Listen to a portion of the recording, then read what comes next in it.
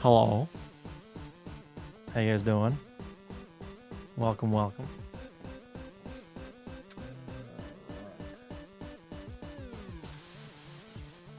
How's your weekend? So yeah, I'm gonna see if I can how much further I can get with the things I've been doing. So dear, how you doing? Welcome. Last time we made some significant progress. And I'm hoping to keep the momentum going. So yeah, so there's a few things I want to concentrate on today. But I have been doing some thinking about some map-related shenanigans that I might get into later. Nothing we'll be implementing today, but something I might want to actually try. Yeah, because let me hang on. Let me open this up over here. When Tetris no, if I can spell it right. Release date. When was the NES Tetris released? 1989. No, it's NES Dev Wiki. This one here. Okay. I'm gonna have a look at mappers real quick. And this one right here. MC5. When was this released? Do we know? First game to use the chip was in 1990. So with the advantage of being in the future, I might actually be able to get all those colors for each piece, like working with some MMC5 shenanigans. Because I've done a little bit of this with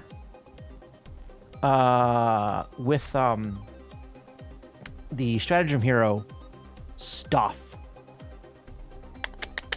Where is it? I remember doing it's like an alternate it's an alternate mode for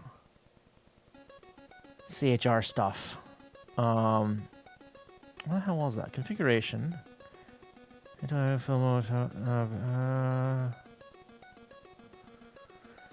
State monitoring stuff. Yeah, sound. I don't care about the sound stuff for now. Trim mode. Goodbye. How you doing? Welcome. Where was it? Internal extended RAM. Was it this? Special behaviors. Hardware timer stuff. No. Split mode. No. Vertical split. No. Status. The multiplier, which is neat, but no. Address buses. Film. Was it this?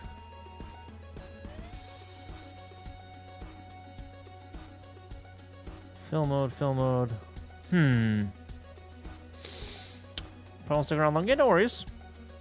Binge watching it. Which one you watching? There it is. Extended attributes. This mode right here, where I can define attributes to the tile. Girls Band Cry is fantastic. I still actually need to finish that one. I think I've got like 2 episodes left to finish it. But let me see. Yeah, I haven't watched the last 2 episodes. So episode 12 and 13 I haven't watched. So I need to catch up. I need to finish the show. But yeah, it's a good show, isn't it? It's a really good show. But yeah, so with these extended attributes, I might actually be able to get dedicated colors for all the blocks. I really enjoy it. I really enjoyed the show.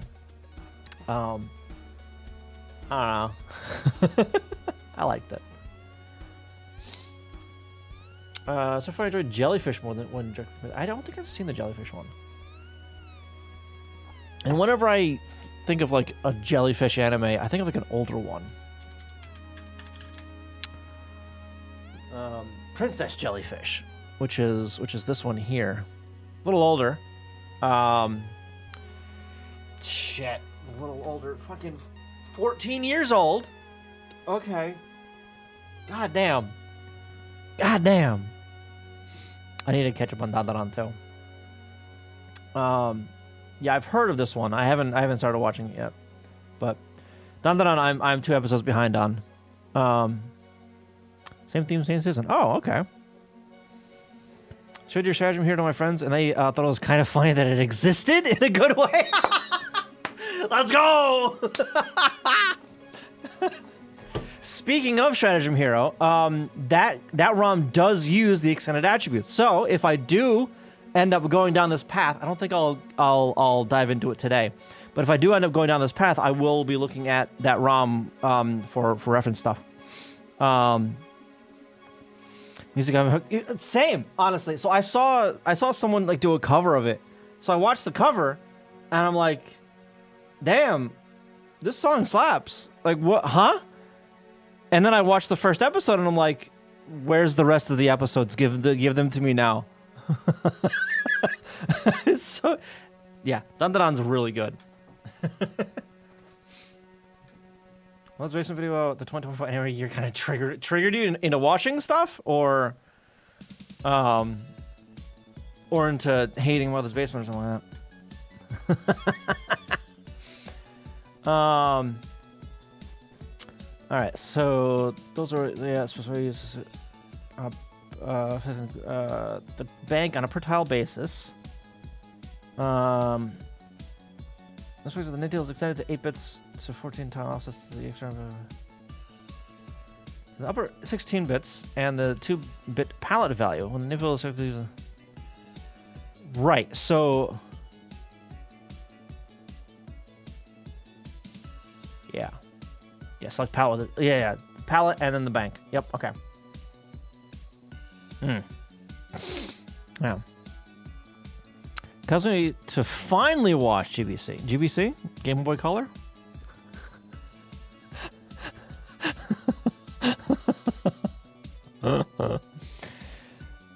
Girls Band. Got it. Girls Band Cry. Got it.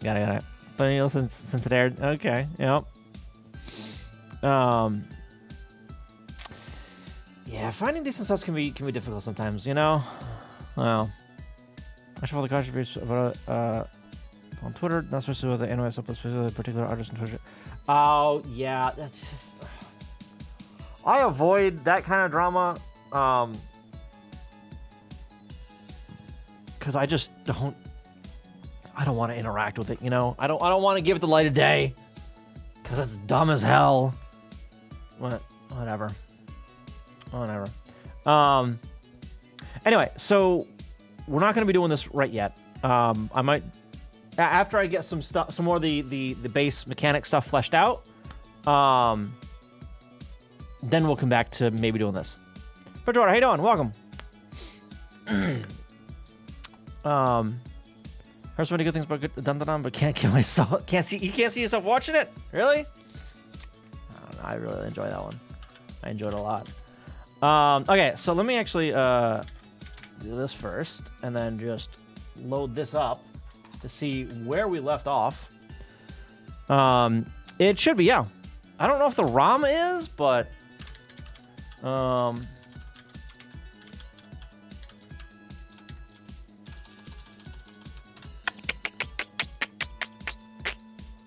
let's see, repos. Oh, it's not Nest Stratagem Hero, it's just Stratagem Hero. Okay, well, yeah. Right here. Copy that. Put that right there. There's obviously no audio for it, but there's no like sound or whatever. But the game does work, and I tried to be as faithful as I could to the actual minigame in Helldivers. But But yeah, so see, this is actually a good example right here. Tab. This screen right here, these little guys, the little icons are packed pretty tightly together, and they're all using like a different palette, right? So I needed to select the palette for those on a per tile basis instead of a chunk of 4 tiles at once, right? And I think there was some other stuff I had to do as well to get. Okay, so there wasn't stuff that I needed to do for getting the actual icons themselves on screen, but it made it easier with the MMC5 stuff, because I think I had each of those on its own name table. Not name table, on its own bank, which just pissed away space. But it made writing the rest of this really, really easy. And the thing with this is I can update the screen during the draw, which would actually come in handy if I want to if I want to do a lot of updating for Tetris, right? So if I do go the route of having like a 2-player thing, I won't have to worry about getting both fields updated in the same frame, because I'd be able to do them both in the same frame if I'm clever enough with it, essentially. So I don't know. But one thing we need to fix is that right there, where I can't go left at the very top. Why can't I go left?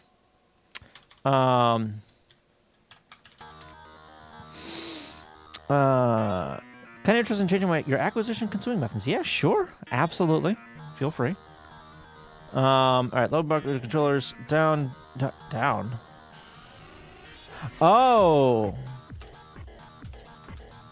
Down released and down pressed. That's the soft drop stuff. A. That's B. Left. Check, collide, rotate. Rotate. This one here. So for whatever reason, we are seeing something at the top. That's not the button I wanted. I want that button. Check, collide, or rotate. Right there, breakpoint. Okay. Does MMC5 have just the one raster IRQ? It only has a single IRQ, but you can reset that multiple times per frame. In fact, I do just that in Stratagem Hero. I have like, I don't know, 4 or 5 IRQs per frame. So once I hit one IRQ, I reset it to another one.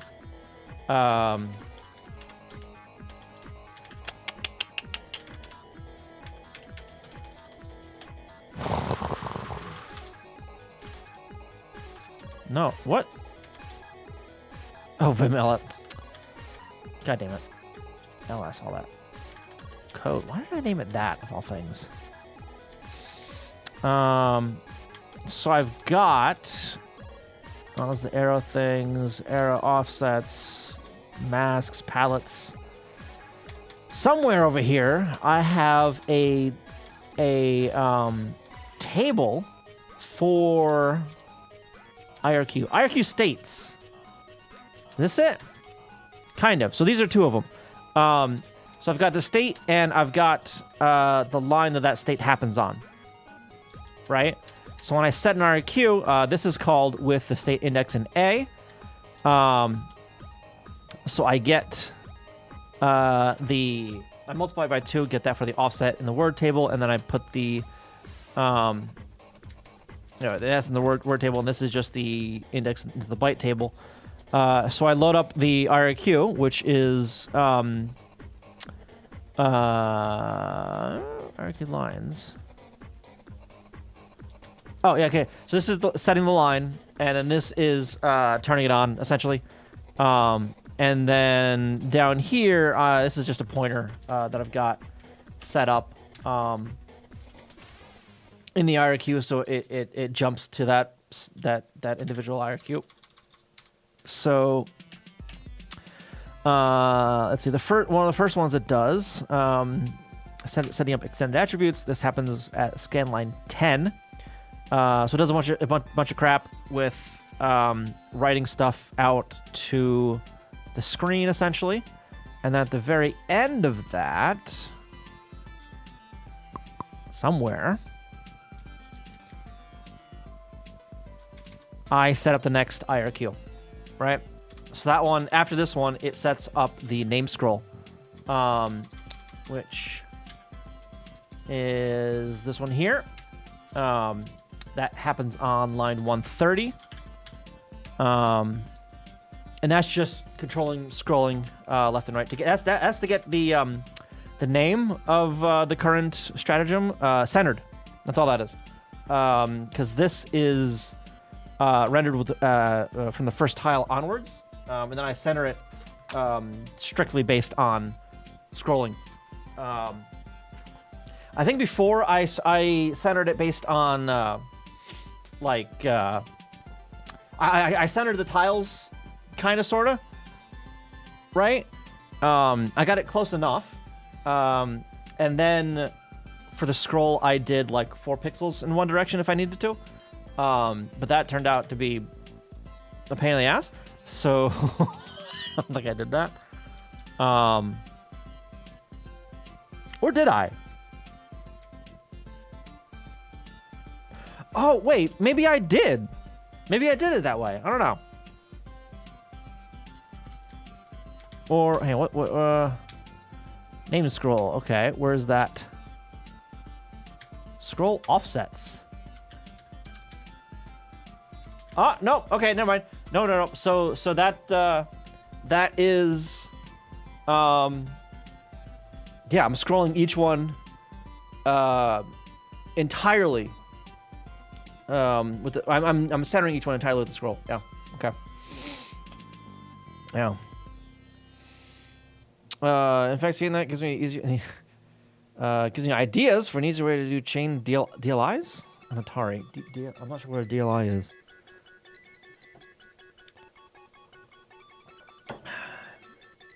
Then again, I haven't really done any Atari stuff, but yeah. So all the IRQs end with setting the next IRQ.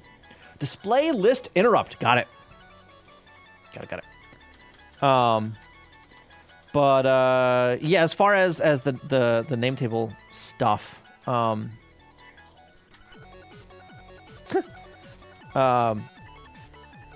because this sets like blocks to certain values, like blocks of like the text and whatnot. So I might actually use this for some Tetris stuff. But okay, we need to see why this will not let me. All right. Yeah, Atari does not have a PPU. You've got to chase the beam. For the 20 the what the hell is the first Atari console? What's the first actual name for that? Is it 2700? Atari something? 2600?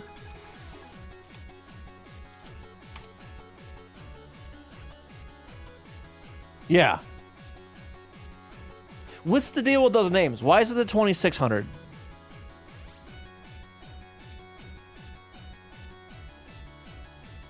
First, like, home console, I guess, right?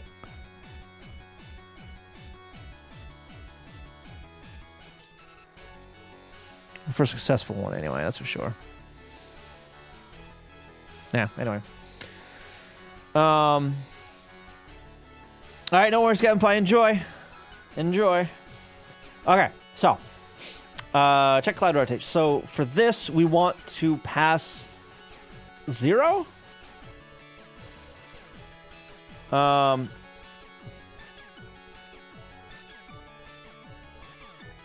Yeah. Okay, we want to return 0. Okay, so load that, store that there. That's the max. B. 11? Yeah, okay. There's a Pong console. Ah, yeah. Well, yeah, the first, like, the home console, I guess. Right? Some of the Atari computers with 2600 comes from the VCS product number. CX2600. Oh. Alright. Alright, well, that... Okay, -1. Alright.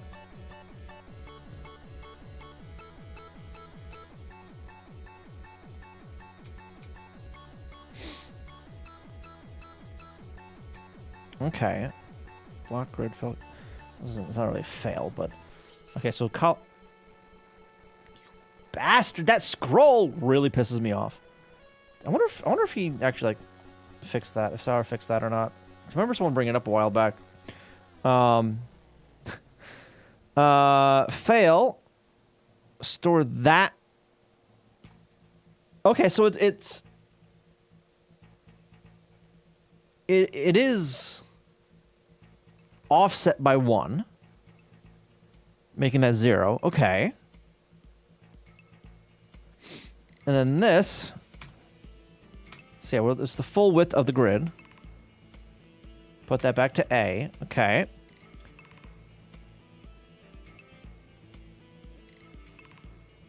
Oh, well, that's wrong. Okay, so that's why that's broken on the other side of it. Because I checked them in the wrong order. Or rather, if I find a block in the 4th column, I still check the 3rd column and overwrite if I found something. Oh my god. Yeah. Anyway, the Atari computers have their screens defined as display lists. Written with instructions for the coprocessor. You can set a flag on instructions to fire off an NMI. Oh, okay. Okay. Interesting.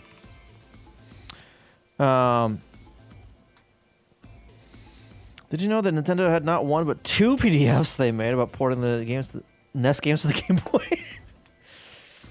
Okay, so were they actual, like, PDFs originally, or were they, like, physical print that they scanned into a PDF?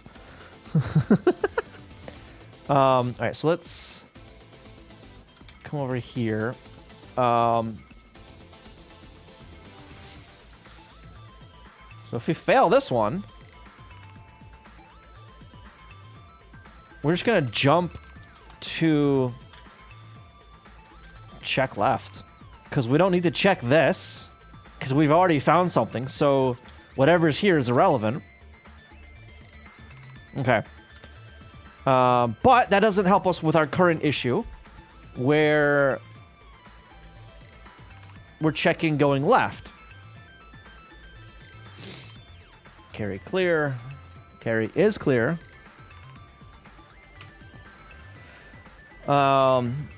Then I'll this one, compare it to that.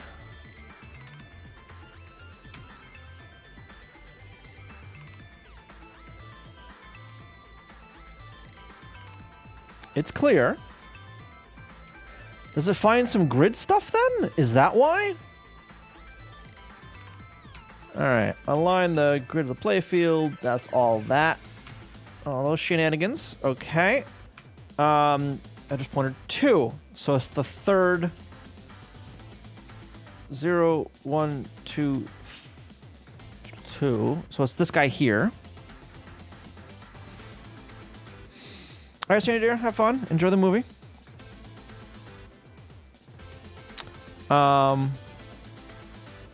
Right, because it moves and then checks the grid against the current state. If it can't do that, it moves it back. Right.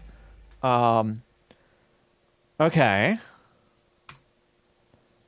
So let's make sure we are checking the correct area. So we should be checking that right there.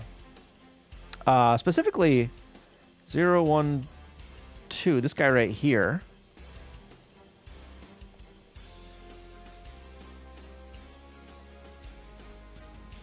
Why is X 0 though? That's the block grid. That's the block grid. So this is going to go.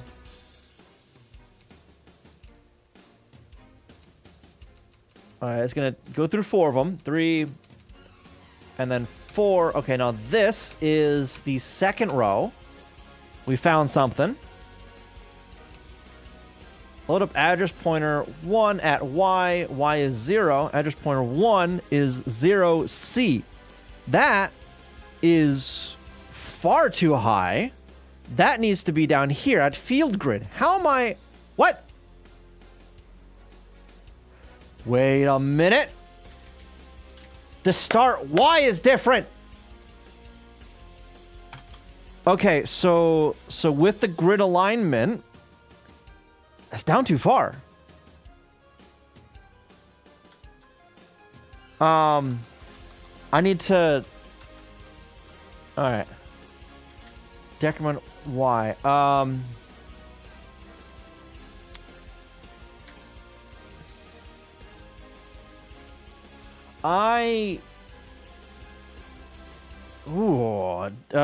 I have a current block as a variable?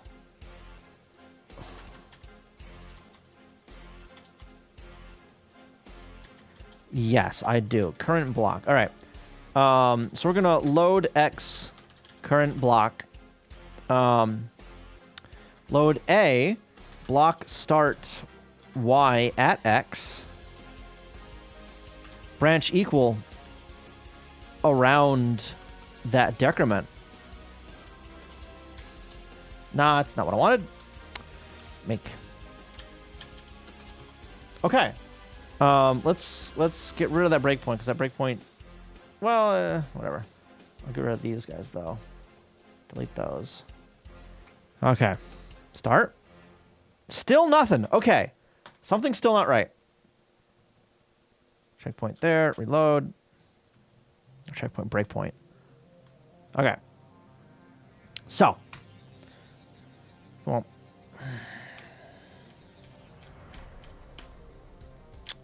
Okay. Got the 1. And then checking 4. There. We're not checking 3. Because why? Min. Compare it. Check right. Carry clear. Yep. That one, compare it. Okay. So that's still passing. So that wasn't what was going wrong before, but yeah, okay. Block start Y. God damn it. No. Block start X. Maybe that's why. Restart that. Go over here. Let's disable that real quick. There we go. All right, that's way wrong. Oh my god. Okay, let's disable the drop again. Just so I can get stuff horizontal. Ironed out. Where's the dead frame? No. Drop speed.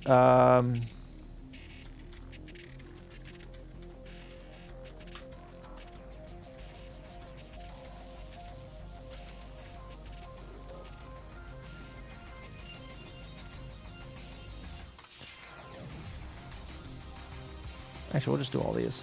Yeah, so we're not going to bother dropping for anything. All right. Reload that. Start. Good.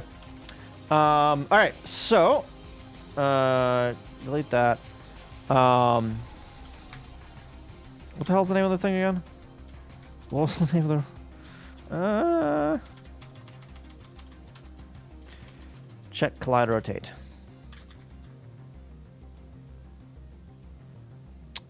Right there. I don't want it yet. 1, 2, 3. Okay, and now I want that. Over 1. Okay.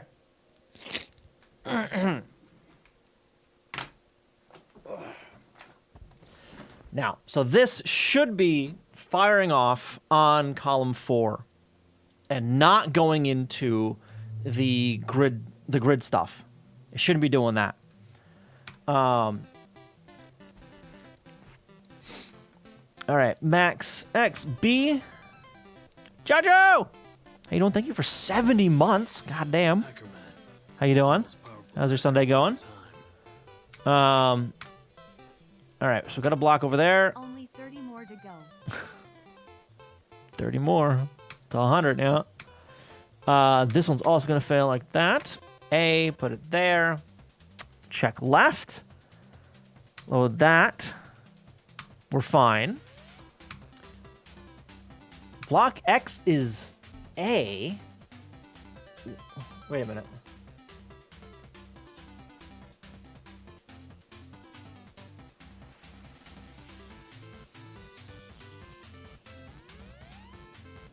Well, this is just wrong. That needs to be 8, not A.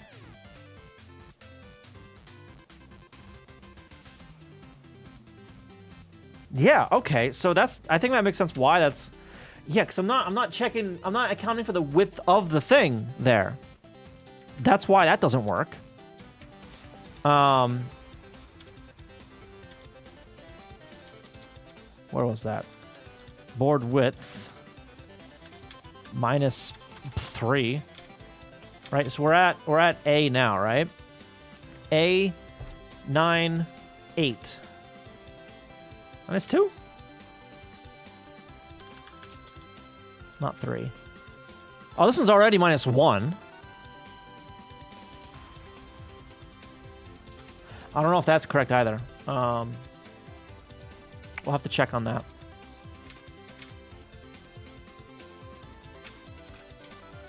Make. We reload. Start. Let's turn this off for now. 1, 2, 3. Pause. Go over here. Turn that breakpoint back on. Bah. Okay. So this one I don't really care about. The left I don't care about. The right I do. Because this one now has carry set. I'm trying to be focused today. Yeah. RTS. And this one puts it back. Good. All right, so. Good. All right, doesn't let it go there. Doesn't let it go there. All right, we're going to rotate it. Same thing. Ooh. Ooh. Okay. Okay. So far, so good. Let's change the next block. Let's change the block. Oh, it's debug block. Okay, that makes things easy. Debug 0. Make. This guy. Good. Okay, okay, okay. Block 1.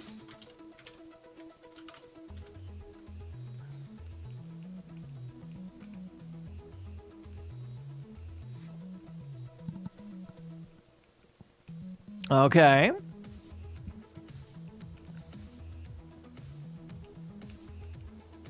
Good. Good, good, good, good, good.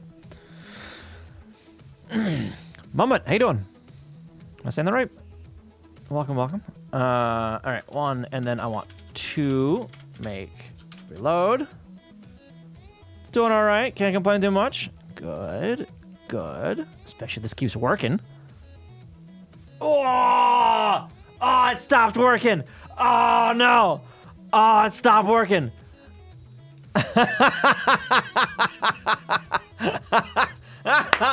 Okay. Right there. We're gonna come over to here. We're gonna turn this back on. I'm glad I'm being a little thorough here. All right. All right. So left, I don't care about. I want to go to check right. Load that. Put it there. Whoa! Wait a minute. Whoa! 9. Why is max B? That should be just one more than the other one. Hang on. What? Check collide with grid. No, check not with grid. Max X. Board width -2 max. Okay. It should have been that. +1. What the? Huh? -1. Stop it.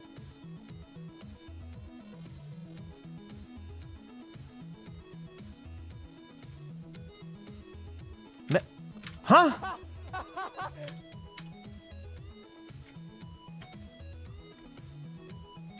What? Thank you for the follow, by the way. Appreciate that. Let's redo that over here. And then... Okay. So, max B. That should be 9. Yeah, that should be -1. Make that. Over here, reload. Start. Oh, okay, let's turn that off real quick. There we go. Okay.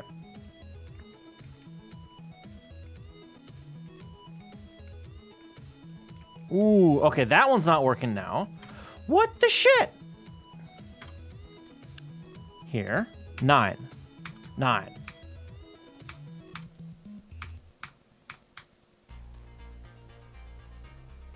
Okay, check column 4.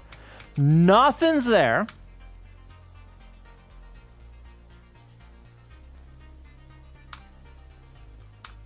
Nothing's there.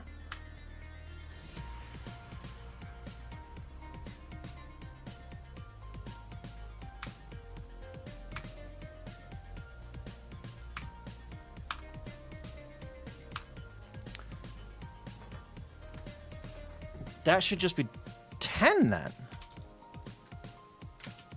Just board width.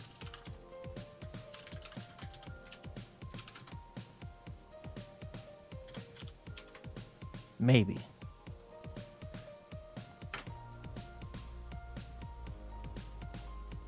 Okay. So this one... Come on, F11. When does it end? I can't tell you that one. I don't know. I don't know when it all ends. All right, check column 4. Nothing in column 4. Going to check column 3. There's something in column 3, so we're going to go to 9. Check right. 9. Carry is not clear, so we cannot go any further. Yes. Okay. Correct. We're going to rotate it. Ah. Let me check again. Okay.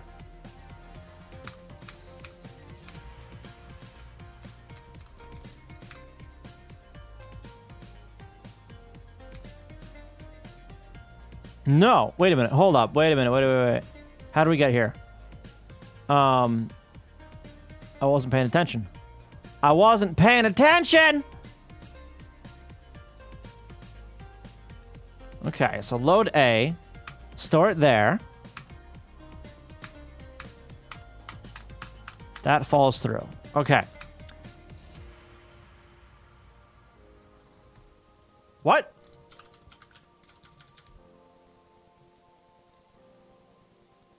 No.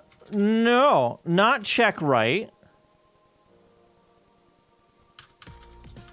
Check call 4. I need that to jump down to here, not to jump over. Finding where the hell... Oh, my God. Oh, my God. Okay. We're just going to turn this off for now.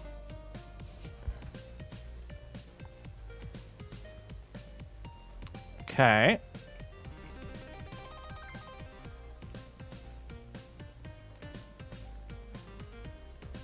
I can't rotate now. I can't rotate that one.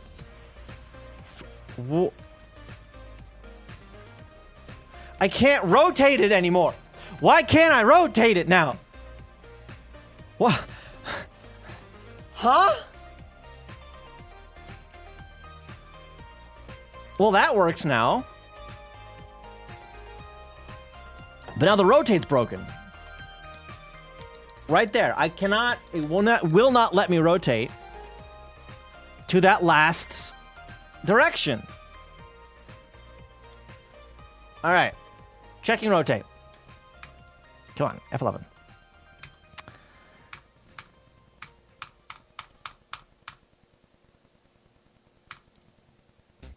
Is there really no block in the left column there?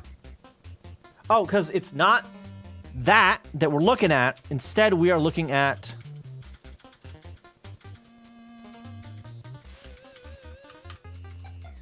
this one right here. This is the one we're trying to go to. So it's right. There is no tie. There's no block over here. Doesn't want to rotate. Well, it's gonna, whether it wants to or not. I'm gonna make it want to. So there's no tile in column 4, but there is in column 3. Okay, so we're going to check column 4. Nothing there. Check column 3. We found something. So load 9. That's fine. Check right. The left fails.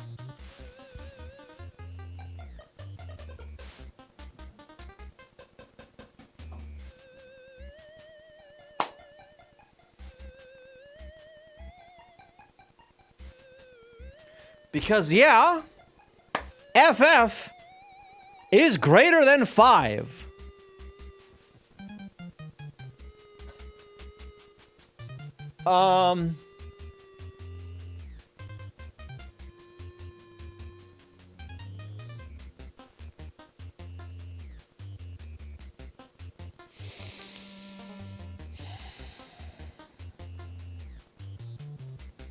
How did this not break before? Yes, signed overflow. How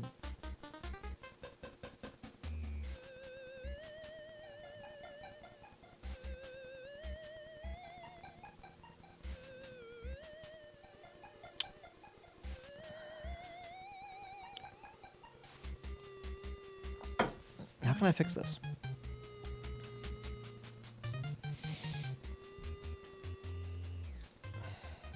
I mean, I'd have to invert the check to like.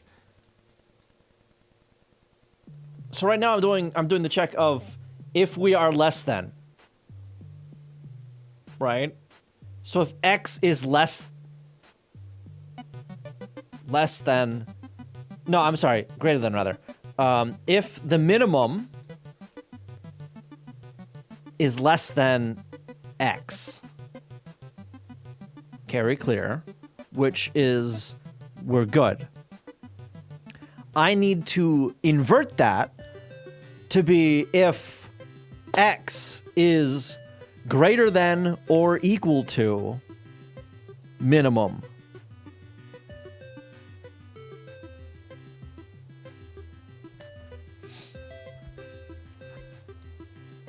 That's what I need to do. I need to, yeah, so I need to invert that. So, and then down here, flashbang warning. No. I'm looking at the wrong documentation. This one. Then over here. You don't have algorithm. What do you mean I don't have an algorithm? So currently, branch carry clear right here. I'm branching on I'm doing that one. So if I swap them, load block X and compare to min X,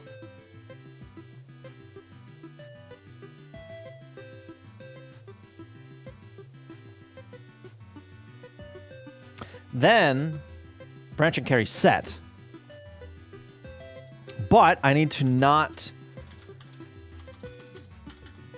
I need to change this. Okay.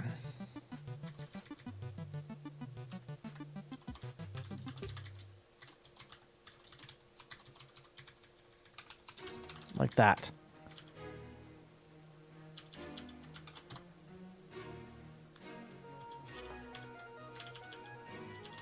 this one. Turn that off real quick. Okay, I can do all those now. Good. Damn it!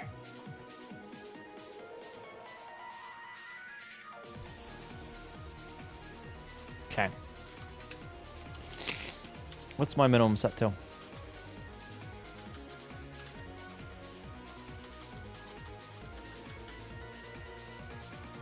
Zero.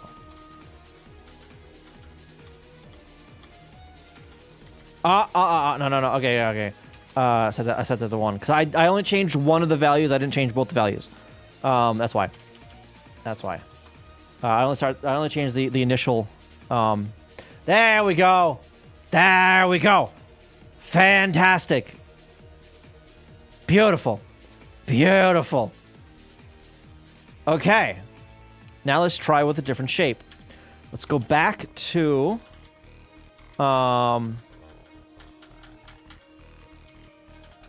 0.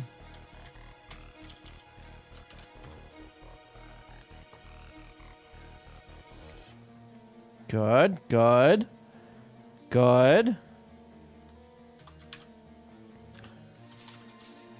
1.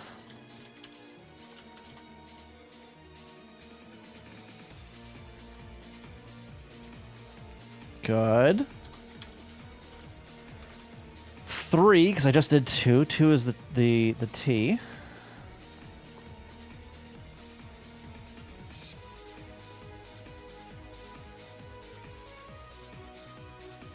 Good. All right. Actually, did I? Hang on. That's already, because that's already aligned like that. But good. All right. Yeah. How come you have so much trouble? It's so easy to fix. Just tell the streamer to fix, and they do it. Oh wait, don't make me come over there. 4. All right, I think I've got this settled now. Maybe. The next 2, honestly, would be the ones to throw wrenches into things. 5, because this is the line piece, the eye. Whoa. I know I've got the rotate on that scuffed. Don't worry about it. I might actually just leave it, honestly. Well, I don't know if I can leave that, because if I get like high enough up, if you get high enough and you start placing stuff up there, that's gonna break shit, I think. But that's good. And then 6, this one's the square. Reload that. Good. And rotating does bugger all because whatever. Good. All right.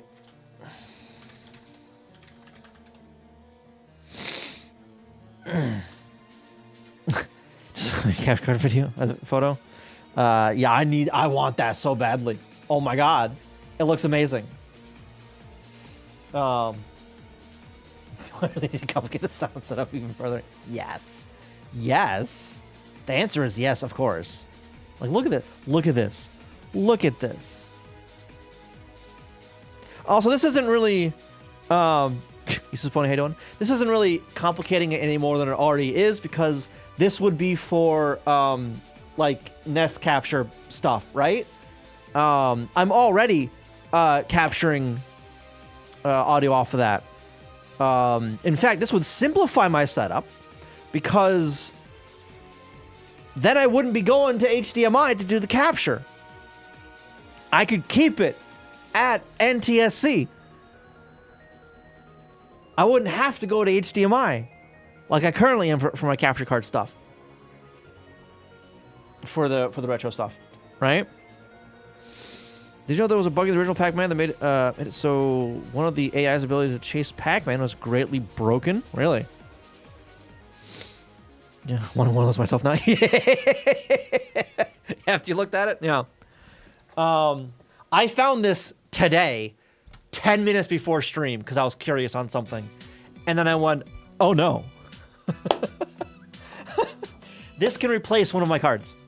This can replace the card I'm using to capture my my other stuff. Although I don't know if I have enough PCI slots for that, because the current capture card that you're seeing now, which is capturing my desktop, is a PCIe 4X. I have a graphics card in there, which is a 16X. The only other slots I have are PCI slots and PCIe 1X slots. So I don't have any more physical slots for these. So the capture card I'm using for the retro capture is a PCIe 1X. Which I suppose I could probably put this into a 1X if we're doing NTSC capture stuff. And not the 1080p 60 for the other, but I don't know. A little article. No. I don't think I'll read it here, but...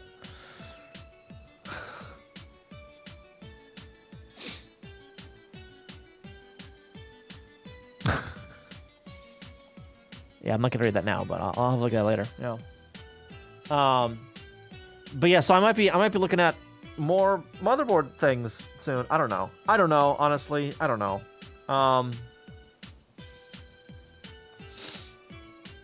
It's honestly tempting to rebuild my stream machine again.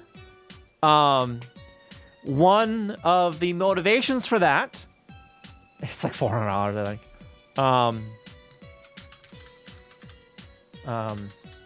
Black Magic Design. It's one of these. Nope, not that. But yeah, so one of the motivations of redoing everything is here. Oh, it's only $230. Never mind.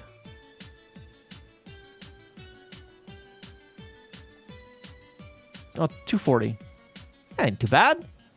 You get one of those mining things that breaks out 16x into 4x slots.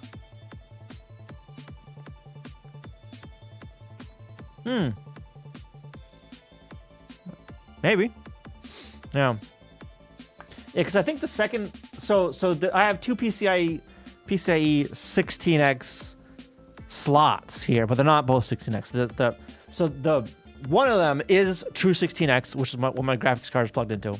And honestly, I don't think I need the full 16x for that. I don't think. I am driving two displays, sure, but I'm not doing any gaming on this. It's just encoding stuff. So I probably don't need the full 16 lanes on that one. The other one, the other 16x slot, I'm pretty sure is like at most an 8x slot, right? So taking that and divvying that up, like, divvying that in half. 2 4x lanes? 2 4x slots, rather? Yeah. Or I could use the 16x and divvy it up into 4 4x slots and just put the video card into a 4x. Yeah. If you use the 8x electrical one probably drops the 16 to the 8. Yeah, I don't know. I have to actually look at it and do some research on it to see what this board and CPU can handle, right? Yeah, I don't know. But yeah, so one of the like I was saying, one of the motivations for rebuilding this machine is to put Arch on my stream machine so I can use a newer version of OBS. So I can do the dual encoding to Twitch. So I can send a source of 1080p and a source of 720 or whatever, a lower res. Hell, and maybe even CPU encode the lowest res, right? So send out 3 3 different what's it? Encoding streams. But I would want the that one encoding card, right? Where I can encode 2 separate streams on hardware on a GPU essentially. I'd want one of those so I can do 2 on the GPU and like a potato quality on the CPU or something, you know? Yeah. Archifiers. Well, no. So with the current Debian, I can't upgrade my OBS any further because of like dependency hell, essentially. Because I need to upgrade a lot of stuff in order to get the next version of OBS running on this, and that requires like an entire system upgrade, new libraries and all that. It's all Gen 2. I don't know if I want to do Gen 2 for my stream machine. I don't know. But yeah, I am comfortable with Arch to the point where like I'm comfortable installing it somewhere else and using it for something else, you know. But anyway, that's neither here nor there. Oh,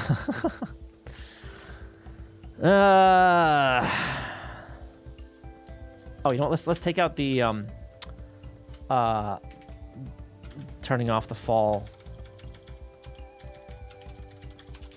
Make sure I didn't break anything there, you know? Reload that. Okay. Like a house of cards, yeah. Oh, no! Oh, no! I did break it!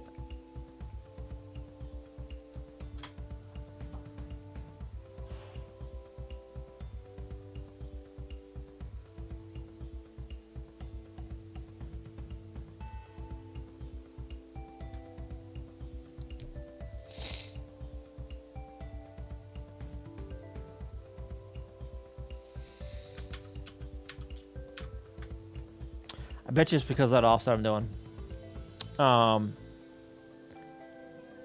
Where I'm looking at, I don't know about that. Where I'm looking at, God fucking damn it. Oh, that one. Where I'm looking at, this right here. I bet you this is breaking it. I don't want that on yet. It's a new game mode. Yeah.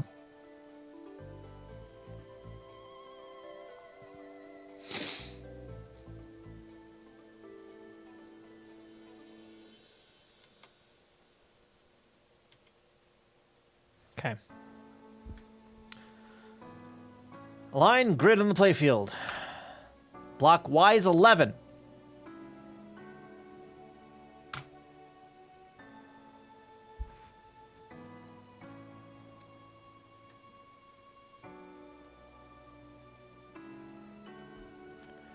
That's not what I need to be subtracting.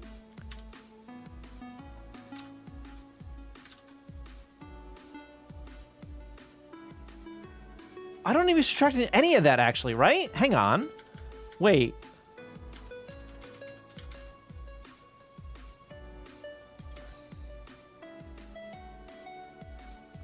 Because, yeah, hang on.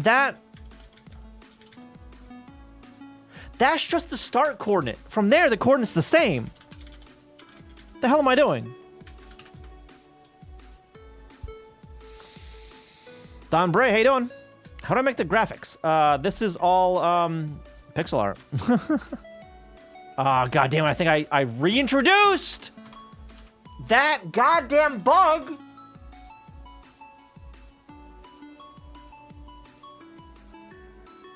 With the first column.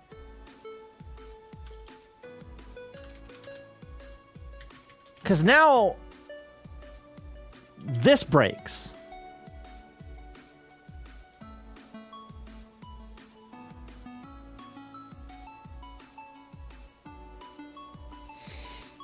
Let's just fix it easy.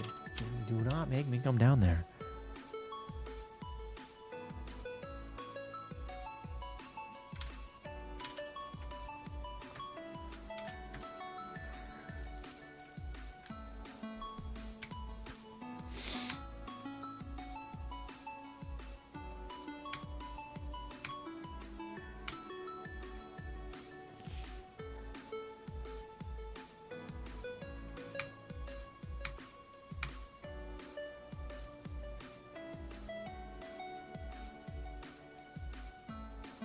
I don't think that's right.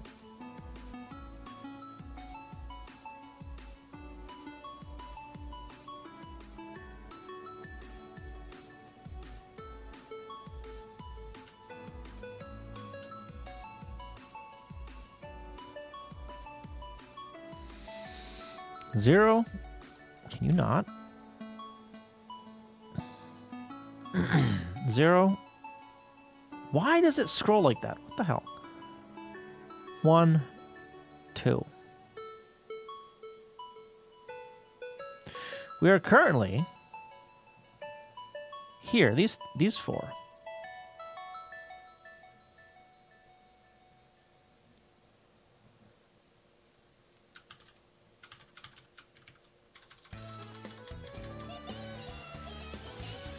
What the shit, Jojo? What the shit? What are you doing? Thank you. What the hell are you doing?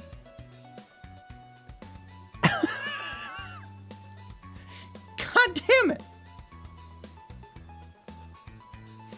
God damn it. Mom, the bot is spamming. Halfway to a capture card, you son of a bitch, you. God damn. Thank you. Appreciate that. God.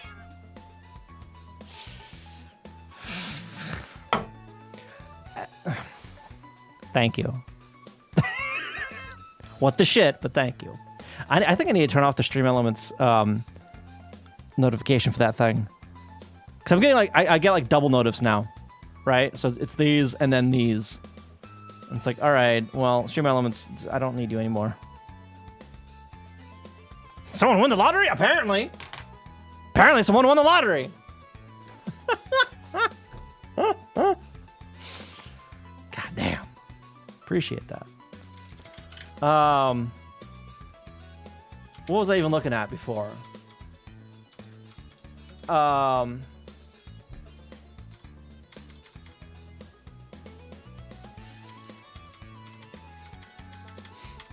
So I want this, but like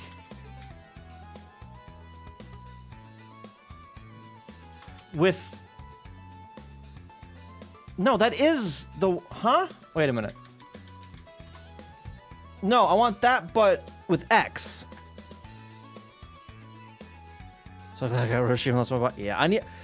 There's so another thing of with the whole like rebuilding my stream machine is I need to really revisit a lot of stream stuff.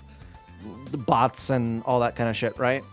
I haven't touched any of that in 3-4 years, I think. So it's due for me going back and cleaning up a bit, you know? Is your bot fully functional, by the way?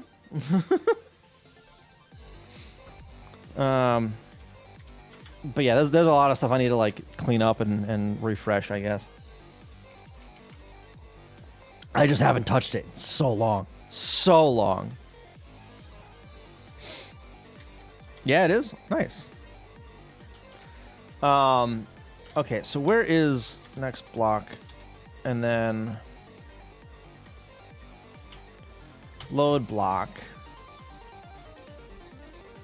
Block rotation.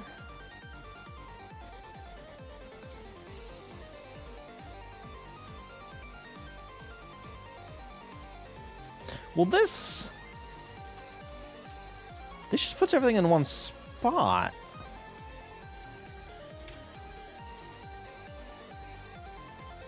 Block start X. All of them have the same offset.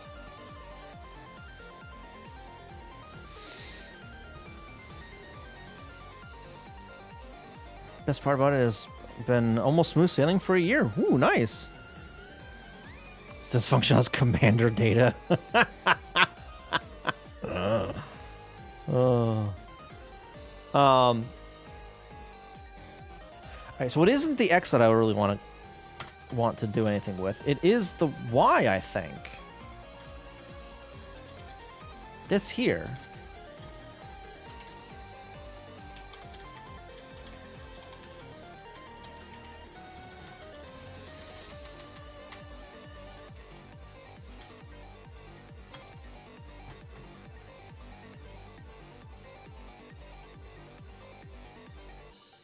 Well, no, because that's just the starting spot of it.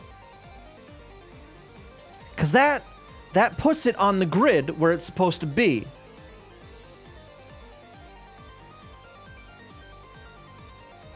So the Y position really doesn't matter too much.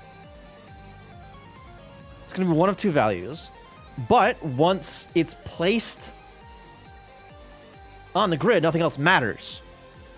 Really. With alignment. Right?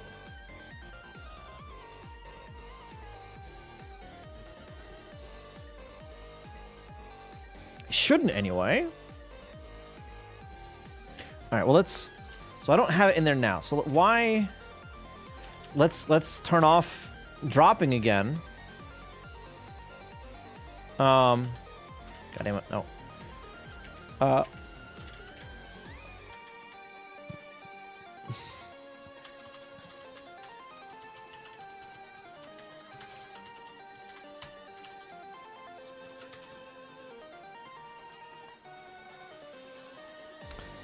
ain't right.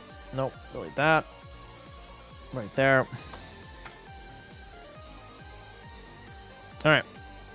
So it passed with the bounds checks. Why is it not passing now with the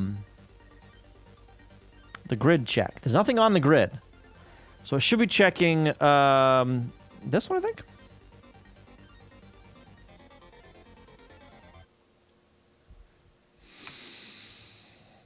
Load that. Load Y. Decremented by 1. Block the play field.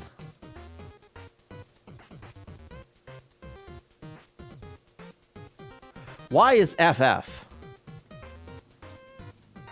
That's going under that.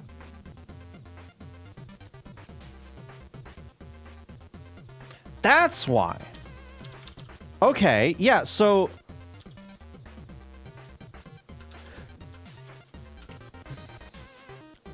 What if I just...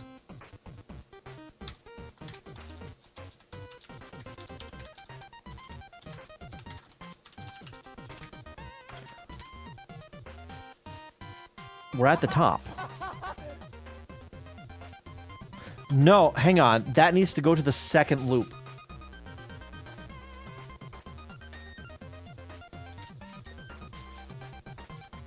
That just needs to go to the second loop.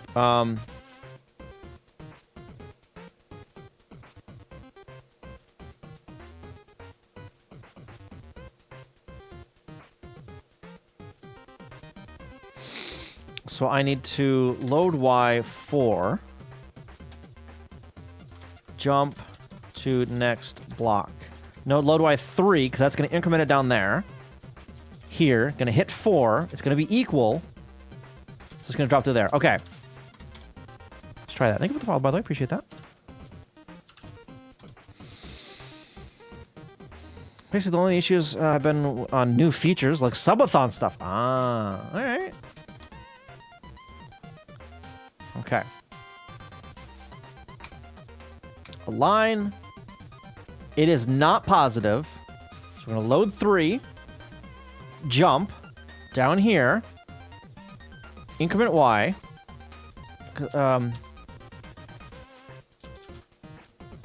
Ooh. No. I need to actually get that address first. And put it in here.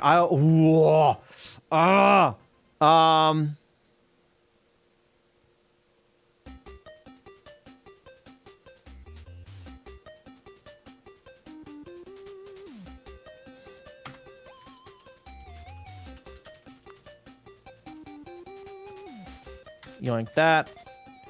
Put her up there. Load Y 0. Get that address. Store it in here.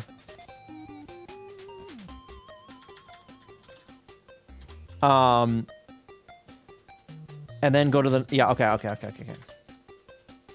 Maybe? Hang on. Am I... Block grid X.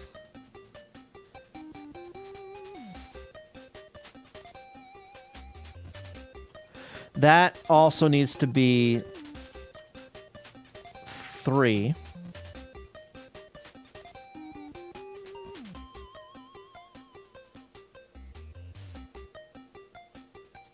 Yeah, okay.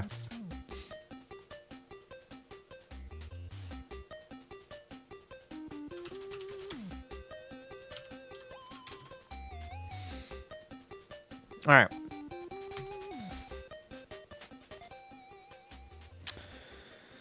Decrement. We are no longer positive. We are negative. So instead, we're going to load up the first address here. Address pointer 1 is now pointing at 1A.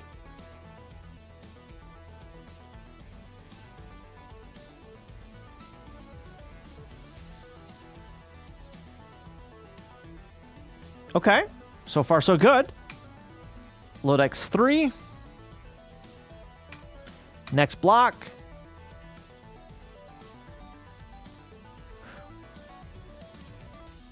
Wait a minute. No, I don't want to be adding on to that address pointer. I just want to skip to the next row. So, okay, no.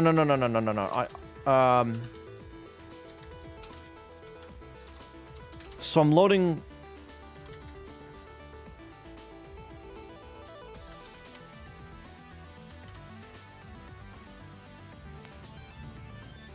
Loading 0 there. But that means I need to. Whoa.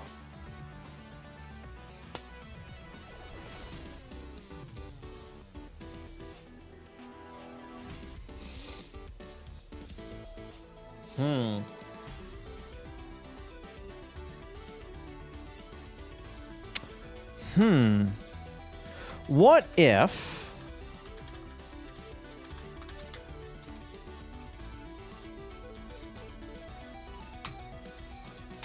where are these used?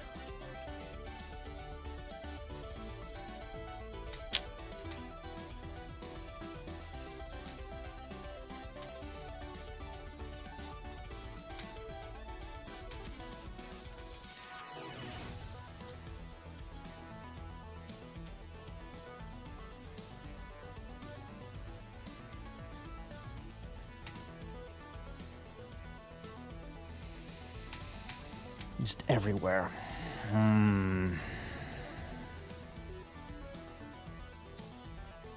I was going to add one address up here that is basically just a duplicate of the first entry. But I don't like that. Ah! Wallaber, how you doing? Welcome. How was stream? Welcome. So I am working on a Tetris remake, or I am re-implementing Tetris. Yes, 6502 assembly Tetris on the NES, with the intention of bringing some modern Tetris features to the NES. Right now, I am wrestling with Collision because, of course, I am.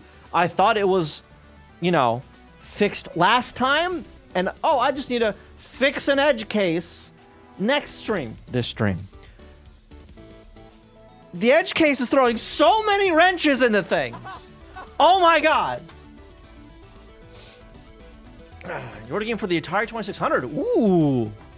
I haven't done Atari 2600 stuff yet, but it looks really interesting. Because you have so little resources, even compared to the NES. Your hands are tied a little harder, a little tighter when you're working with the 2600. Even though it's the same processor, well, same core. It's the same processor with a few pins chopped off of it, kind of, sort of. But welcome. How you doing? The current issue I am wrestling with right now. So I have it. Wait. Was that a fluke?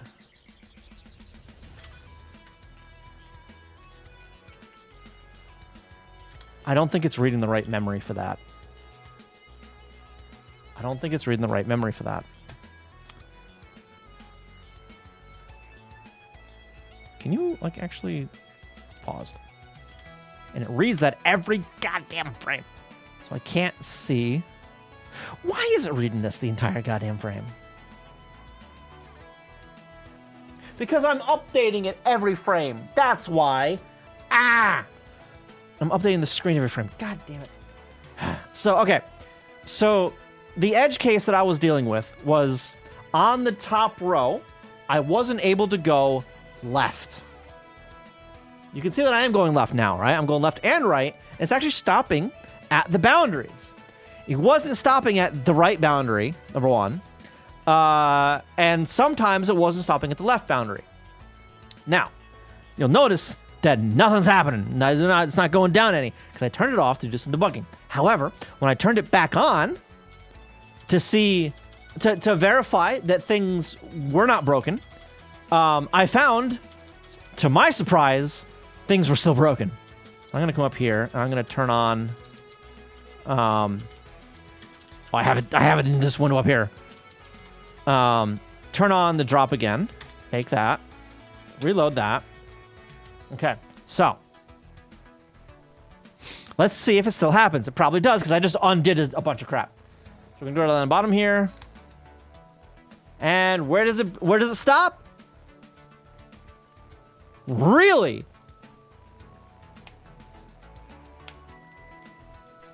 Really? I didn't think I fixed it yet. Huh? What?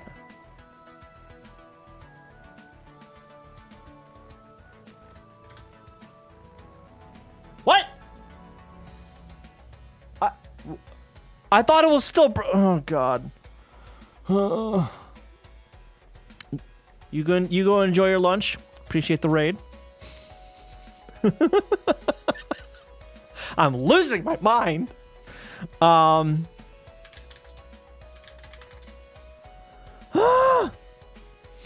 the Raging Python, how you doing? So what, huh?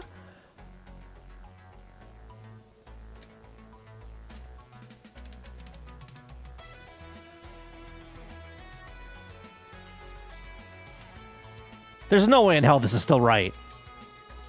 It can't be.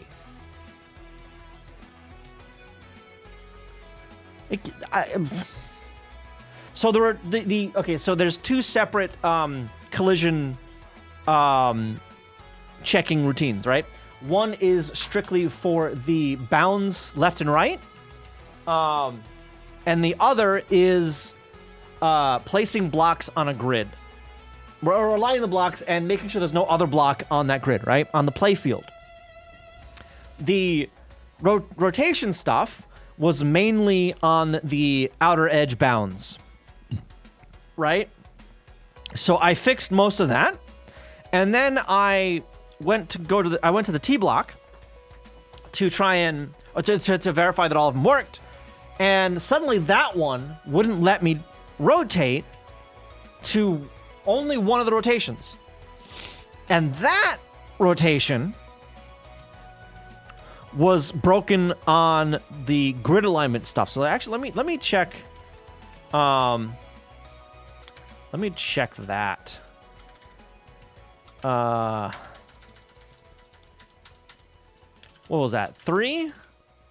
2, I think. Not diff. Make. This guy. Okay, that's still good.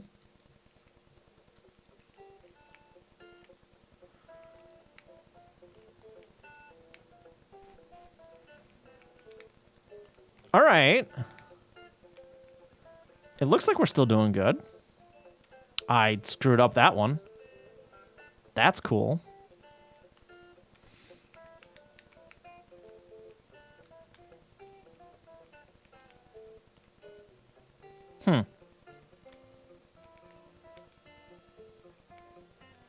Whoop.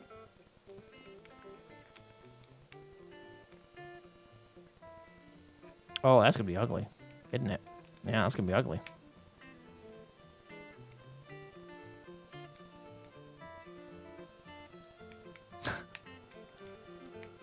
I guess I fixed it then. I don't know. I'm confused, honestly. I'm just confused. Yeah.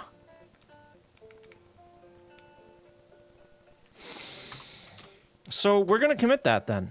We're gonna, sure, why not? Sure, it doesn't make any sense to me, but sure, fine.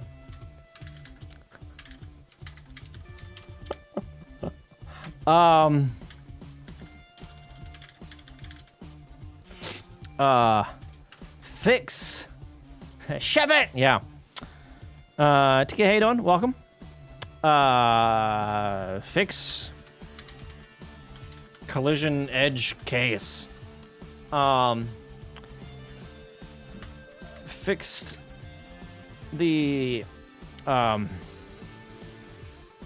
pieces from colliding with nothing in the top row.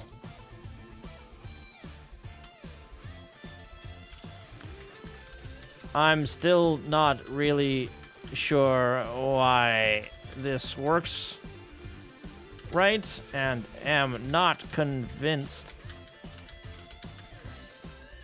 this won't cause other issues.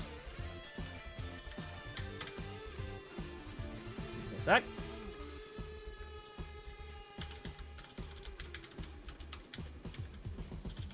God damn it. There we go. Capture. There we go. Ah. GG, future me? Yeah, right. I don't know. We're just gonna say sure, why not? And just, it's fine. It's fine.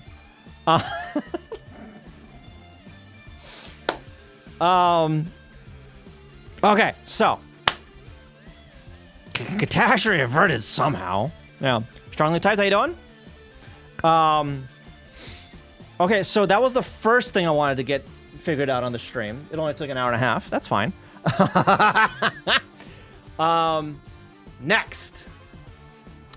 Just learned ARM assembly last week. Nice! ARM assembly is a little bit more, or any modern assembly is a little bit more, complex? Feature-rich than 6502, but nice. How you liking it? So the next thing I want to implement, thank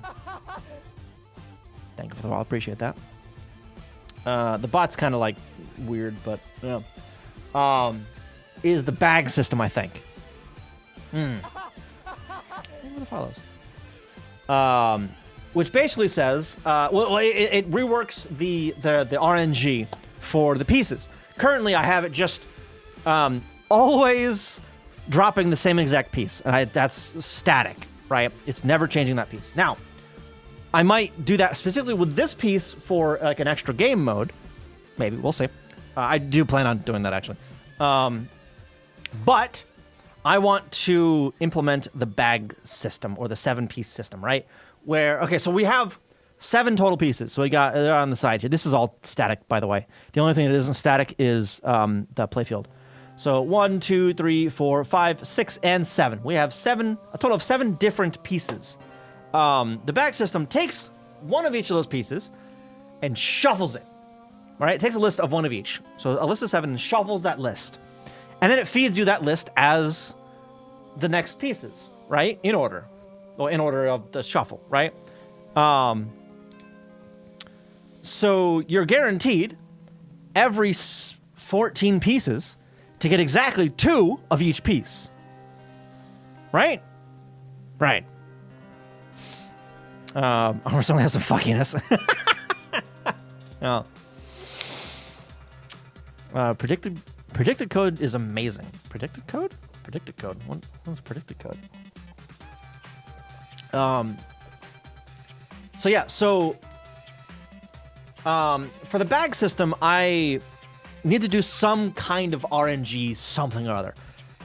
So it's going to be a PRNG, right? It's going to be bit shifting and XORing nonsense.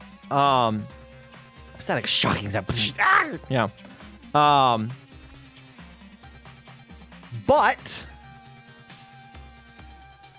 I need to be able to guarantee the pieces and everything, right? So I want to pre-compute, I think, the bags. I don't know how many combinations there are of that, though. What's the mathematical equation to finding that out? Is it just hang on.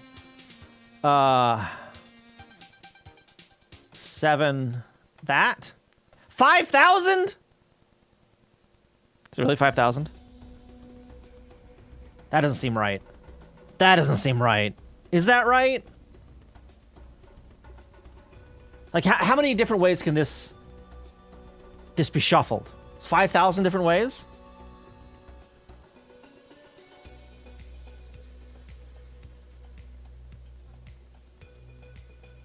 That's 35 kilobytes for just one table. 34 and a half.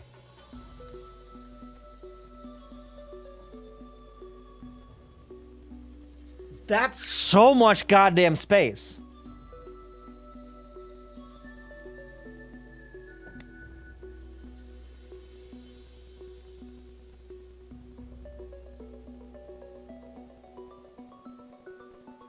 Let's do it in post, yeah.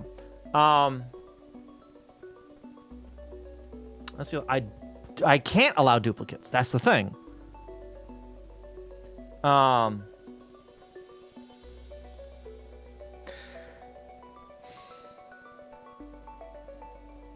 Can I accomplish the same thing with just a handful of tables?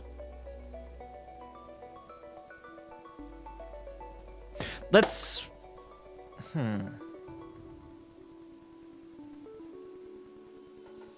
First table has all 7 pieces. That table is going to be the first at that level. Or the only at that level, rather, right? A size of 7. We pick a piece from there. Depending on which piece we take, the next lookup table is one of 7 lookup tables. Each of those is 6 pieces, is 6 long. Then we take another one, right? I mean, this is still kind of exponential. Not kind of, it is exponential. But we could be a lot better on space. So basically, each table is just the available pieces, right? So I'll only need 6 levels of the table, really, because the 7th is just going to be, hey, this is the last piece, right?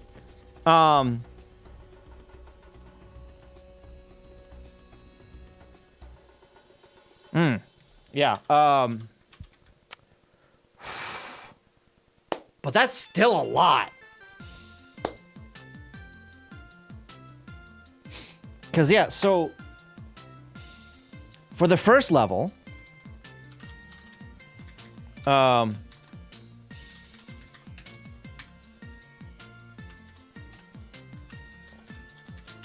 pieces. And then we need 7 5-piece tables.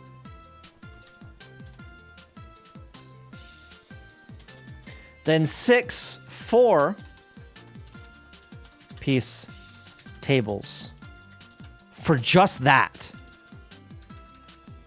times 7.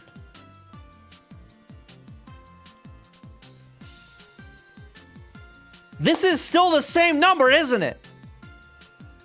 This is still 34,000, right?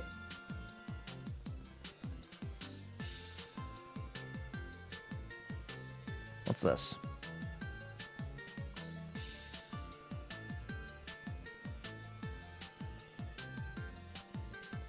Seven bag shuffle.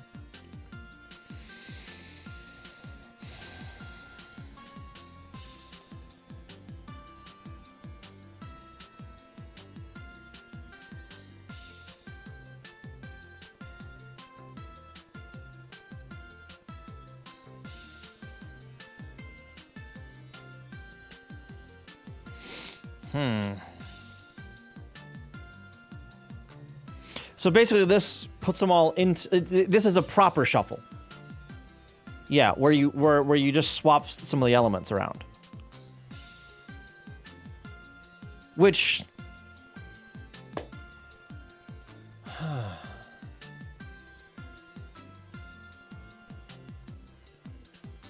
I mean, maybe. I might write a Go script or Go program to mimic what I would do in assembly and dump out the data so I can see how uniform or not it is.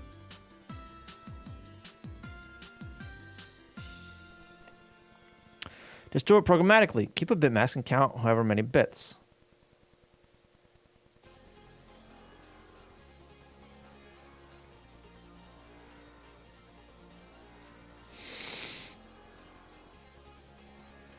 What do you mean with that one?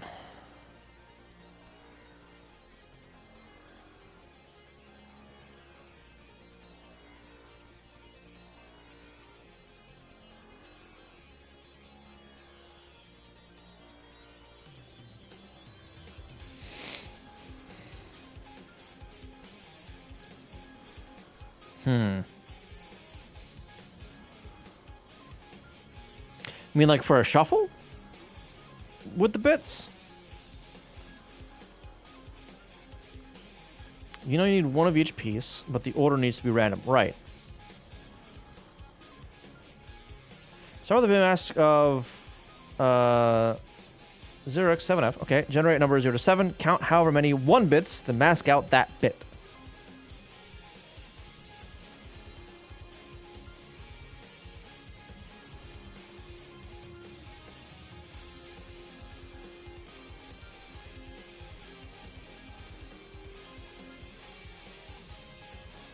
For the piece to choose? Generate a number of 0 to 6, count that many 1 bits, note the bit position, and mask that bit out.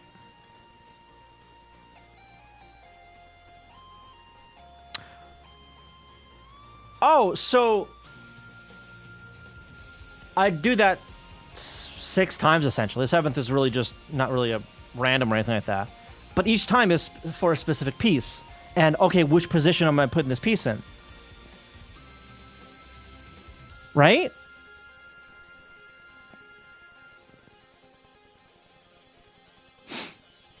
So that's basically like, all right, I have these positions open, right? Where am I putting this piece? I don't know, figure it out. RNG on an ID, essentially, that's available.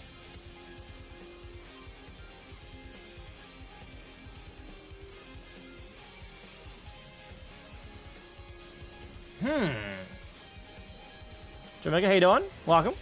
Thank you for 49 months. Appreciate that.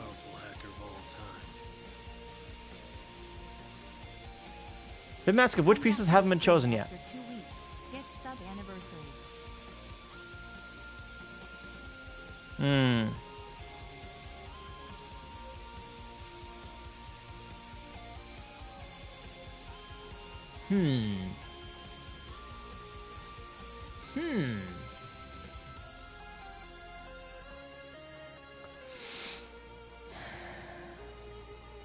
Let's start with getting some structure going here. Hang on. All right. Beg. Res 7. So these are the next pieces.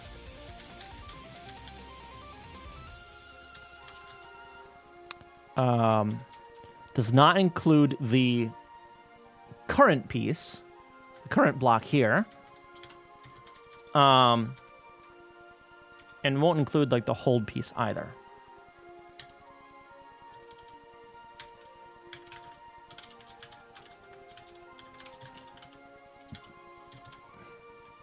All right.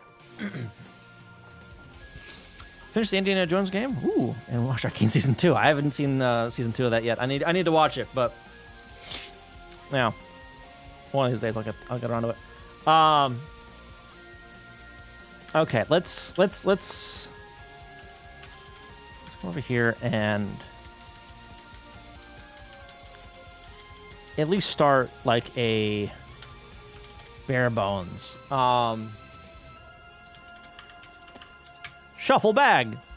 Oh, this is actually gonna need to be bag A and bag B. I'm gonna need 2 of them, right? Because this is 7. If I get halfway through that, if I get 4 of them through that, 2 bags are gonna be on the screen. So I need 2 of them, and I will need indices of like where I am and which it's fine. Right. These are my shuffled 7 essentially. Yeah. We're just gonna worry about 1, and then we can just figure out the second one pretty easily. Okay. So, for shits and giggles, let's just clear those out. Let's clear out the bag. This isn't really gonna matter much, but for debugging, I think it'll help a little bit. We're gonna do it in both of these. Bag A and at X and bag B. Increment X, compare X to 7. Crash not equal. Back there. Yeah. All right. Let me actually grab my PRNG stuff.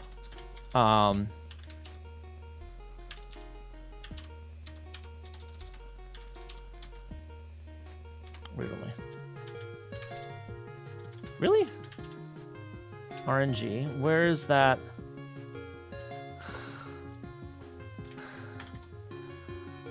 RNG table. Because of course I used an RNG table for that.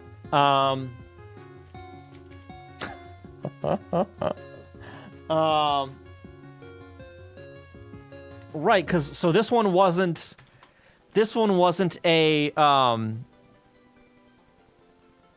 oh, what the hell is that called? The shift register RNG. This was, we're just going to increment the index into an RNG table, which honestly isn't a terrible idea.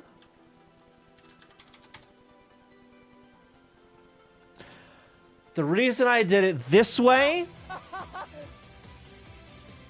is because I don't have 255 stratagems. That's why I did that.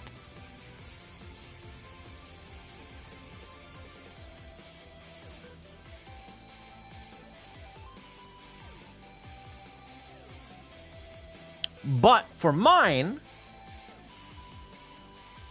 thank you for the follow, by the way. Appreciate that. So, hang on. Hexadecimal 7, or whatever.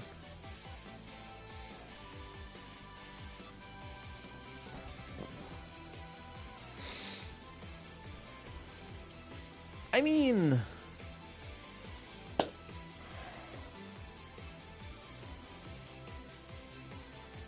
yeah, I can just do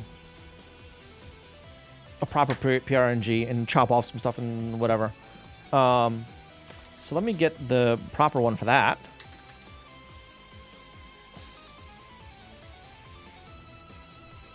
So I know the runner has it in it.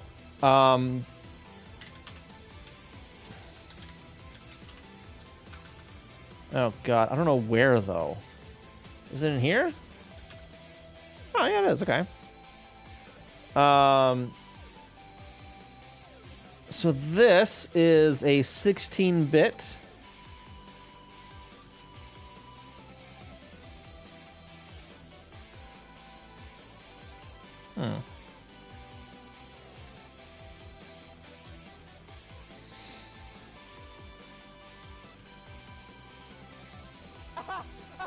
Thank you for the follows. Appreciate it. So an RNG result.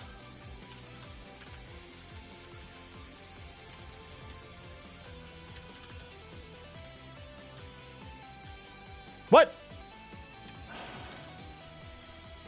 There's no main. There it is.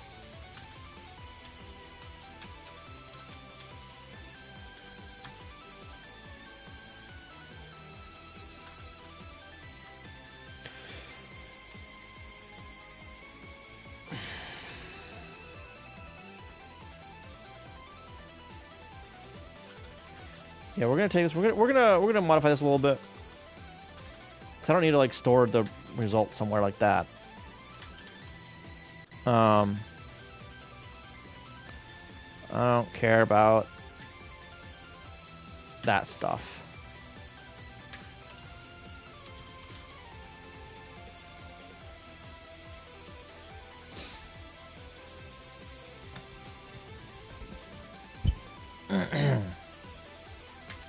So we're just gonna look at the working seed.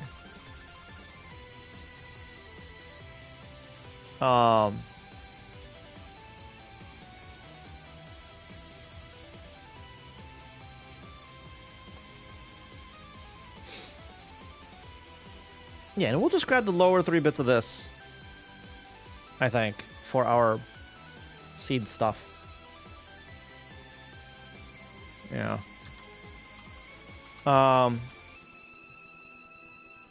Okay, so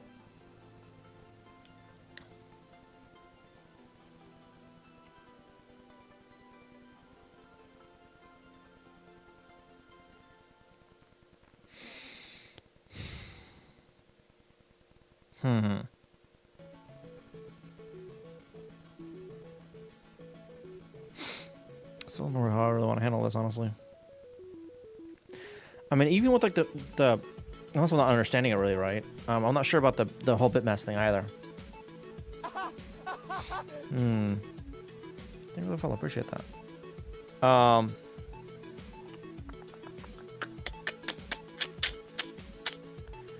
And I am going to need a starting seed for this as well. So I'm going to do the same shenanigans I did before with that.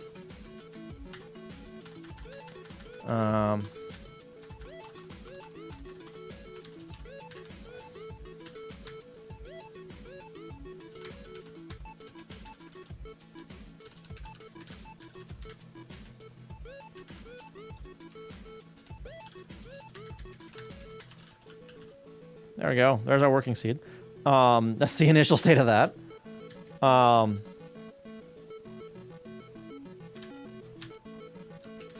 kind of... Hang on.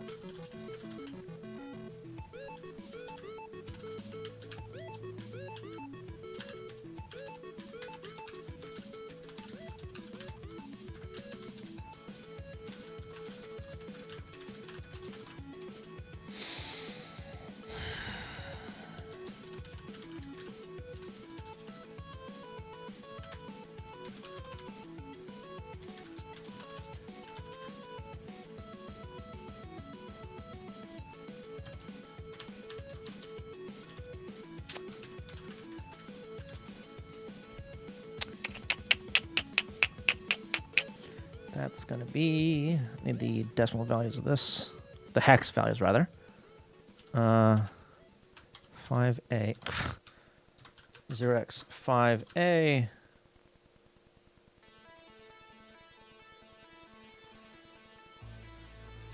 6F.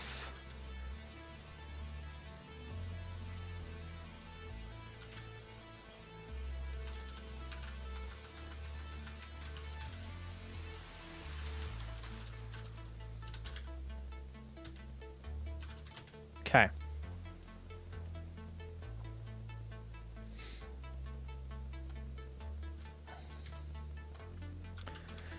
No, not like that. Okay.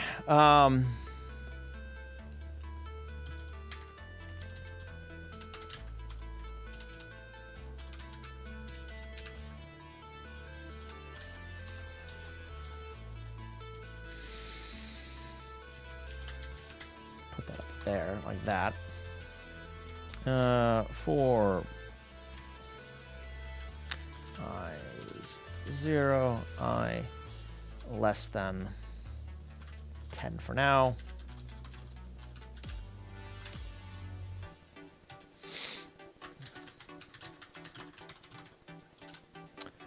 $. %0 for X. New line.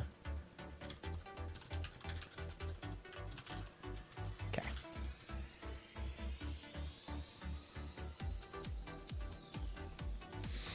Then this.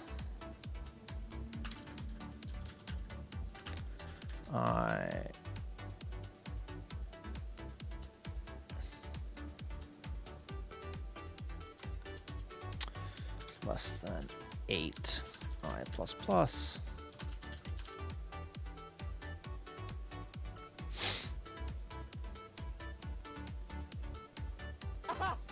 Thank you for the follow. Appreciate that.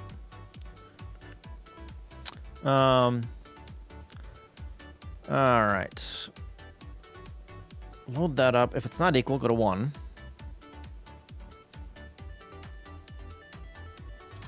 I'm gonna do this disgusting like. All right.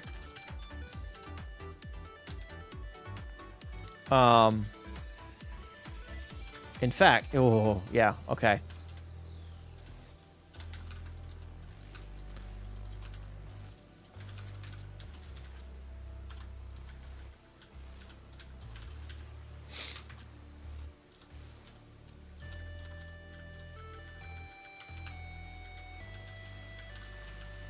F.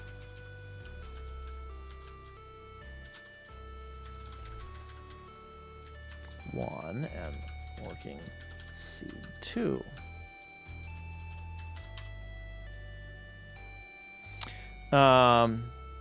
If working seed 1 is 0, is not 0. What the shit is this? What? Branch not equal to 1. Huh?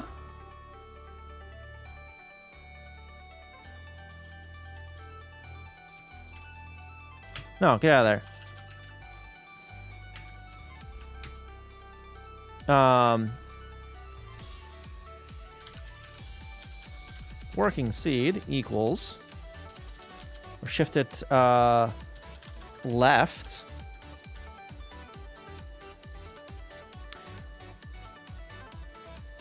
But I need that top bit, don't I?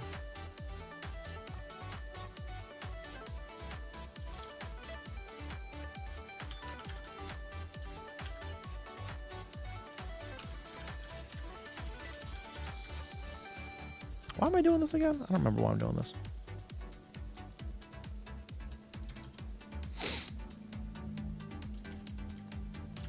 I don't remember why I'm doing that.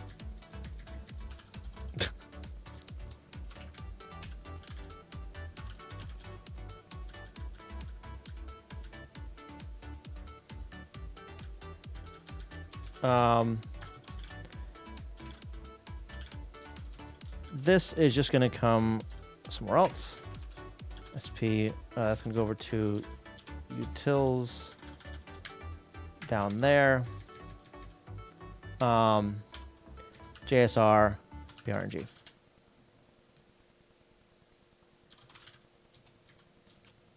Shuffle it every time we're waiting for the frame. That's fine. It's fine.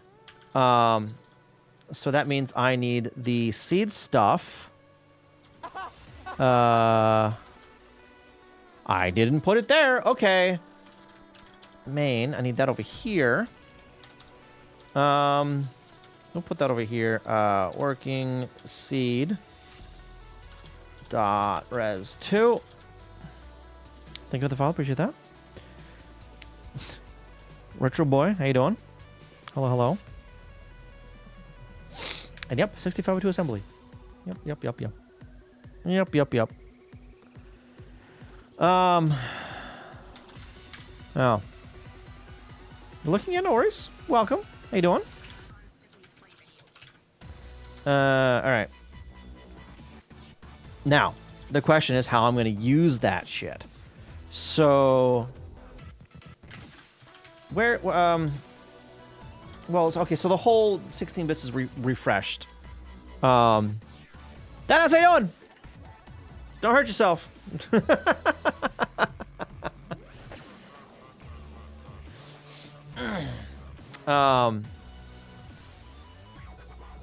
Yeah, so I'm gonna use working seed like that. We're gonna and it with 1, 2, 3, 4. 1, 1, 2, 3, like that.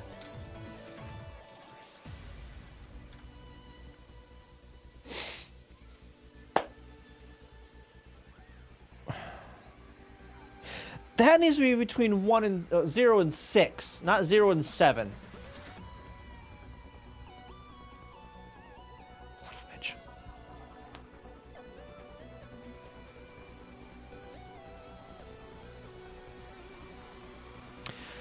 You know what? So we'll do this. And it.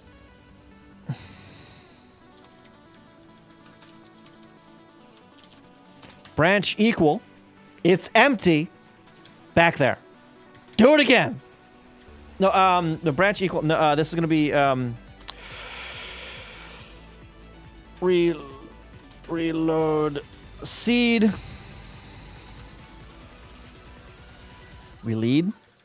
Reload seed. JSR, PRNG, jump back there. Actually, let's hang on.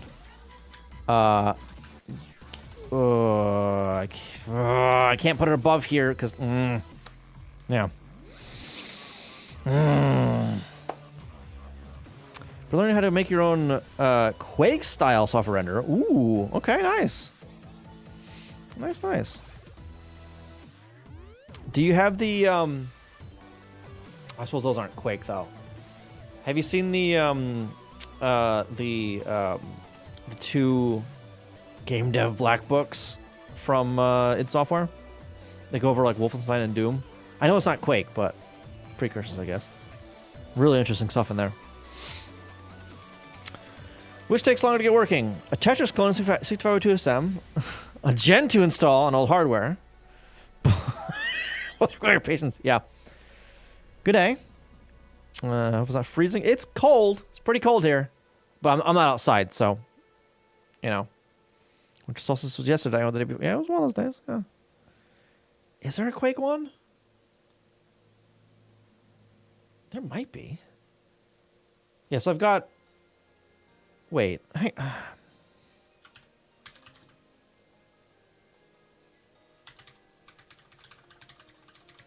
I have block book. No, black book. Not the graphics programming. No. The programming black book.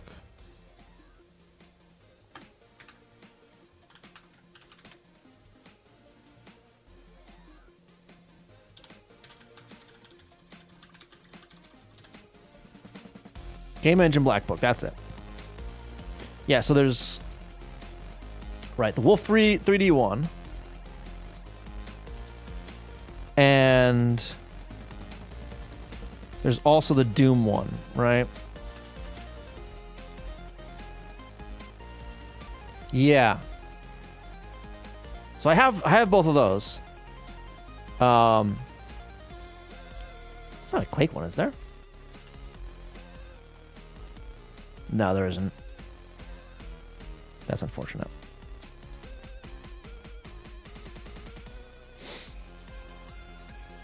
But yeah, so flashbang warning. These two are fantastic books, though. Regardless, the Wolfenstein and the Doom ones. Fantastic books.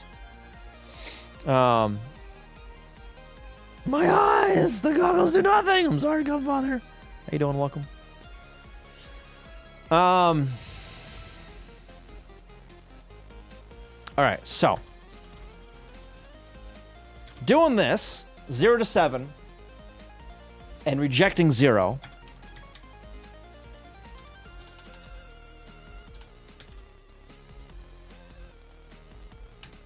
Transfer A to X. Decrement. Now we have 0 to 6. Yeah. Castle says a real goal game. Yeah, 26 just fine. No. Has anyone ever seen a 8186 machine? I don't think so. IBM thing called the PS1. I don't know. I don't know. Was that ever in an IBM machine?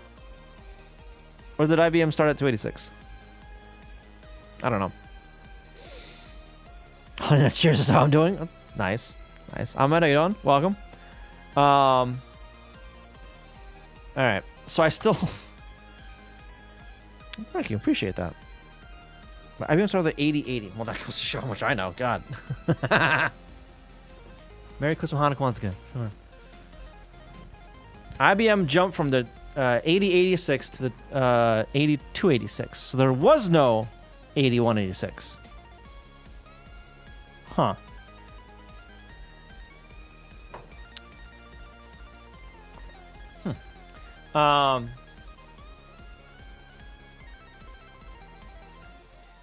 So I might just brute force this, honestly.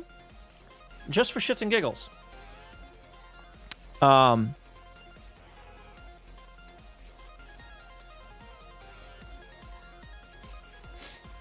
Take a thing, put it in the list.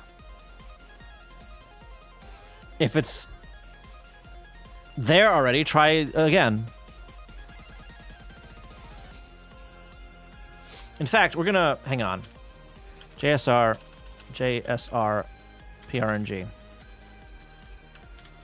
Loop.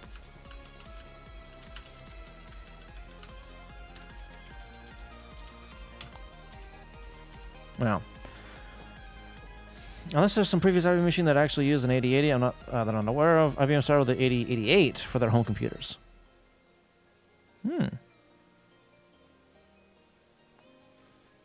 I'm not that well versed with IBM stuff, honestly. Branch equal to loop. All right. Load a 0, store that into temp X. This is going to be our index into things. Okay. And I put it over there. Okay. And then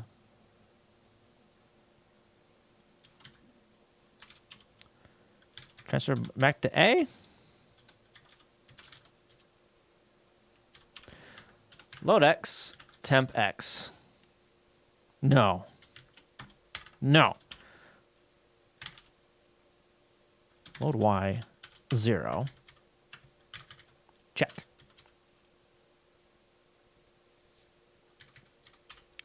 Load.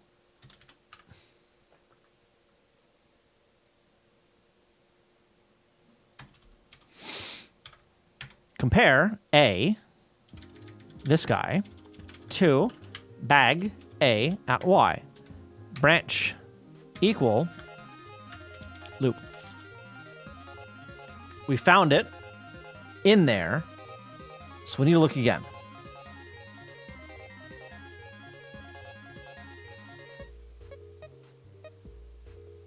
Yeah. Otherwise, store A, bag A,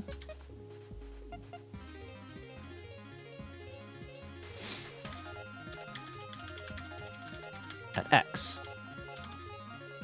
Increment temp X.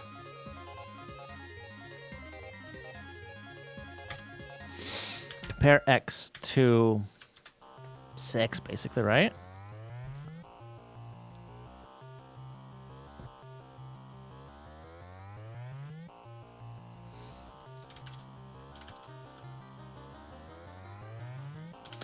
To 6. Branch not equal to loop.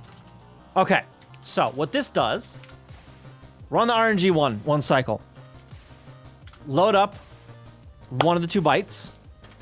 Chop a bunch of crap off. And get a number between 0 and 6. Then... Oh, hang on. Increment Y.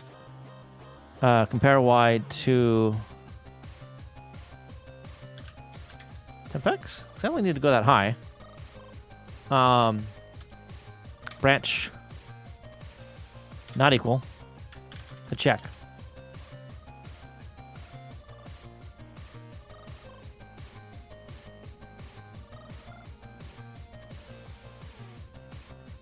You won't need to do this for the first time.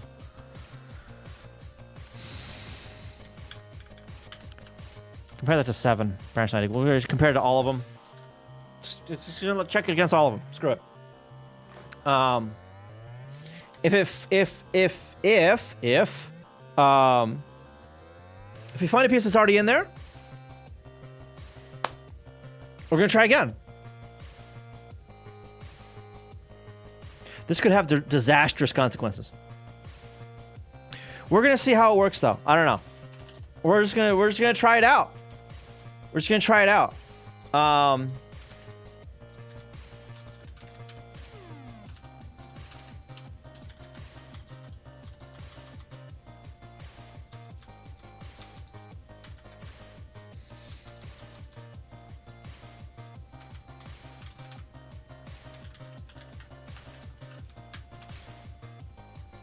Shovel the bag. Okay. Make. I'm going to come over to here, reload that. And then... No. This one. Shuffle the bag. I'm going to just break right there, actually. Delete that. Hey. Alright. Clear rows. I don't need that there anymore. Get rid of that. I don't need that there. I don't need that there. Or that, or that. Or that. What I do want is the working seed. 2 of those. 2 of those. What? What do you mean? What do you mean? Oh, because I need like that. And then bag A, 7 of those. Okay. Shuffle bags. We're going to clear out the bag. Go out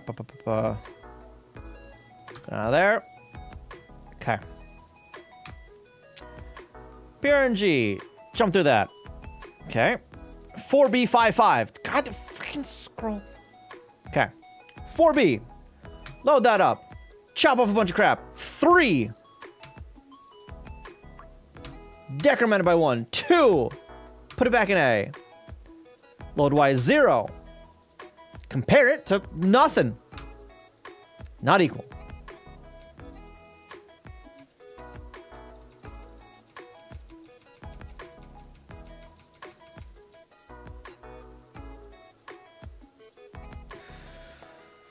You see what I did here? You see what I did here? Load Y. Increment Y.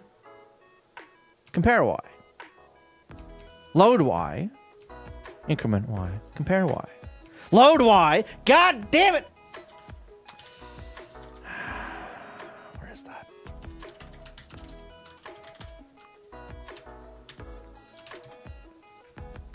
Try that again. Jump into that. Down to there. All right. Jump over that. I don't care.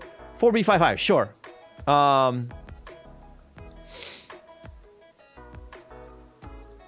I need that shuffling like everywhere. That wasn't shuffling on the main menu, was it? 'Cause I need it shuffling there as well. I'll move that around later. It's fine. And it. Loop.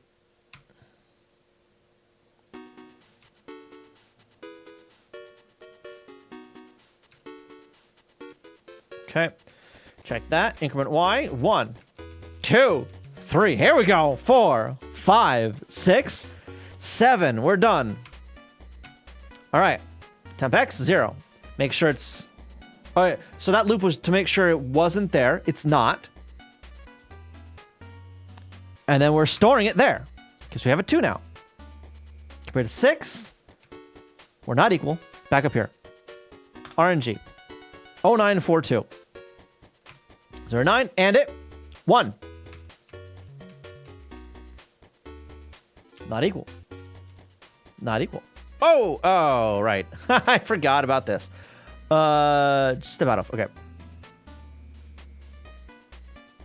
Wait, why did it hit that? It shouldn't have hit that.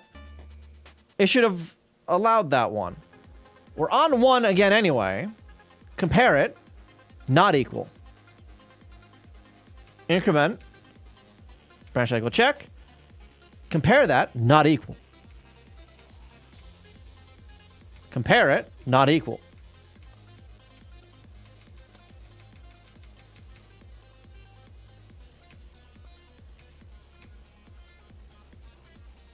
Store it. Loop. Come over that. Load that. And it. 2. This one we will find. It's right there.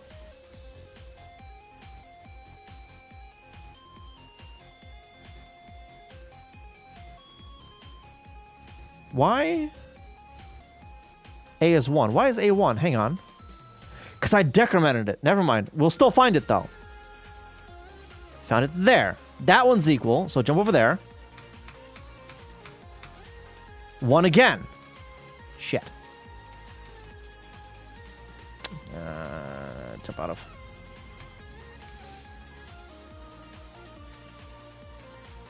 Four. Okay. It'll do this one.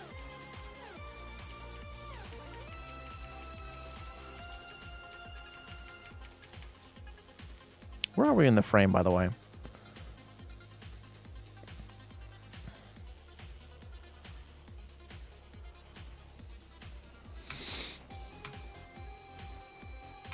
Store it there.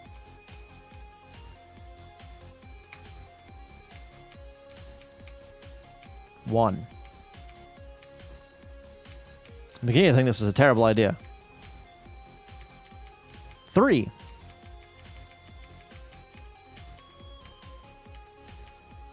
Because the further it gets down here, the more it's going to be reshuffling or re-RNG in. Yeah. Horrible idea. All right, so the only values valid now are 0, 5, and 6. JSR. 6. We got, okay, it's going to be 5.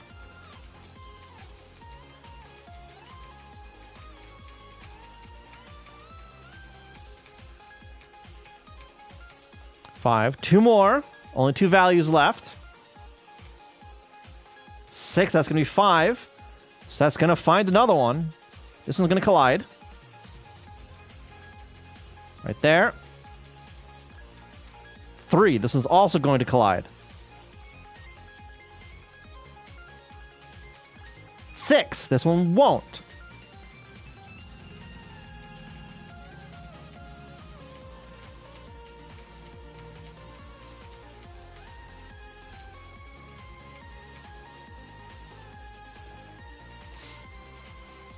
Now I need to come across to 0. So I need to have a 1 essentially at the end of that RNG. This is gonna collide with something. So is this one?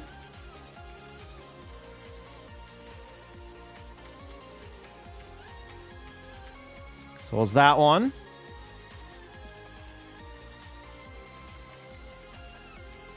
So is this one?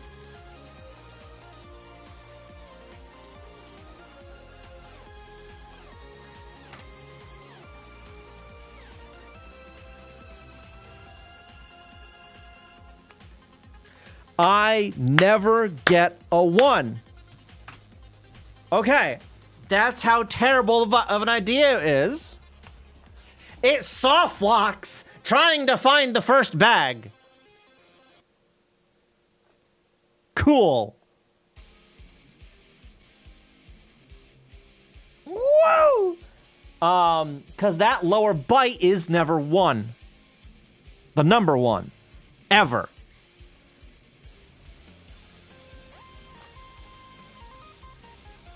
So that ain't gonna work.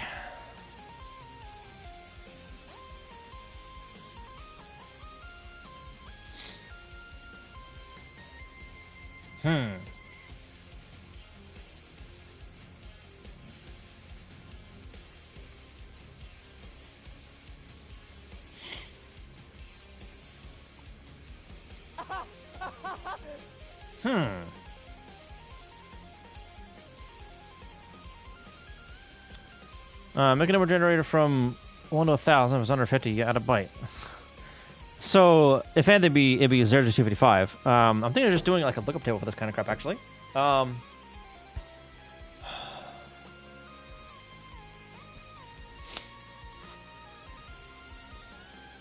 mean...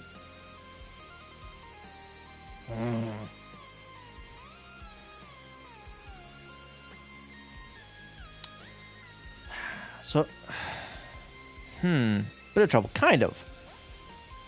Welcome, by the way. How you guys doing? I need to find decent RNG so I can get some stuff in a bag, essentially.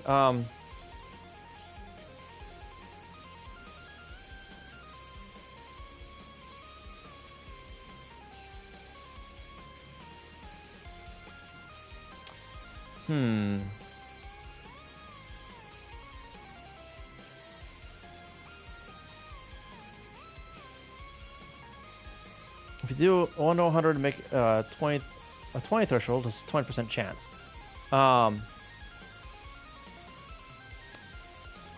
So I don't have like proper RNG here because I'm working in 8-bit.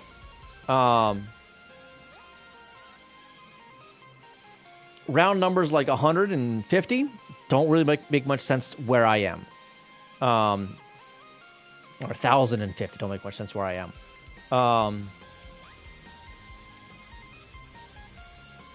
Powers of 2 make a lot more sense. So it sucks that I've got 7 pieces instead of 8. Which is why I'm doing that -1 right here. Right? And the branch equal right there. Which I don't think ever actually triggers, because if any of them are equal, I think the seed might break, honestly. Yeah. So, yeah, generate a bag of 0 to 6, start the last index, generate a random number 0 to 5, swap the last piece. Swap piece at index, decrement loop. So that 0 to 5 thing, that's where this is currently breaking. I'm never getting 0. 0 doesn't happen. Which is fun. 0 never happens. Cause so that's why, like this right here, I'm still getting a blank screen. Cause I'm still in this loop. Hundreds of frames later. 1 to 7 minus 1. I mean, that's exactly what I'm doing now. Essentially. Right? Because that's what... So, branch equal loop... or rather, okay, so... Run the seed spin once. Right here. Load up 1/2 of the seed. And it with that number right there. Now, we are between 0 and 7.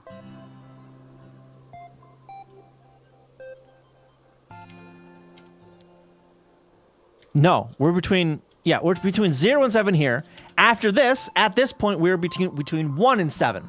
Because this rules out 0, re-rolls on it, right?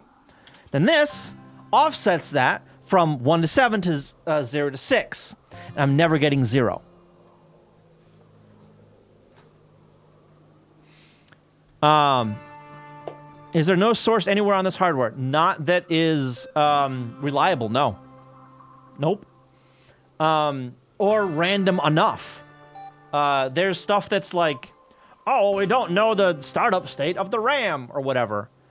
But that's usually not nearly good enough RNG, especially in emulators. Because a lot of emulators just won't randomize that kind of stuff, you know?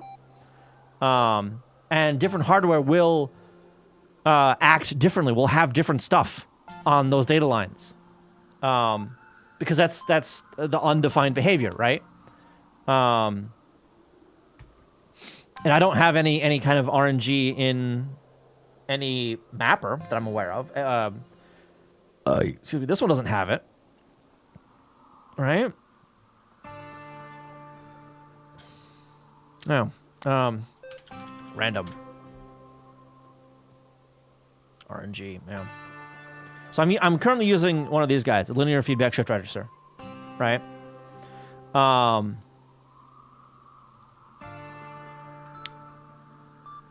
And it's good enough, right? For other cases, I've used a lookup table, which works really well. If I don't like care about duplicates, for instance, right? But I care about duplicates here. I cannot have duplicates. Trying to craft an actual RNG with no noise source. This is where I suggest whiskey in a glass. Yeah. So. Yeah, basically, it's the RNG doesn't have to be perfect or really that great, but what I do need is 7 unique values in a reasonable amount of time. 7 non-repeated values in a reasonable amount of time. That's what I need.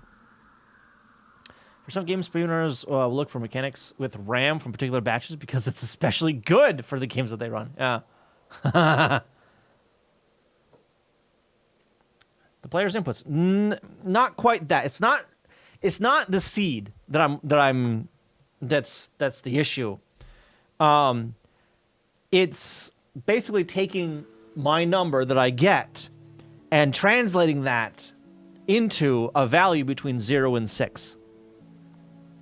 7 times without any duplicates. That's what I need. In a reasonable amount of time. And by reasonable, I mean, actually completing, number 1.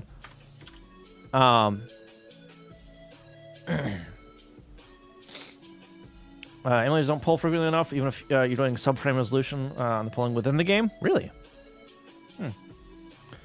Is there a way to preload 256 bytes of memory somewhere with some other random source, and then you can use the upper and lower nibbles from the memory as random, sort of? Yeah, so that's actually what I do, kind of, with a different ROM I have, a Stratagem Hero. Let me actually load it up real quick. So for that one, over here, this is actually a mini game in Helldivers, right? For this game here, hit start. It's got a bunch of icons, stratagems, whatever. Each of these has a specific button combination for them, and it's always that button combo for them, right? So whenever this icon is, the one you gotta solve or whatever, this is the pattern you gotta hit for that, right? Choosing which stratagems I display here is all done on a lookup. It looks into a massive lookup table of 256 bytes. 256 because that's the index into that is a single byte. So basically what I do is every single frame, I just increment that byte, increment that byte, increment that byte. And then when I need a new screen of crap, I just take that byte, start there in that table, and then read the next however many I need. Right?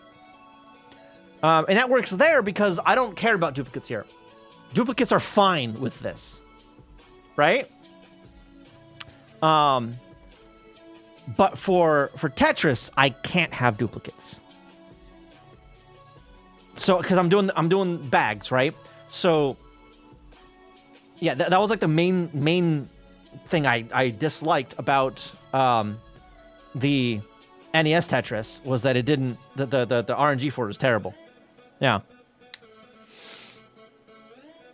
Best way to do sine and cosine, maybe some sort of RNG. Yeah, so then it turns into, okay, how do I do lookup tables that make sense for this kind of thing, right? Because if I do every possible combination of 7 unique pieces, right? If I'm correct with this math, so 7, this button, there's that many combinations. 5,040 combinations. Multiply that by what? By 7.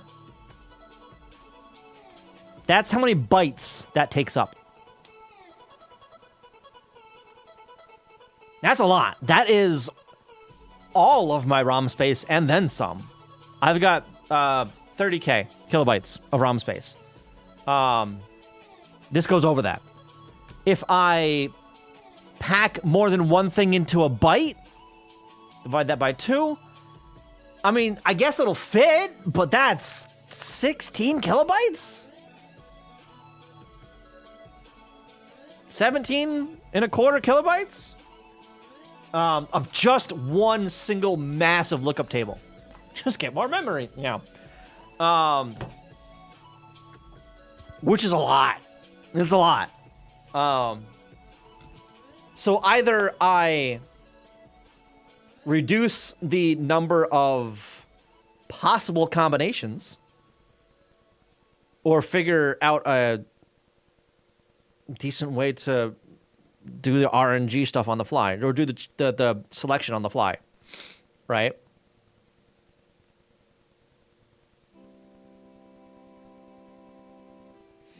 Strategy used by Microsoft for decades. Get more memory. Yeah.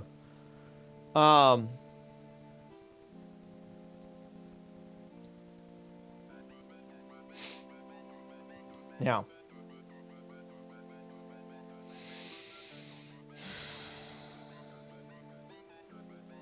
And if I have like I mentioned before, so if I have an array of lookup tables essentially, right? So the first level is I've got a table of all 7 pieces, right? I pick one of them, put it into an array.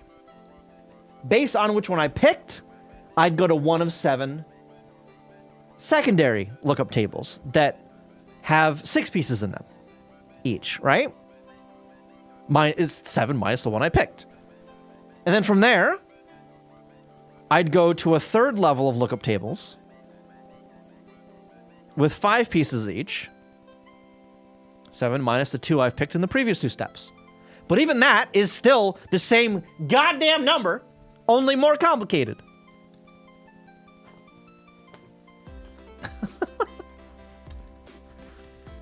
This sort of thing causes me to look at Gen 2. This RNG cannot be atom splitting to solve. There has to be a way. However, be damned. Yeah, there is a way. I'm sure of it. It's just having one that makes sense in a reasonable amount of time. Right? That's where it becomes tricky. Yeah.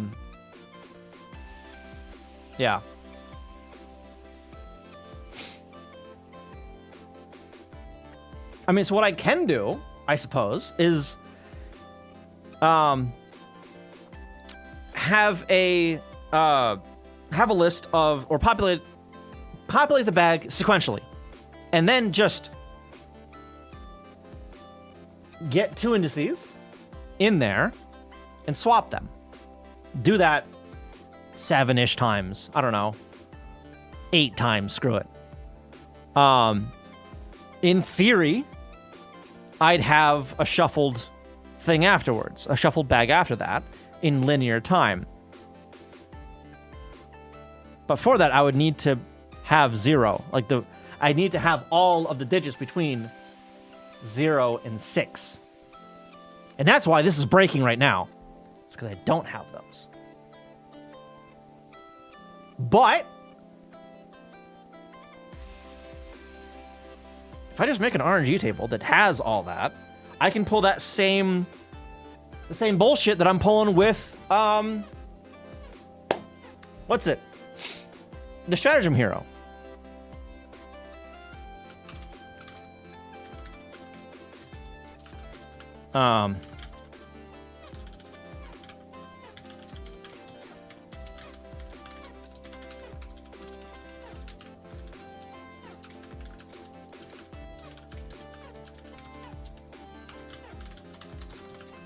All right. Let's not do that for now.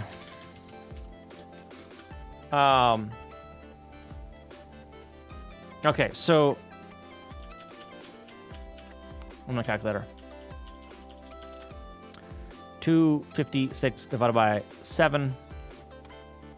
36 and a half.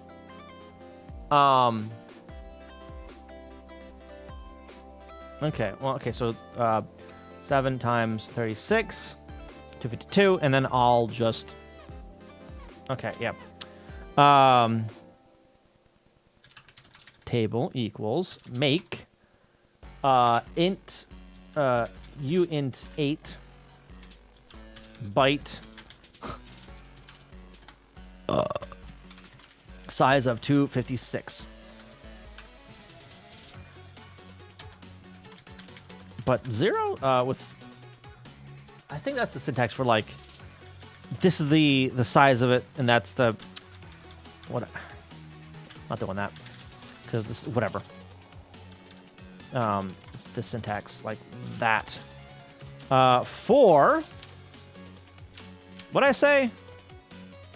30 something? 36. I0, I is less than 36. I plus plus. Table equals append table and byte 0, 1, 2, 3, 4, 5, 6. Like that. And then,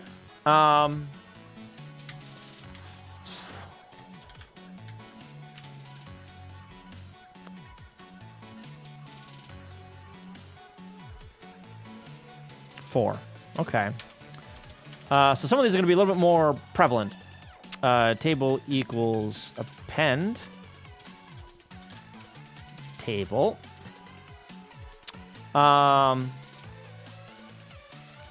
Let's do byte 0, 5, and no, let's do 2, 5, and 6. That's T, line, and square. Those are going to be a little bit more, ever so slightly more common, but barely. Barely.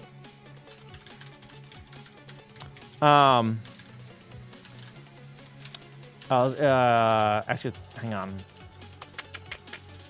Not this one. Math rand. Rand. Rand.new. I need a new source. Okay, so the rand.new. And then the source, we use time. Rand.new source? Is that what it is?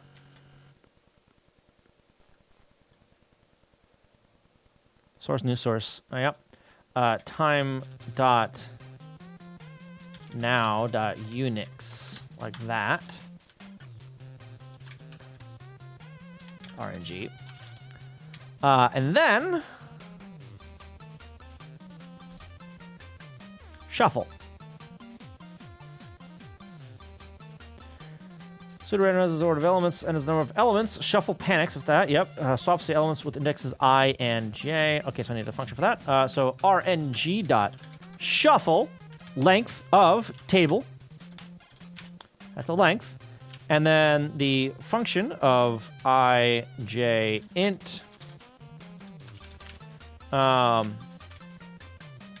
Table at I equals table at J. And I also need to do the inverse of that. So table at J equals table at I.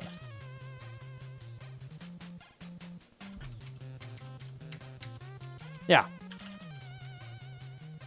And then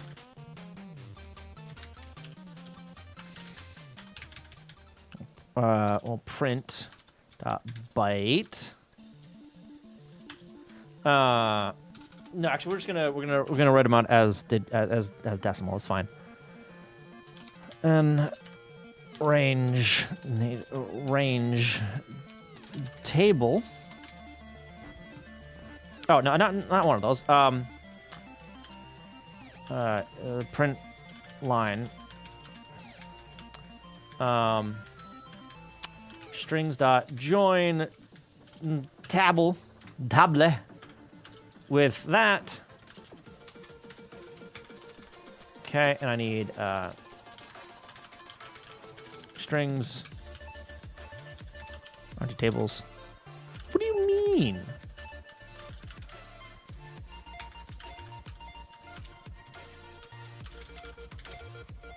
What do you mean? Can I use value of type byte as byte value and argument append? Oh, because, yep, I did it again.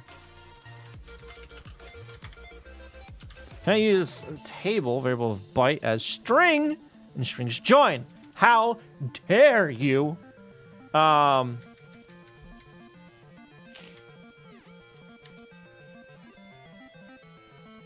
That's why I did that.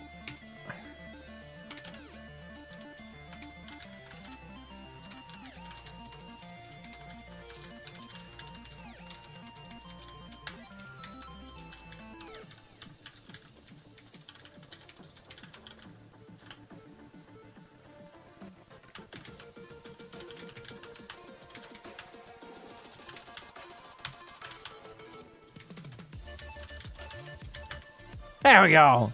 So there's my table.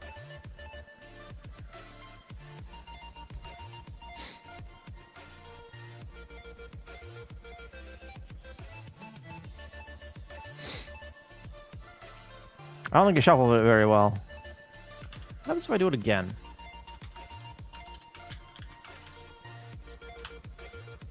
Well,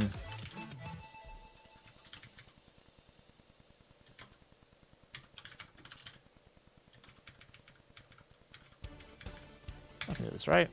Paste that there. Shuff and then shuff.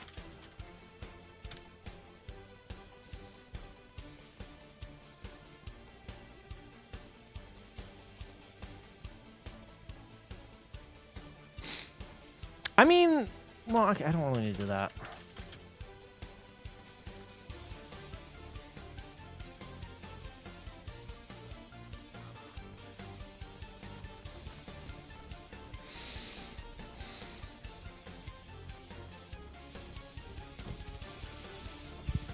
So if I just replace that PRNG call with a lookup into this. Let's see. All right. You know what? Yeah, we're just gonna do that into that.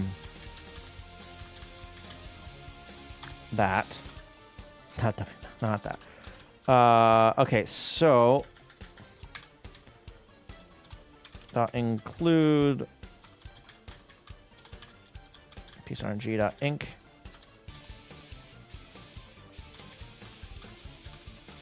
Piece RNG. Okay. So now with not main utils. PRNG is not going to be that. We're going to be RNG. Increment. RNG index. Just RTS. That's all it's going to do. That's all it's doing. main,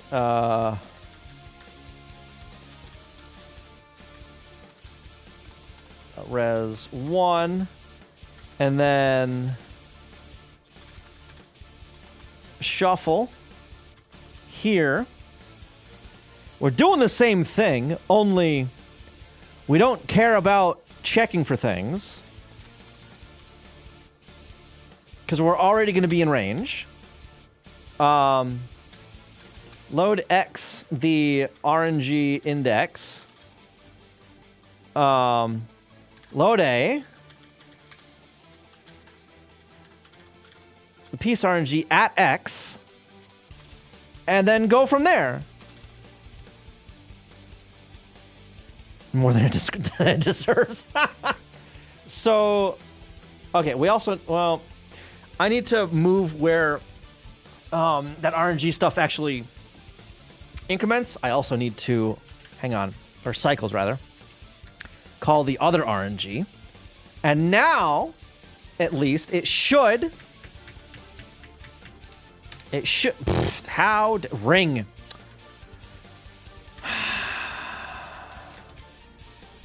Now we should at least be able to get a full table. In theory. All right, where are my breakpoints? Go there. Go there. Well, that's the shuffle one, so that one can stay. This one is borked, so let's delete that. We're going to go right there. A. Okay. And we are currently right there, right in the middle of the screen. All right. Shameless way to kitchen. No worries. Keep on thrashing. Yeah. So what does he do with your kitchen? Some dwarf went all messy. It's a dwarf. Yeah. Yeah. Sure. Okay. Enjoy. All right. So that clears out all that. Sure. JSR RNG increment. I might just like increment the RNG index on like bare, not even jump to another function. All right, so load up. All right, the piece is number 2. We're gonna check all of them, and we're not gonna find it there. And we're going to put it there in the first one. Okay, next. Piece ID is 1. We're going to put it somewhere.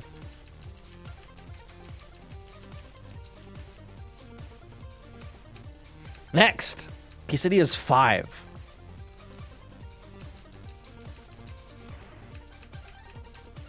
We're going to put it somewhere. Next. Piece ID 4. Not gonna find it. Why did it do that? Hang on. Back.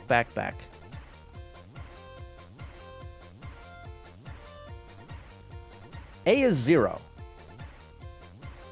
Aha! That's why. I need to fill that with FF. Otherwise, that's probably why the original didn't work. Because I am clearing it to a value that exists. Let's clear it to a value that doesn't exist. God damn it.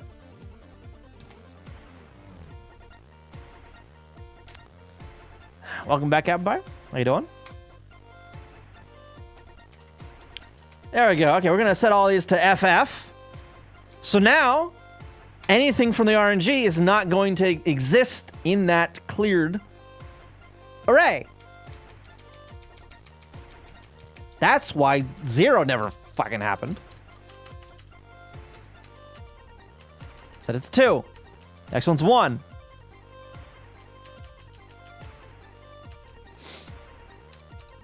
Next one is 5.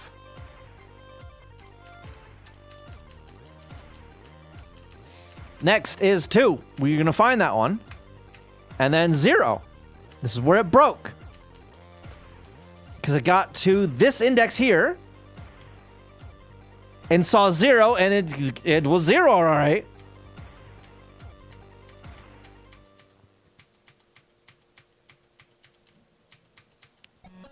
0. Next is 6. All right, we're gonna over here. That isn't terrible. It ain't great, but it ain't terrible for filling one of them. So the only time we're gonna be filling 2 of these is at the very beginning.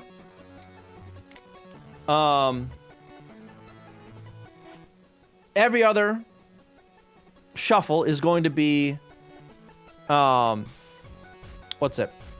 going to be during the frame, during the game, and it's only going to do 1 at a time. Yeah. Completed was a 7 out of 10. All right. All right. That's still pretty decent.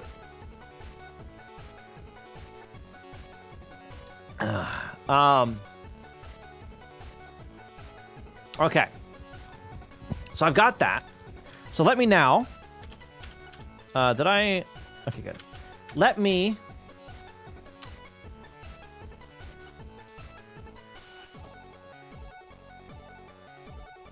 Oh no! I need to get this on the screen. Guess what I don't have? I don't have any time to get more shit on the screen. I am using all of my NMI to update the goddamn playfield. Shit. All right, so I guess I am moving to MMC5 earlier than I thought.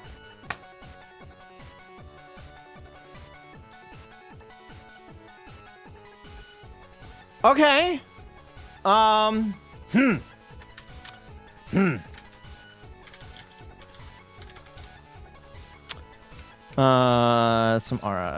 actually going to delete the RNG stuff that I've already got, or some of the RNG stuff I've already got. So working seed, getting rid of that. Utils, go down here. PRNG, we're getting rid of this.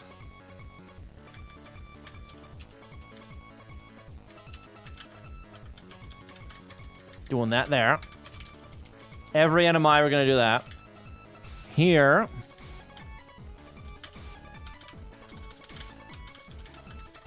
Do that.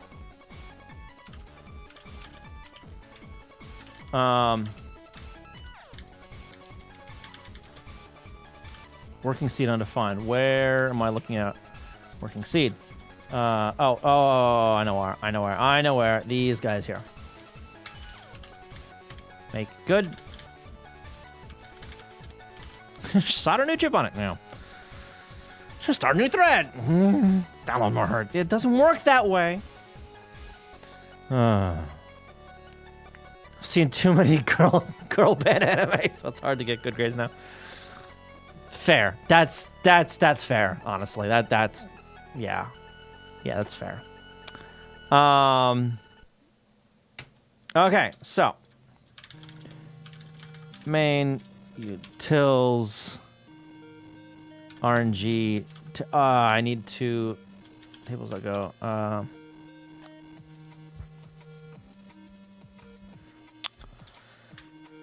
Git commit. Start adding some RNG stuff.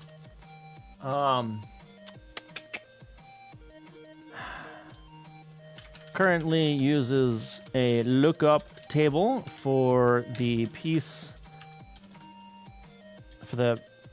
bags, but the bags are not being used yet. Okay. I forgot to add this one.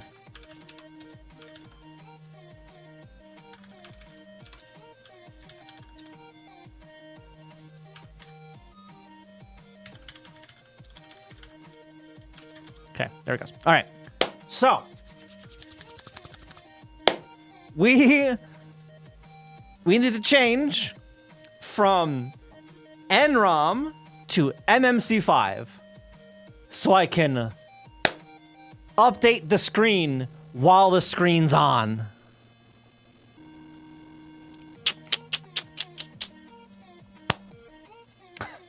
Shouldn't be a surprise. I've been the mastermind behind a 700 song list, which rated every Bandori song in existence.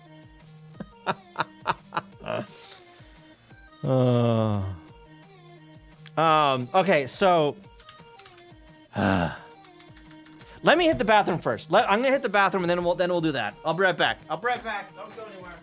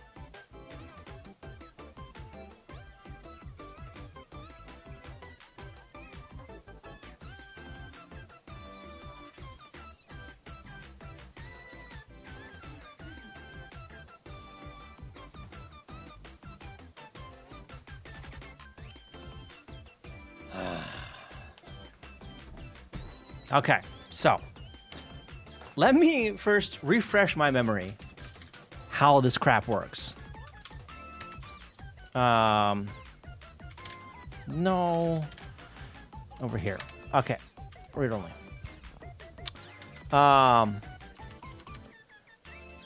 Alright, 5 per row. Okay. Just one needs to be called while the extended memory area is writable in extended attribute mode. Also look at draw icon ext for the same thing.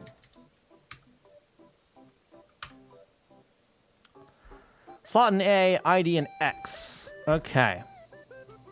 Let's actually hang on. Let's do this. Code and code. Okay, good. Small icon. All right. Fill row pointers.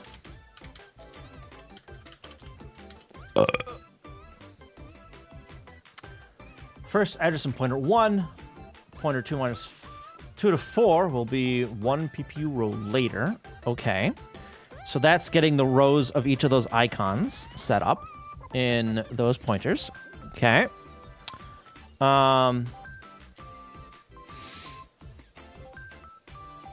ID in X. So this puts the doubled in Y. Strat table.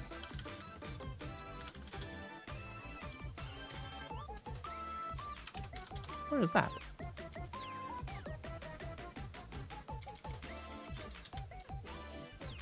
Oh, there it is. There's the strat table. So this is, what is this? Oh, these guys. Okay. So that's a palette. And the name and the other stuff. Okay. Pointer data. Okay. Full palette to small palette. Strat pal. Okay.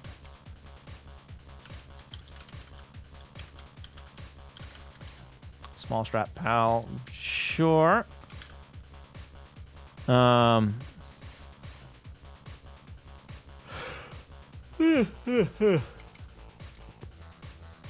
So this just sets the palette data. That's all this does.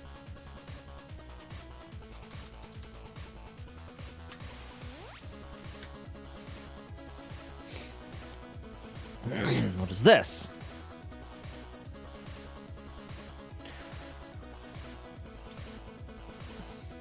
Write extended attributes for large icon. A write CHR bank for large strat.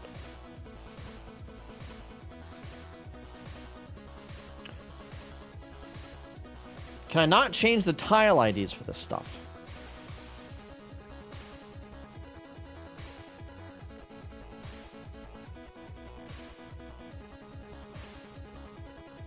You know what? Now that I'm thinking about it, that's what I do. I don't change the tile IDs. I change the banks. And the banks have different tiles on them. Not that.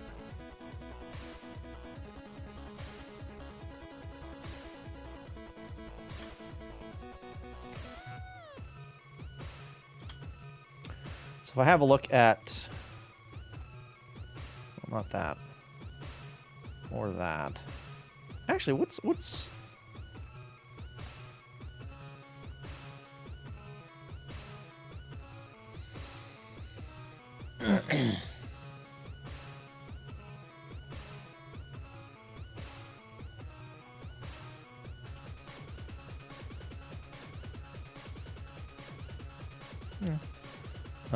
I want to look at tile map because this.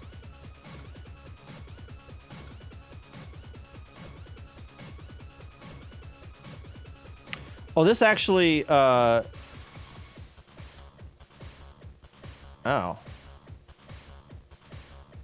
Okay, that's actually updating the tiles it sees. Mapped incorrectly. Tile index 40. Tile index 40. These are all the same tile IDs. Every single one of them.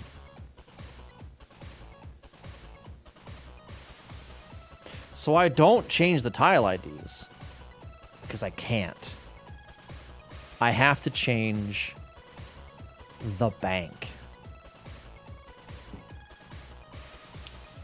Which means I need to write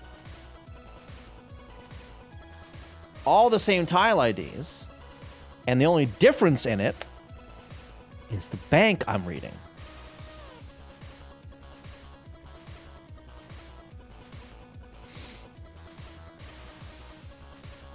I mean...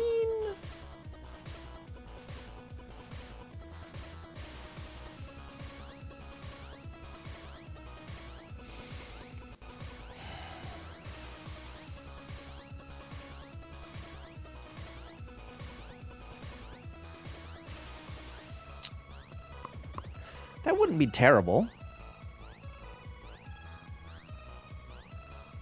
And this... I mean, I'd still be throwing away a bunch of character ROM. Which, whatever. I'd be throwing away... I'd be using 7 banks, eventually. 1 bank for each block type. To get the color stuff straightened out. Or maybe not even that, but still. 8 banks, excuse me. Because bank 0, the first bank, or we'll make it bank 7. Just to keep things easy.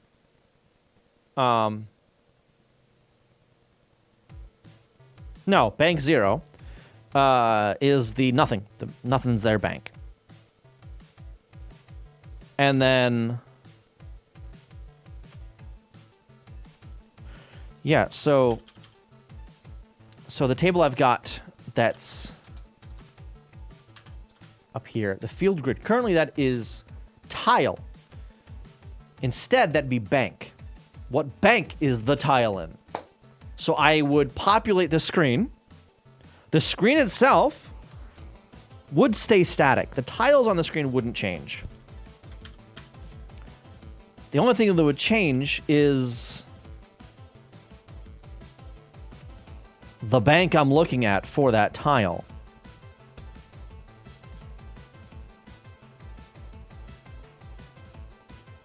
No, not that.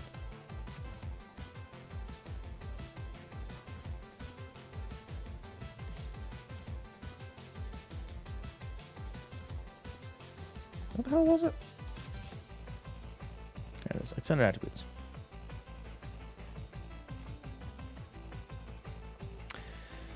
In mode 1, extended attribute mode, each byte of the MC5's internal extended RAM is used to enhance the background tile at the corresponding name table address.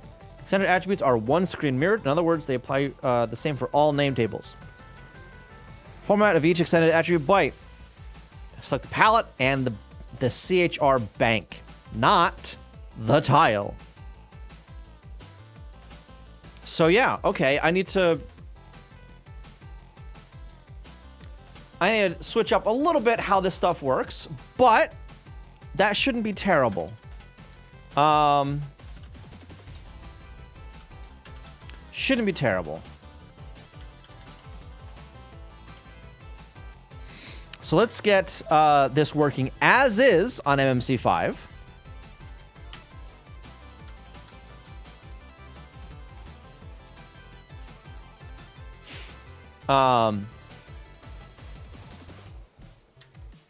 Not the extended attribute mode, just as is.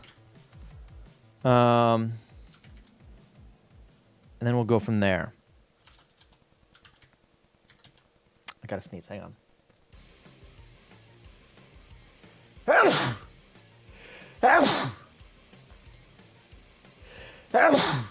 Ah, damn. All right.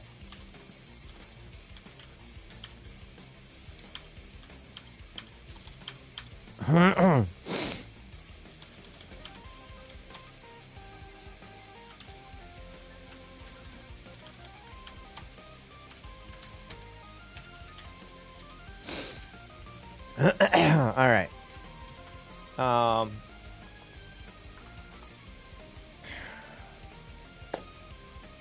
Ooh, I only set up one CHR page for this? Really? Where's my CHR stuff? How is that set up?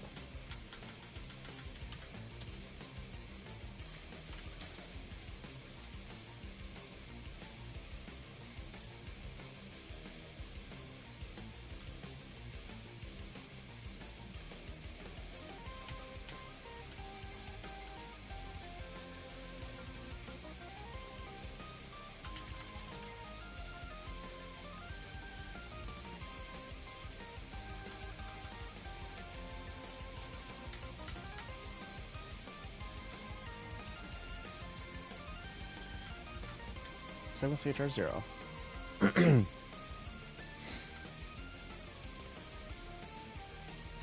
Oh, is this... Hang on. What's the size of the segment? Size 80,000. Okay. Hex.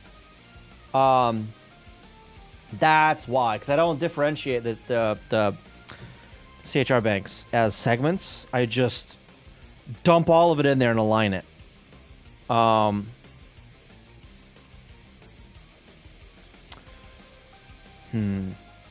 We're gonna do it a little bit differently here. Each of these is going to be 1,000. 0, 1, 2. Well, this one we're not gonna do. Wait, no, hang on.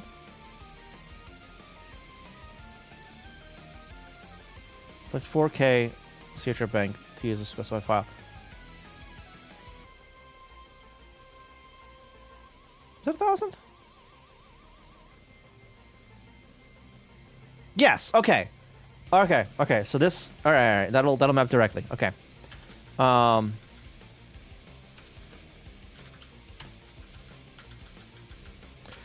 CHR 0. None of that. CHR 1. Okay. So I need to switch up a little bit. Well, tiles. 2 is gonna be tiles. 1 is tiles. Whatever. That's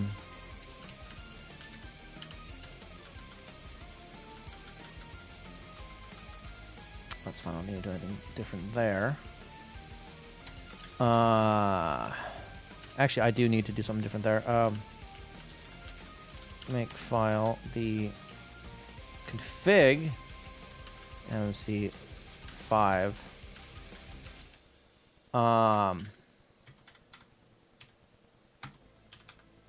PRG init. What the hell?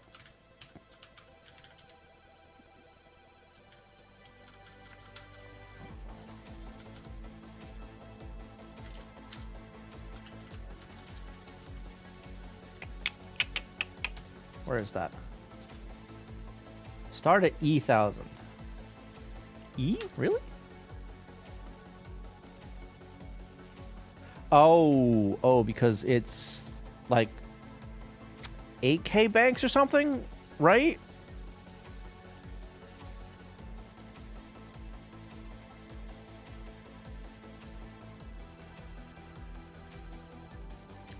$8K banks.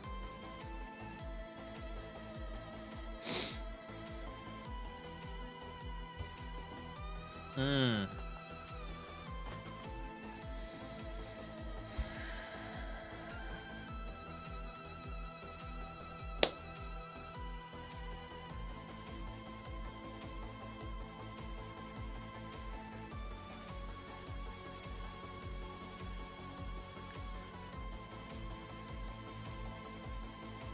I mean, okay.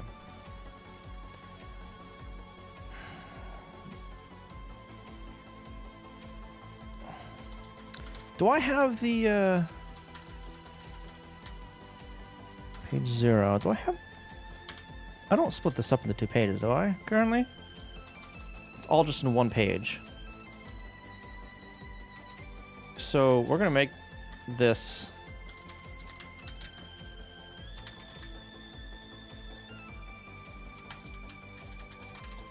Program init.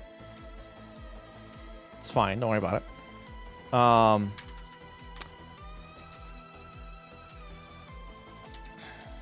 Program.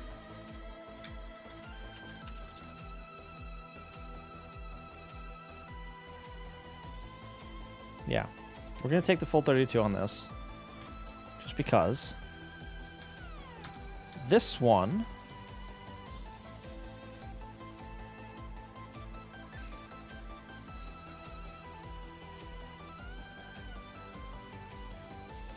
For now, we're just going to keep that as is. We're just going to have the two character ROMs. That should be fine.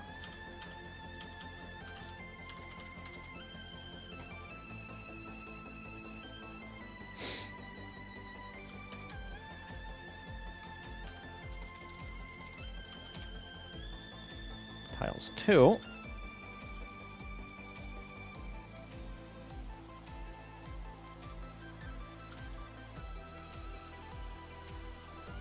And actually, everything else we're just going to get rid of.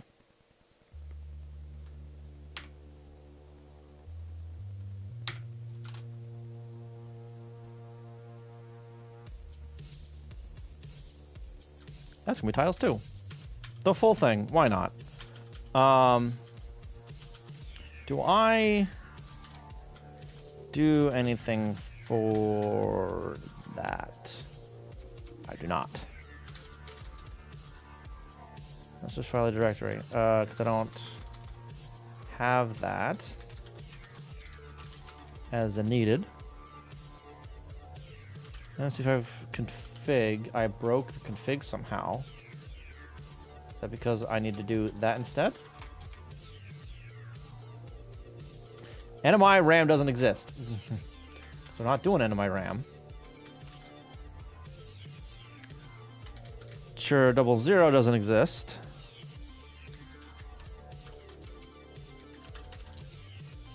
Page 00 doesn't exist. Vectors does not exist. Ay. Vector 0. Why the hell is the vector 0? Program init overflows memory area by 228 bytes.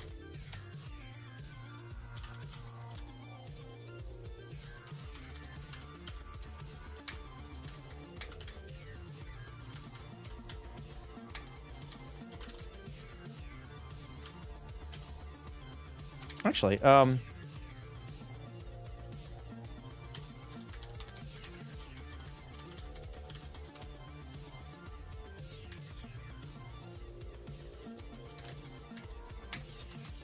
all that stuff is going up here.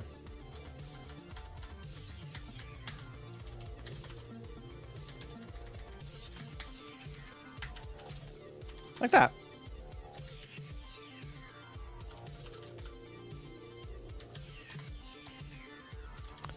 Missing BSS. It's right there. I mean, you're missing that. Oh! The fuck?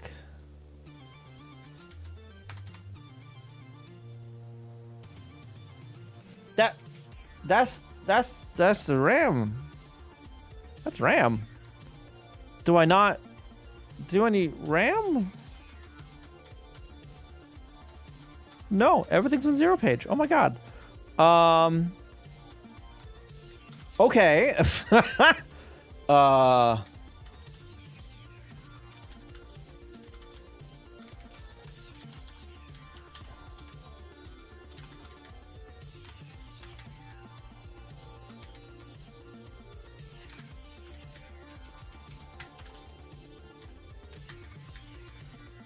Oh, because, yeah, main RAM. That's fine. How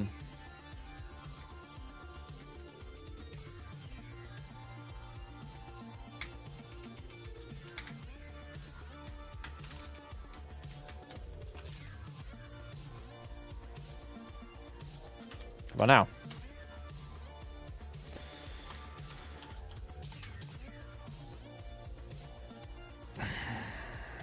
Sure, 01 missing. What do you mean it's missing? Oh.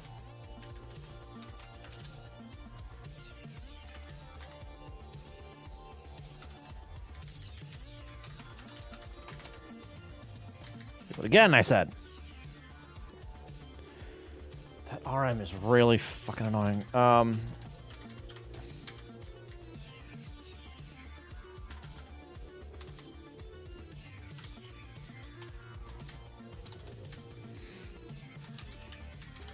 Precious. Images. Tiles. 2 dot. Boom whoop. Don't delete that shit, damn it.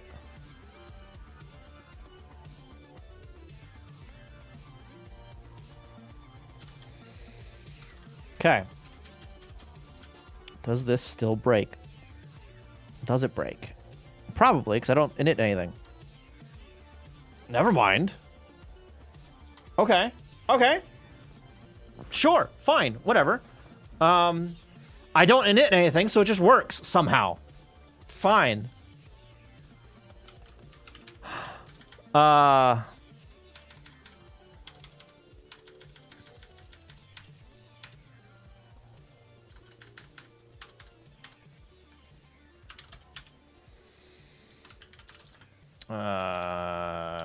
Strat.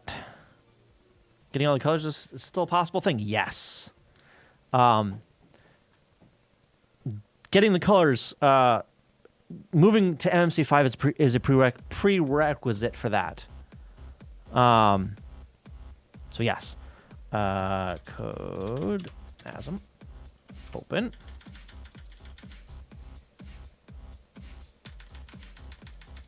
All right. So the fact that I'm already moving to MMC5 means that the color thing will be easier once I get there.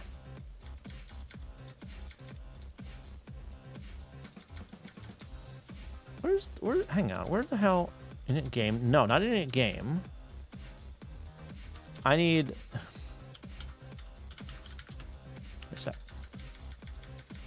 I need this, JSR MMC5 init, paste that there, and then I need to go to MMC5 init, grab this, yoink it, put it there.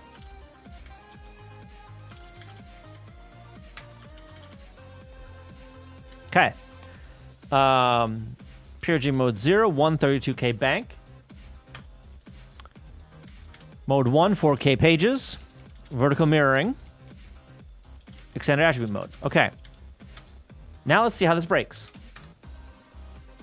Surprisingly, it didn't. Okay. Fine, I guess. I don't know.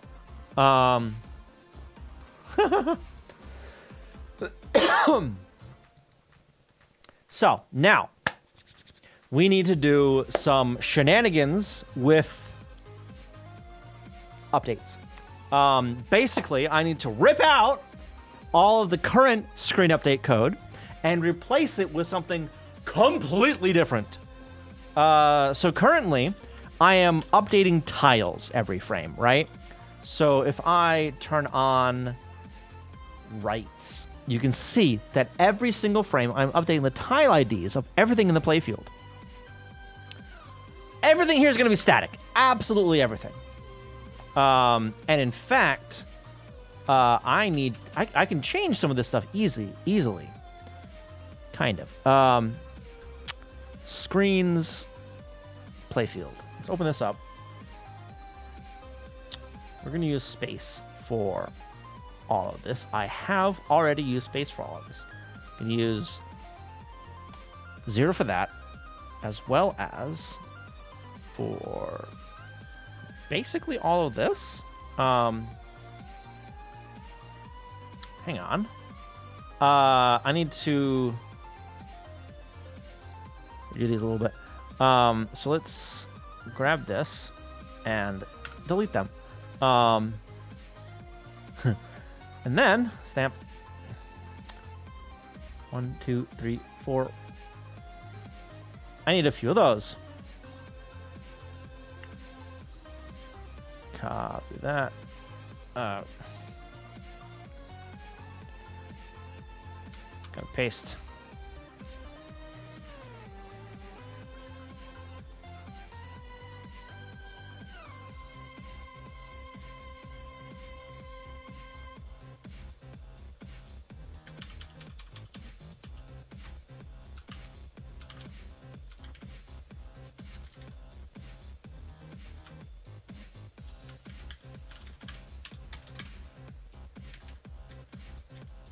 All of these. The initial one only has 3 rows for the top one.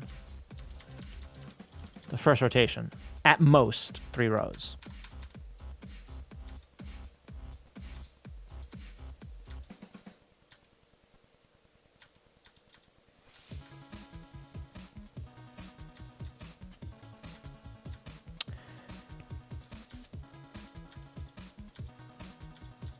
No, it's 2 rows. Rows, not columns.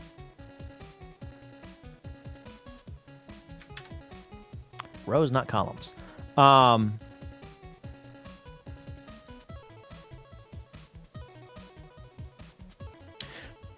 For now, oops, we are going to do 4x4. We'll do some crop and crap later. One,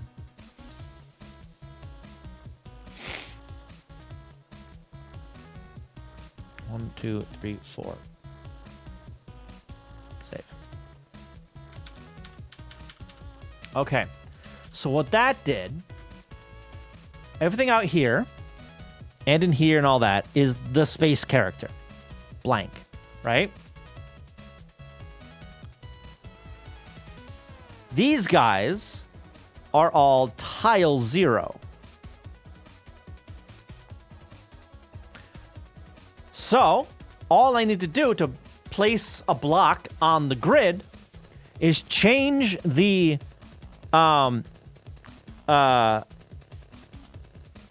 CHR bank of that tile.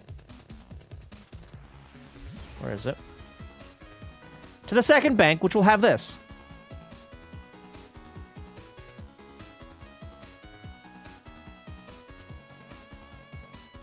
Right there. That guy.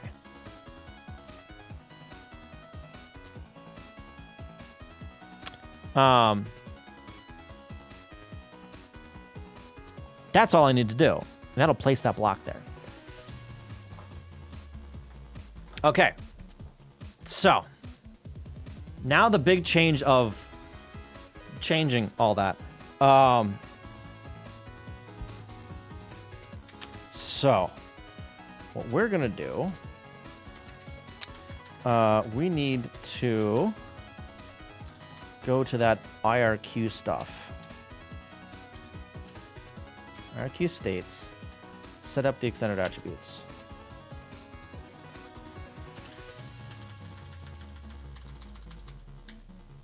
This field grid is coming out of 0 page. Let's go in there. Ripping it out. We don't need it in there anymore. I need to change... No. I need to change these guys. Those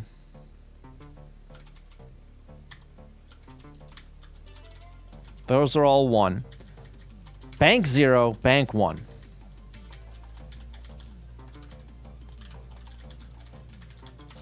Okay.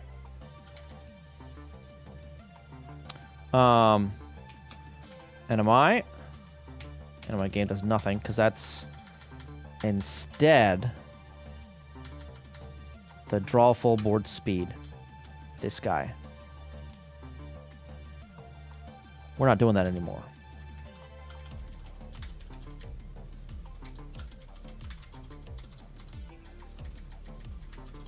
Instead, yoink, paste.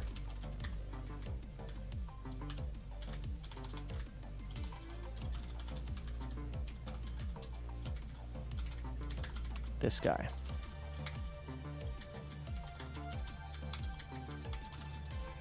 End of my game.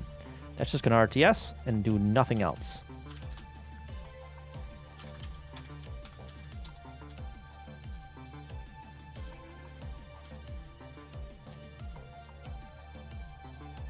And do nothing else. Okay. And now I need to do attribute on IRQ stuff. So I'm actually going to take this same exact crap. I'm going to use the same IRQ lookup stuff.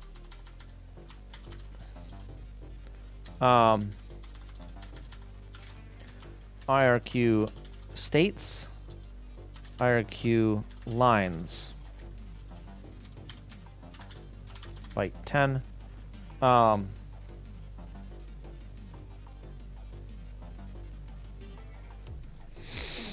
Yeah.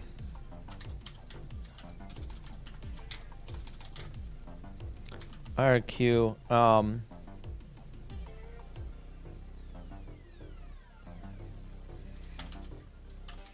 draw board. And the next one is going to be draw bags. This one, I don't know where that's going to be yet. We're just going to set that at 130. That's far too late, but that's what we're doing. Shut up. Don't worry about it.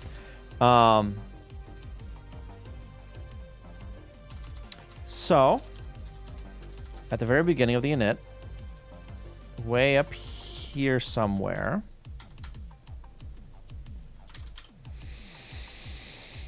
load up 0, JSR, JSR, JSR. Actually, we need the states as well. Or the enum.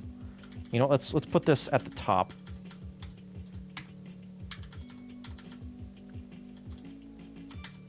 Way up there.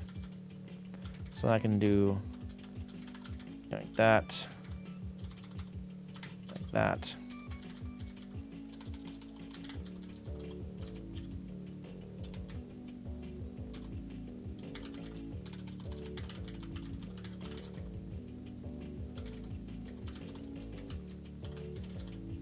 IQ states draw board. JSR to set IRQ. Okay, so that's going to set that. All right.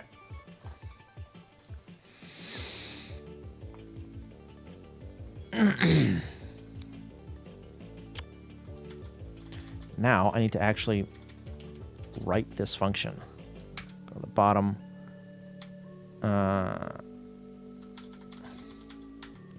Right there. Draw board, RTS. RTI.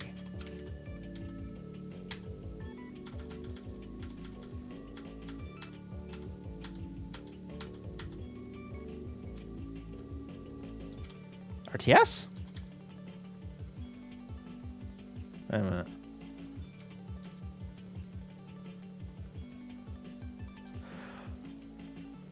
Oh, this sets that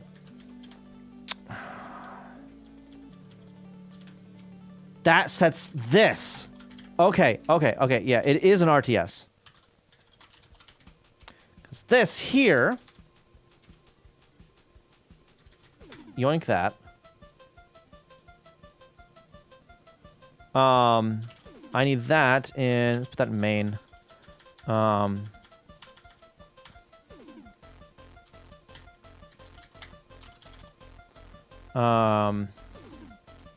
Then up here, we need the pointer IRQ, like that. .res 2. Right, because that's trampoline. Right. Okay.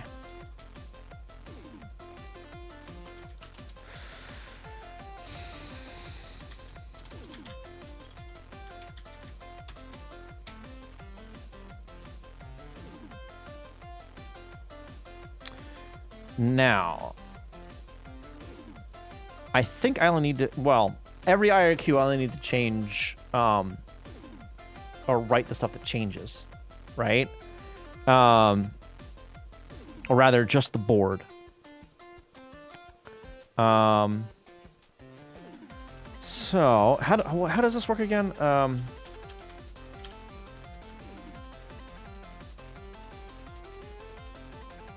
Standard attributes.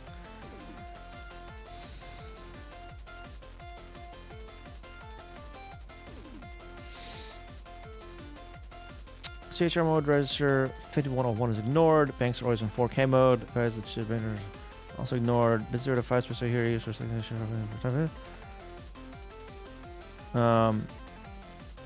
in other words, this works as if the name deal. Well, no. So I have to write an address somewhere, right?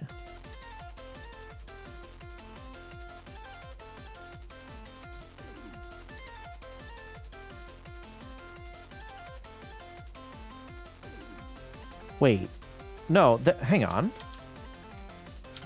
That's direct, that's direct access, never mind.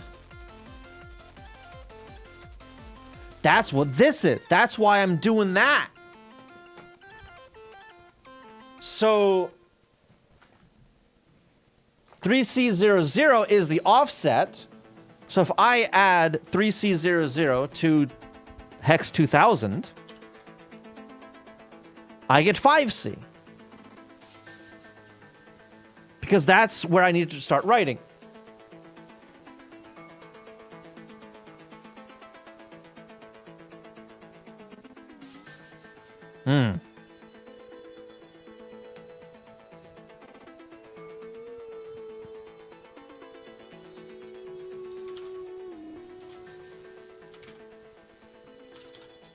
So up here,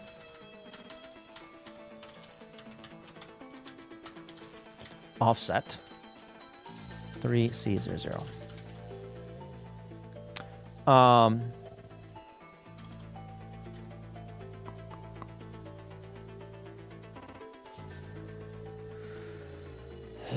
This is gonna be nasty. Well, not really, because I only need to add on the top byte, right? The high byte of that.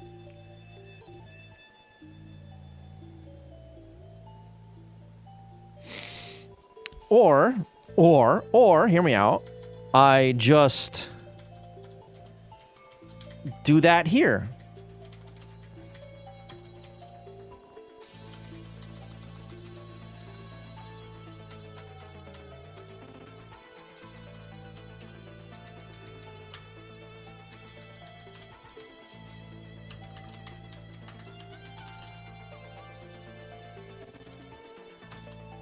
Start plus the offset. And then I can just look up. I don't need to... I don't need to do any fancy crap.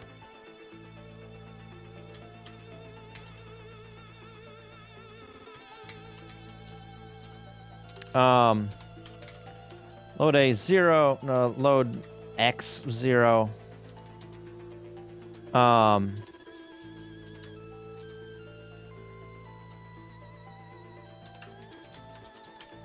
Load A.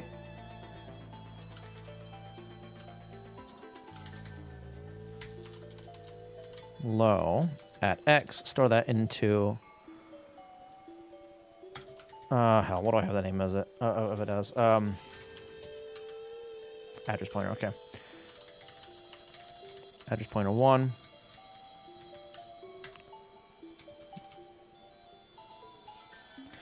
No, we'll do Y. No, we'll do X. Plus 0. You want to paste high plus 1. Load Y 0.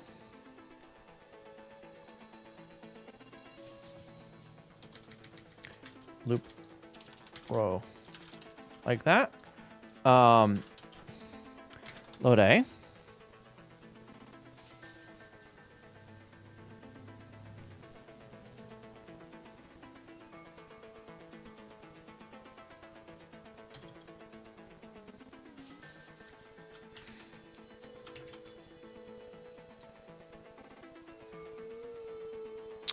No. Maybe?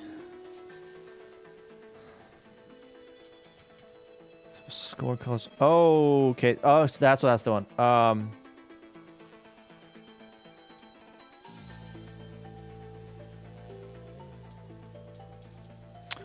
Right. Yeah, so I do need to load and then store stuff. Okay, load A, because I need the grid rows. The grid stuff.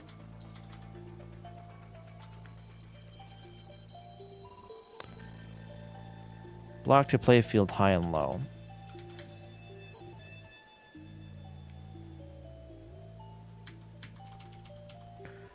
Right. So... row. That's what that is.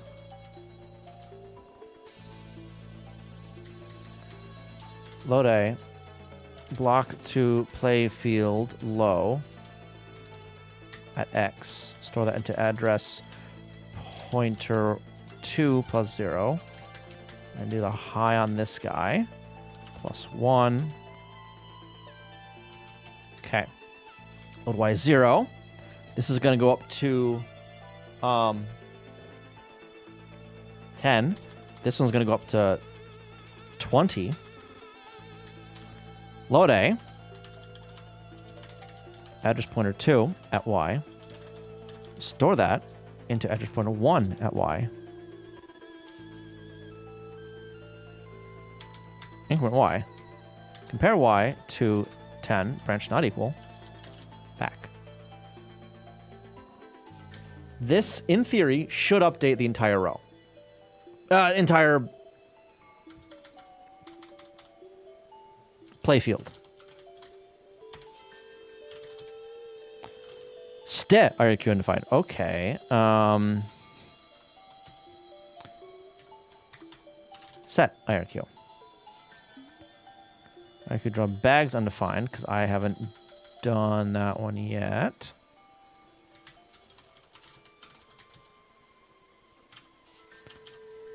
Now,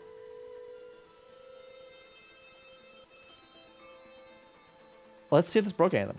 It might have.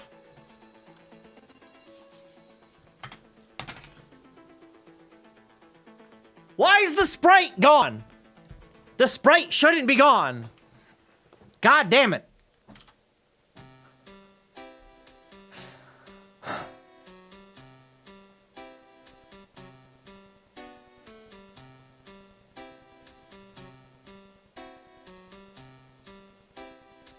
The sprite is gone because I'm...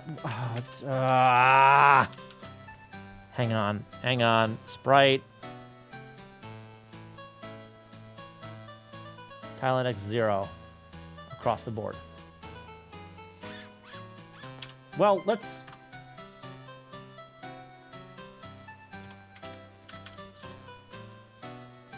Okay. Neat.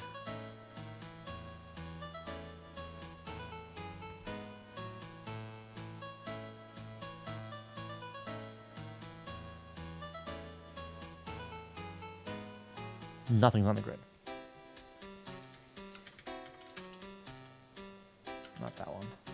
that one either. Tile X and tile A. Should be one.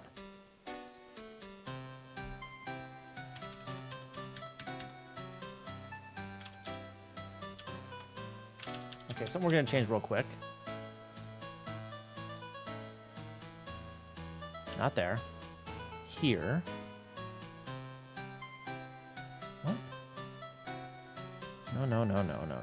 No.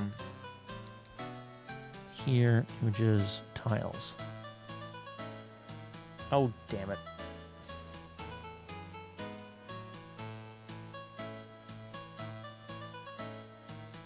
No. Okay, all right, let me see where I'm populating the sprites, actually.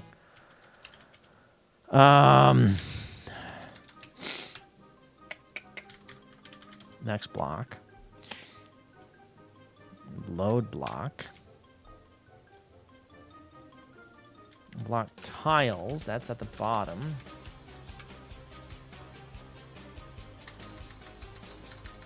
That's this. It's a little bunch. Block grid.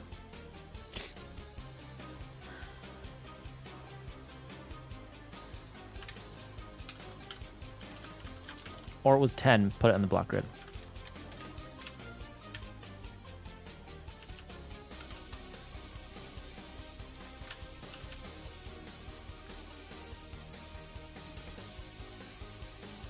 Why? Talent still 0. Did I accidentally comment that shit out? Like what? Excuse me.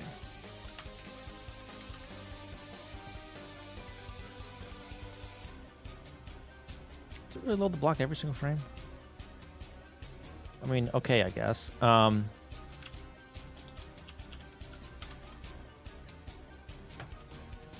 Load block, current block 2. Okay. ASL at 4. Sure. Block tiles. Address pointer 1. 8B F2. Actually go there.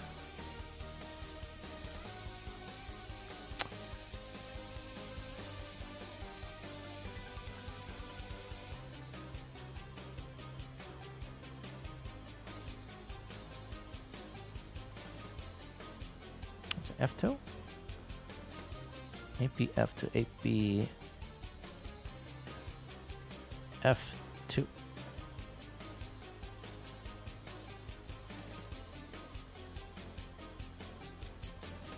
Oh, yeah, okay, yep. That's this guy here. Alright, so it's a bunch in there somewhere. That's fine.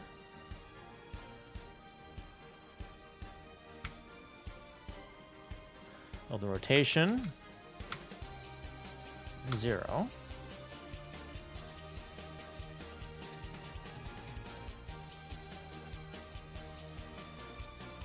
Alright. Or right there. Sure. That breaks absolutely everything. But sure. Fine.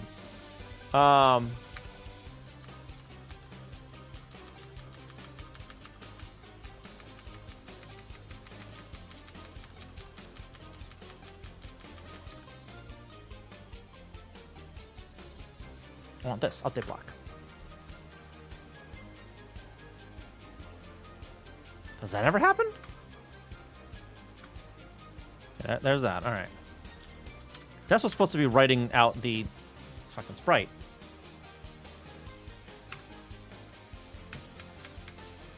Locations, sure. Branch equal next. No. Okay. Well.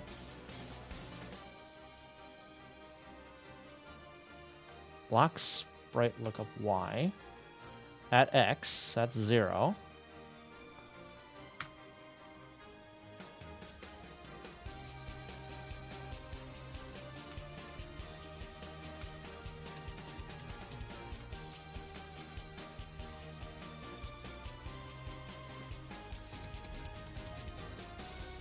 This isn't even using that block.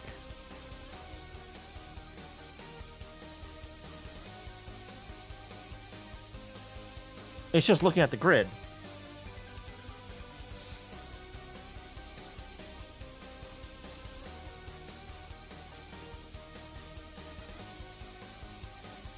Hold up. So changing that aura, this right here, that well, they wouldn't have done anything.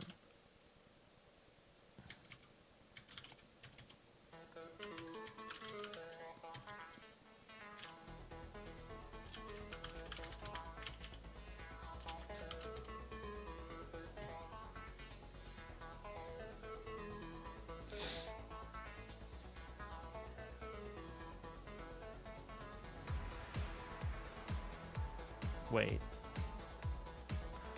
Wait. Wait.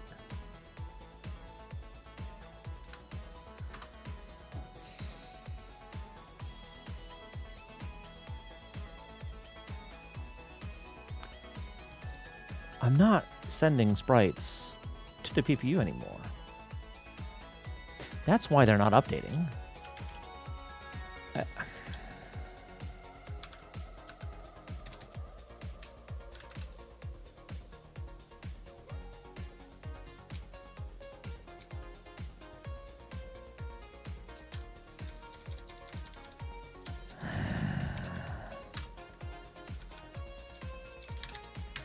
Because I did that here.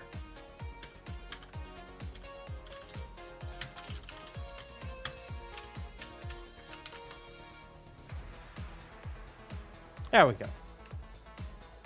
All right, disappeared. All right, sure, fine.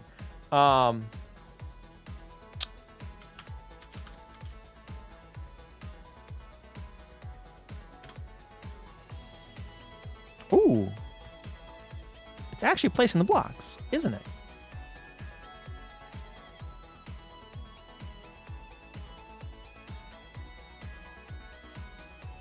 No, it is not.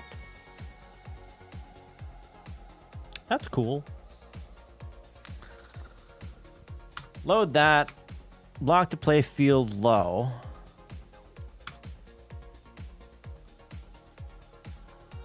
Because load 0, store that into address pointer +1. It's still putting it in RAM.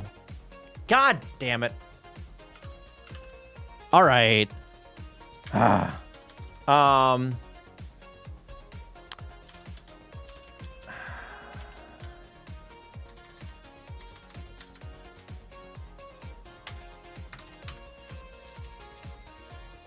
Everywhere I'm looking at this, I'm doing this crap.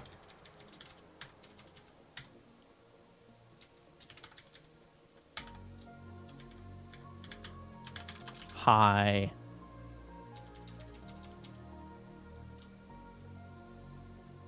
I need to do the same thing here.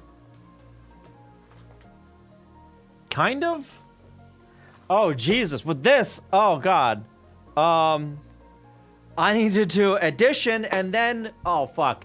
And then subtraction on 16-bit numbers.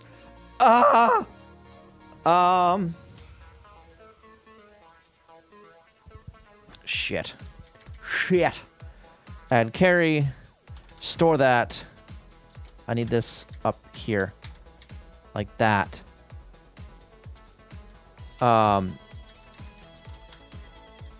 Load that high.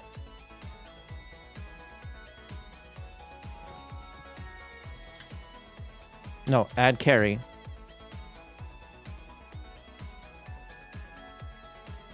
No. No. Load that, store that. There.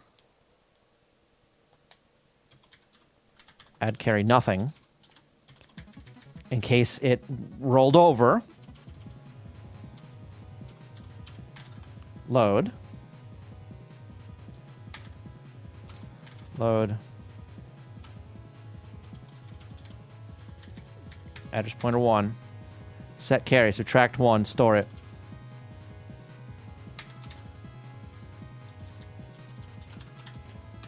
Load that. So check carry nothing.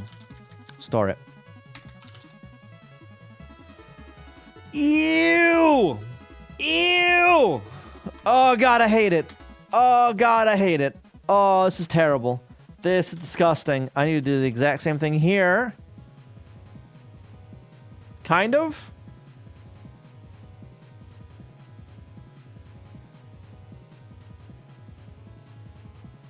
Not kind of. I need to do the exact same thing. The only difference between these two is the load X and Y at the end.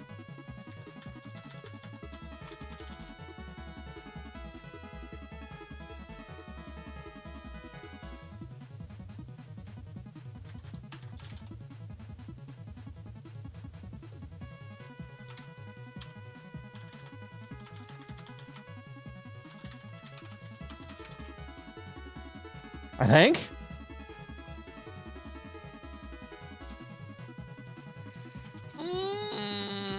I hate it. Oh god, I hate it. Oh. Take this whole thing. Paste it there. Get rid of that. And that.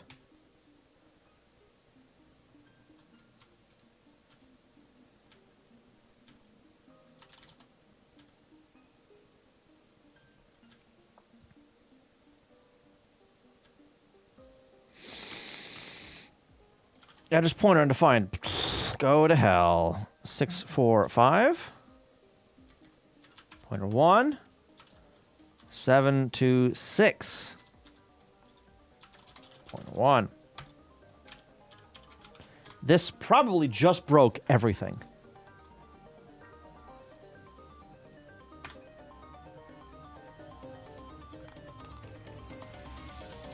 Yeah! It broke absolutely everything.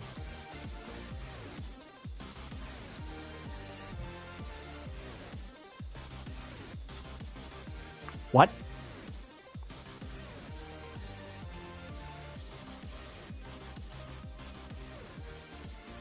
God damn it.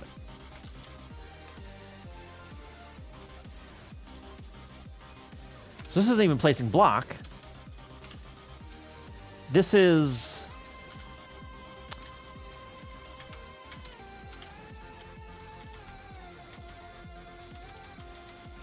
We're not even there yet.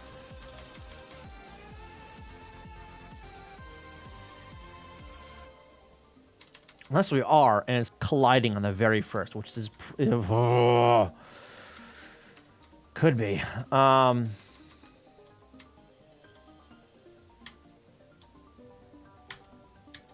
Do drop. This is where I need to be.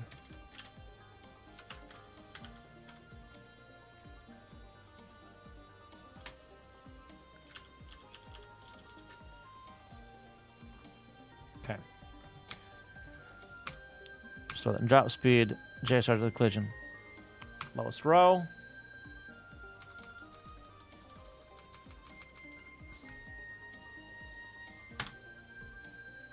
Whatever.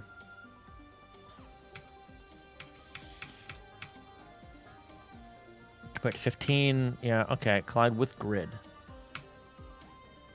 Align grid to the play field. Decrement Y. Y is 1. Going on here. Okay, so we need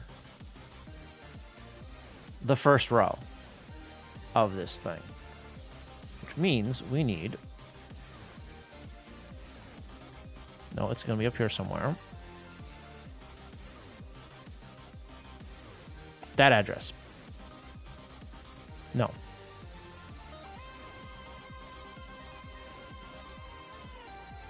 That address. 369.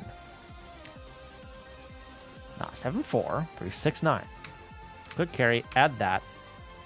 Store that there. 78.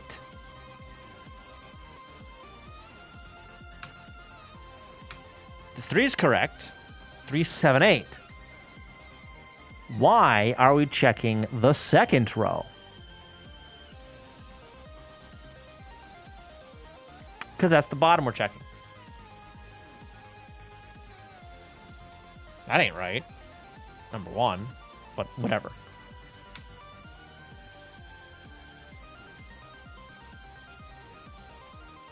Wait, what the huh? Whoa, what the hell is that? What the hell? Whoa, wait a minute. When I copy pasted some stuff, I broke it. Not place block. With grid.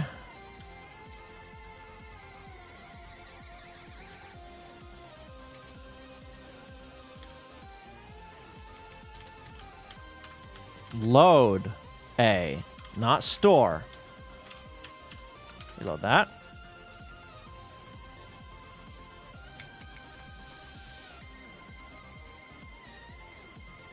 Trying to go over here.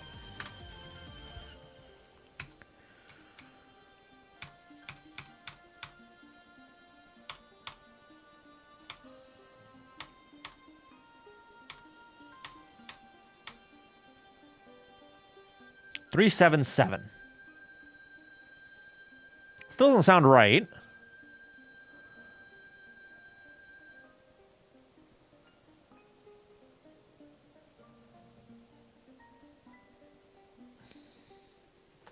That still doesn't sound right. I don't think that's correct because I need to be checking for the top row, not the second row. I mean, this will still work, I guess. Not well. But in theory, it should still work. Well, that's not aligned. Right, it's a block grid, right. Block grid.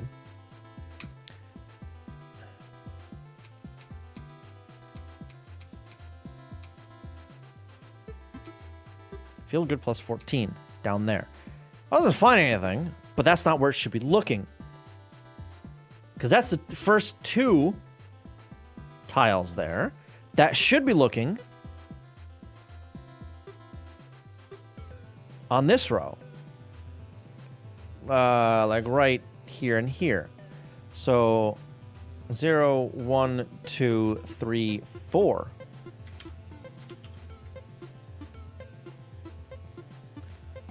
Zero, no. Where's the beginning? 0, 1. 1, 2, 3, 4. This is where it should be looking. Plus, yeah, at 4, not 14. Not 16 down. 16 down, what the shit?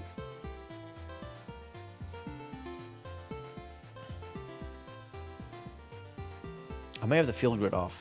The address pointers to the field grid. That might be way the hell off. Why would those be off, though? That's a simple calculation. That's a simple, like... Not that. Not EX. No. Exit. Not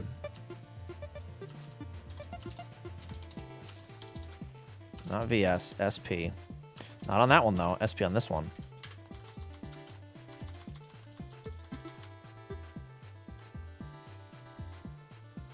Yeah, block to playfield. This is all it is. Field grid plus this stuff. I times board width. Right. So, where is that?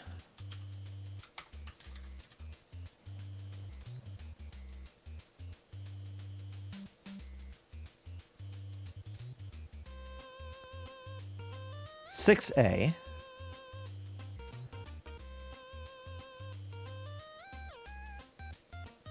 playfield low. Playfield high. 036A. Okay.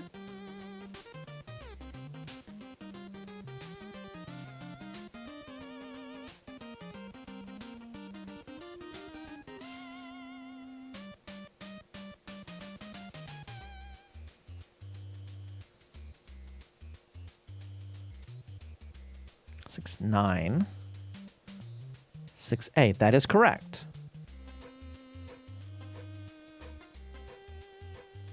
Why is block Y at 2? Because it wants to move down 1. Never mind. That is correct. It's not checking where it currently is on the screen. It's checking the next position it's moving to. So yes, second row. Holy shit.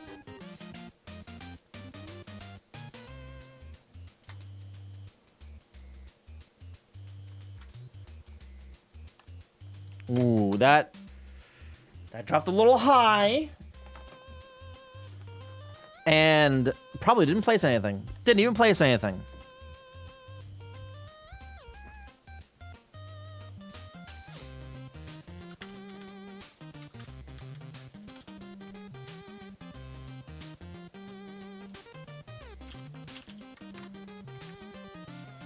Okay.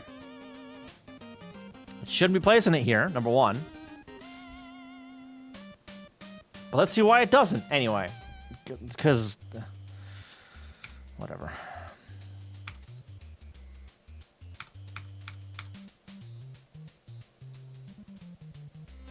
F0? That's a low. Okay, so fine. 3F0. It's still in the stores. Then I should do a load. God damn it. So I copy pasted this crap.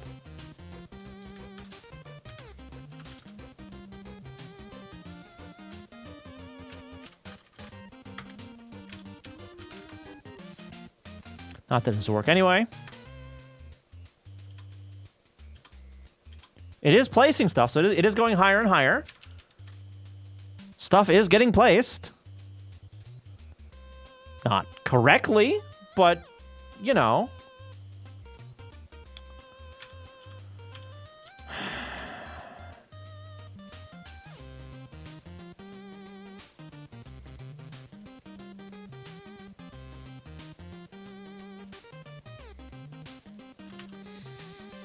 Also, is that IRQ firing off?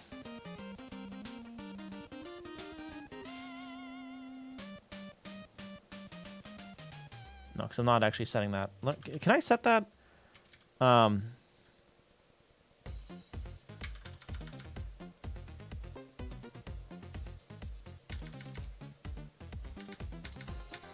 I never...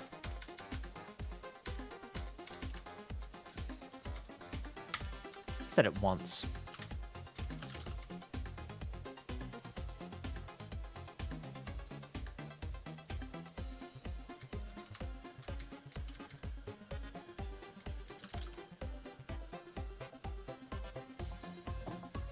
This could be interesting, breaking things actually.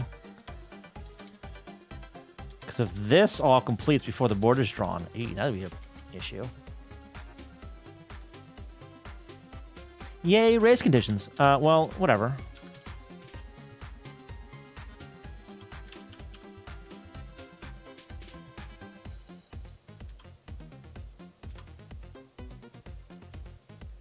IRQ is never happening, actually.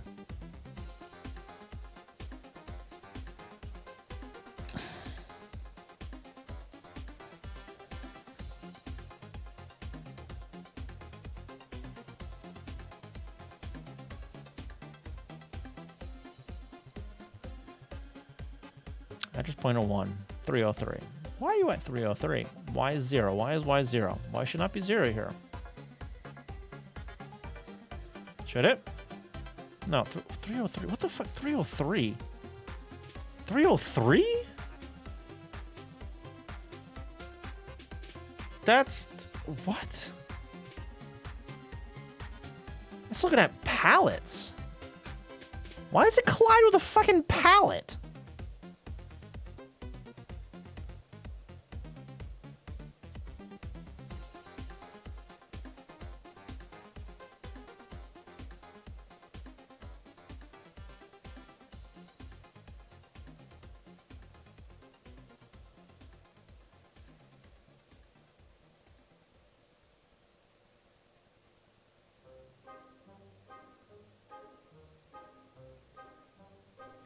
F9.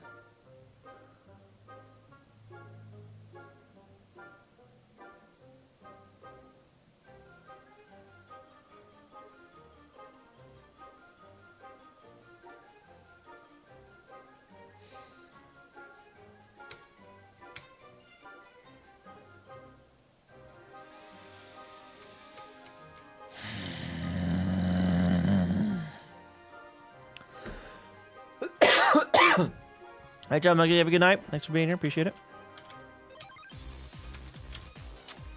What function is this in? Contact with the grid.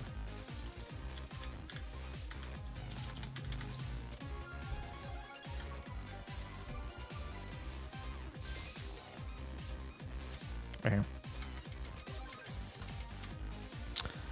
Hold up. Let's just do yoink paste 1 1 0. That's why that happens.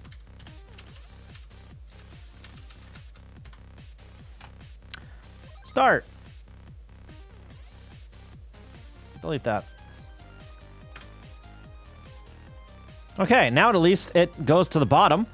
Doesn't place the block correctly, but we're making progress, I guess. Right? Or no, it doesn't update what's on the screen. The IRQ isn't firing off. Right. So the IRQ isn't set up correctly.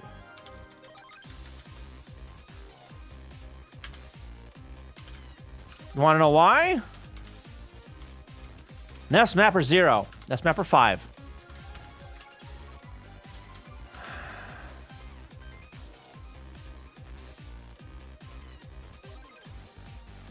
Okay, well. IRQ is happening up there. Right there.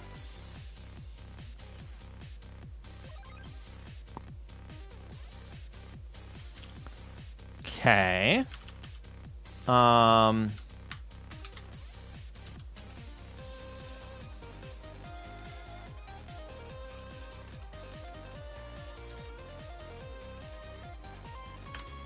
Bam. Okay.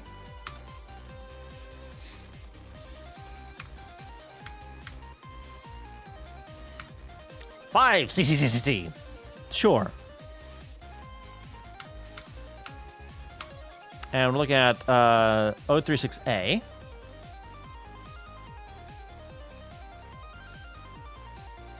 Are we not doing this fast enough? Is that what's happening?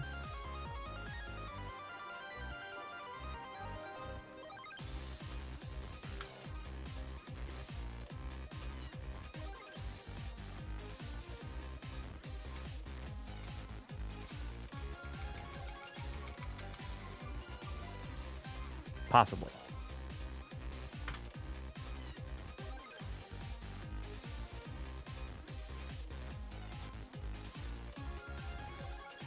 No. No. We're not doing everything here. I'm never going to loop row. Oh my god. I'm only looking at the first goddamn row. Holy shit.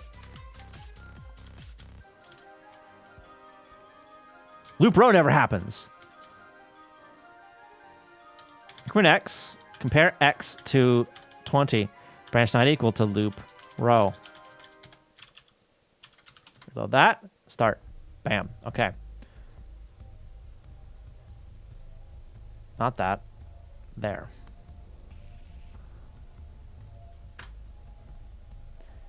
It's cutting it close. It's cutting it very close. But that should have drawn everything. It did not. Neat. There's nothing to draw. Of course it didn't draw anything. Now there's something to draw. Let's go! We got it. We got it. Let's go. Okay. There we go. That's better. Took forever, my god.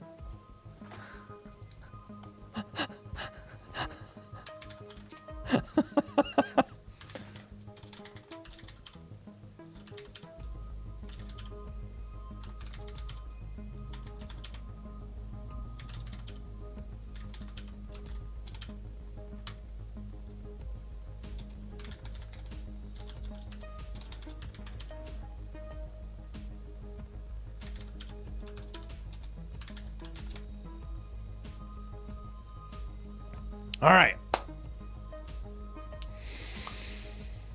Okay.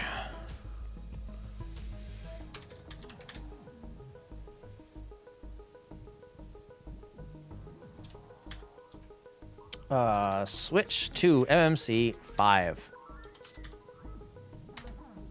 God damn it.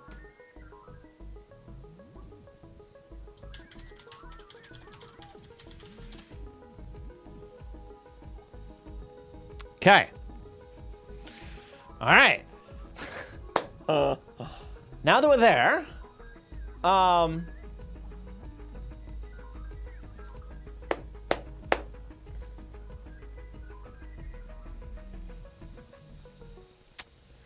might actually split this up in two. Because I do need to draw the bags.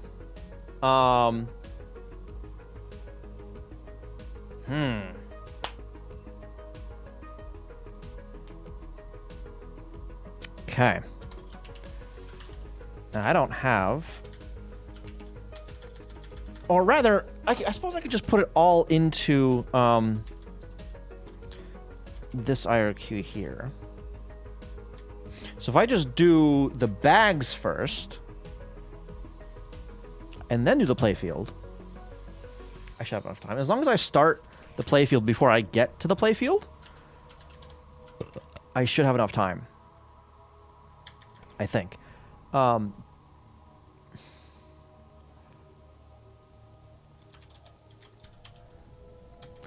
And for each of these, okay, so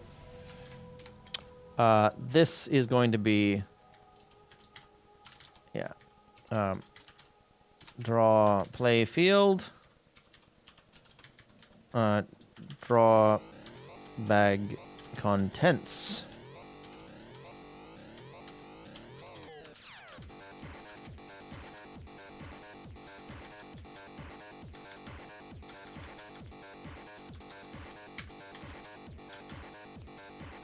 Main, I want the game. To the bottom there. No, lookup table. Bag.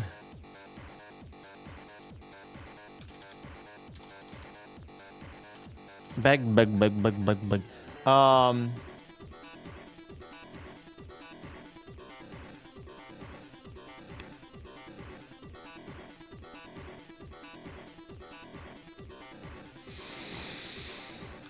Bag row 0. Repeat for I. That's going to be. What's that going to be?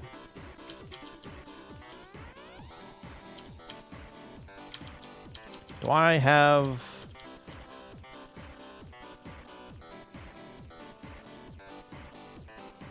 No, I do not.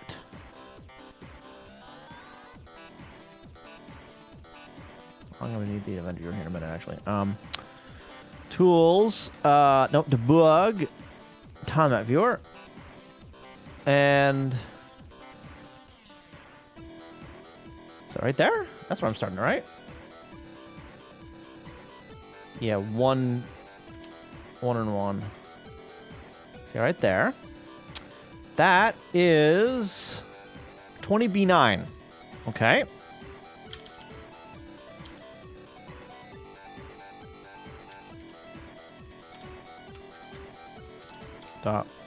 Word 20B9 plus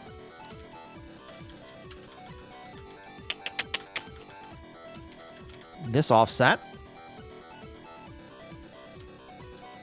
plus I times 32 to get the correct row. Okay.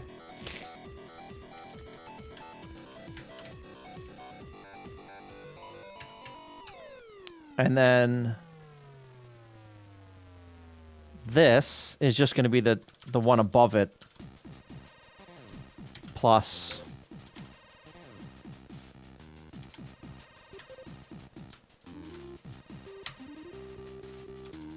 times 5.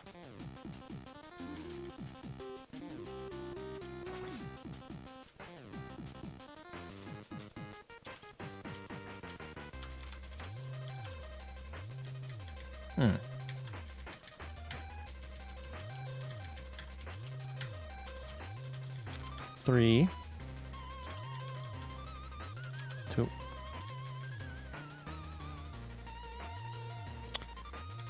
2. This one's 3. Okay, so we're gonna do 3 of them, 4 of them rather. Load up. Bag rows 0.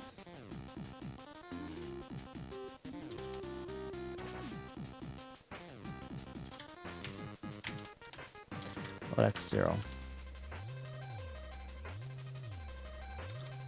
At X, store that into address pointer 1 plus 0.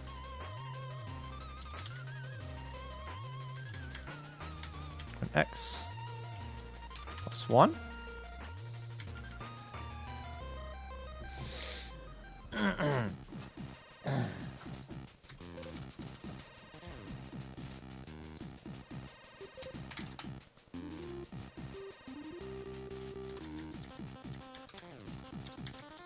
Use Y for this.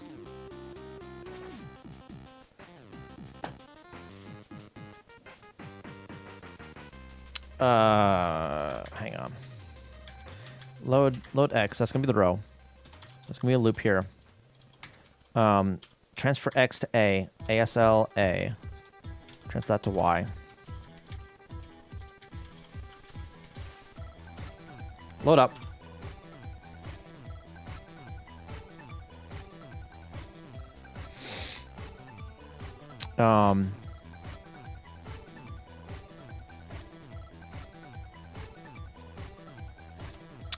What the hell is it? Grid something? Block grid? What up that? At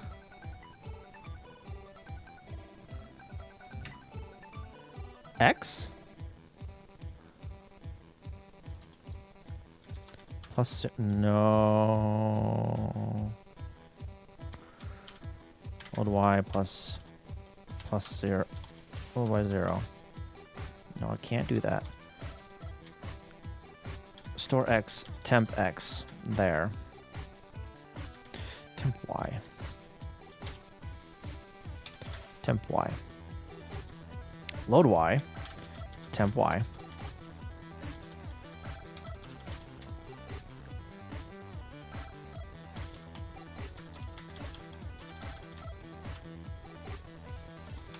I can't do that either.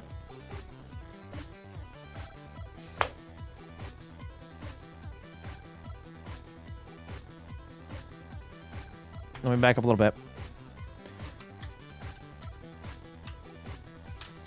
Load A, temp X, ASL it, do that. Okay. Put it in X, X. Oops. Put in X. Put in X. X. Load Y 0. Load X, temp X.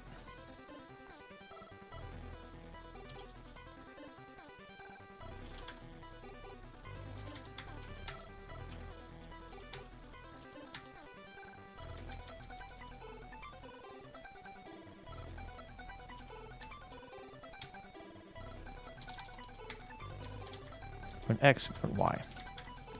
Paste, paste, paste. Not that. Go to that one. I hate this so much.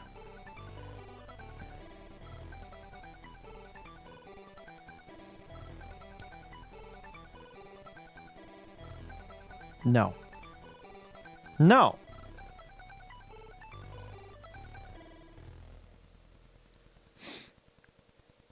No. This isn't going to work the way I think it's going to work. At all. At all. Okay. Block grid is always going to be the same. Where it's going is going to be... No, it's not even block grid. Oh my god. Oh shit, it's not even going to be block grid. It's going to be the lookup into this crap over here. Oh, Jesus. Oh, that's disgusting. So I need to look up the... Oh, God. I need to get... So I don't need to do the rotation, because the rotation is always going to be the same. All right, load X. Load A.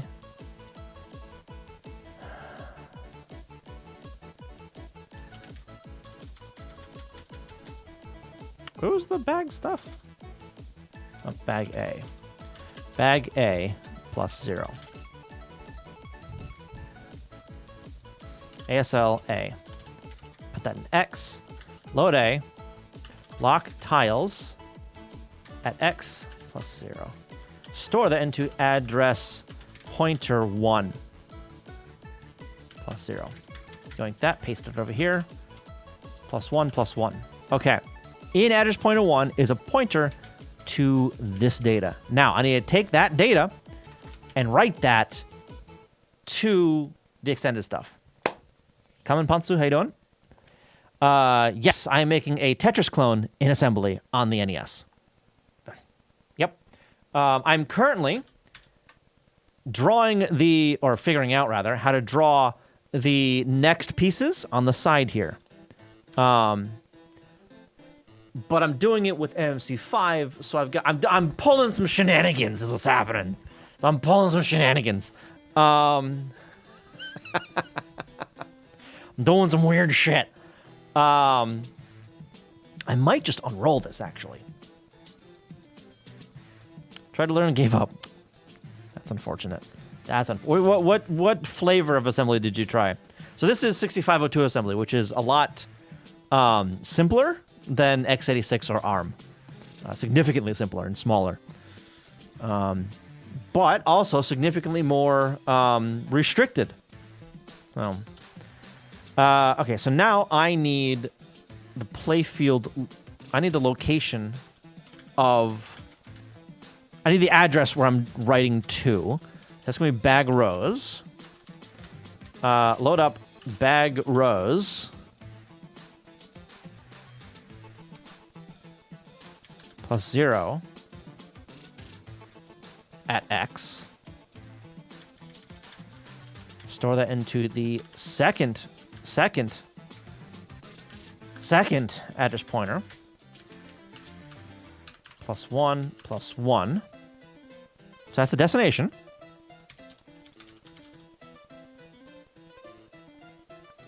Repeat 4.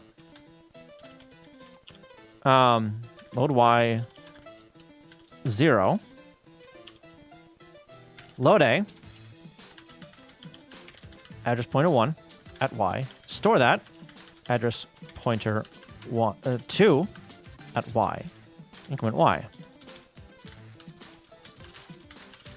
It's one row.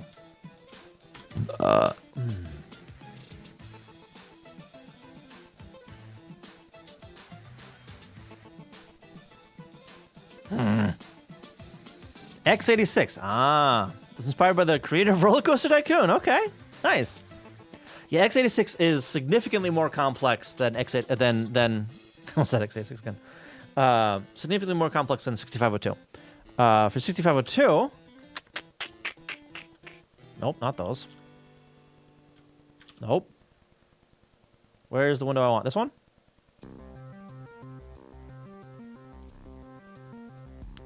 This right here is the full list of instructions in 6502 of valid instructions. This is all you've got to work with. Some addition stuff, some anding and oring, some bit stuff like that. Some branches, BMI, BNE, BPL, BCS, BCC, some branch stuff. Some comparisons right there. Some subtractions. Increment and decrement. Or decrement, increment. Some loading, some saving. And some moving some stuff around. That's all you got. That's all you got. Not much. Not much. All right.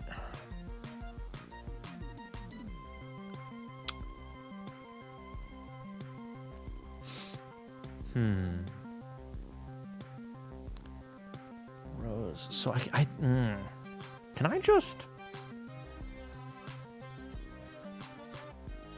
Bag rows, block tile, bag rows.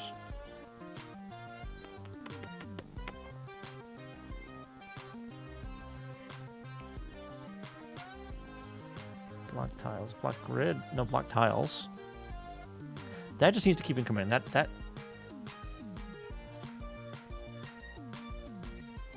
Well, I can put that inside of a repeat, can't I?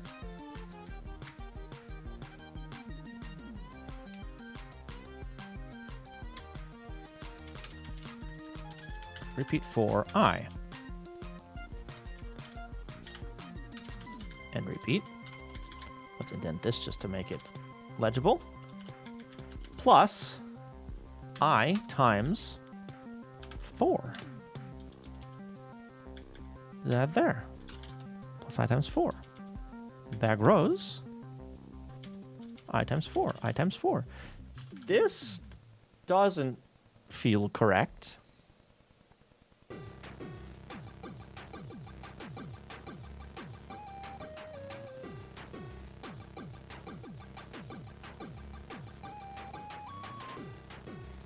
I don't know. We're going to find out.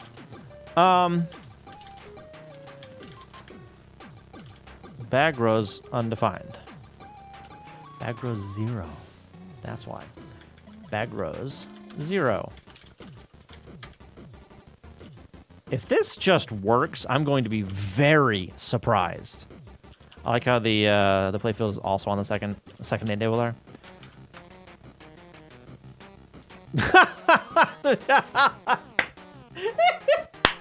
Not quite.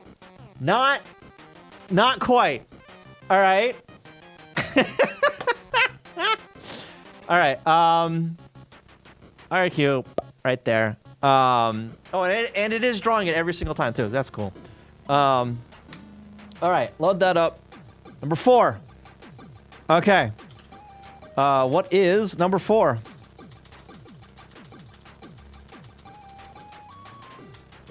Zero, 1, 2, 3, 4. J. This guy. Okay. Yeah, I can see where it was trying to. All right. ASLA, transfer that, put that in X. So X is 8 now. Block tiles. Sure. Why not? And then F11. So right there.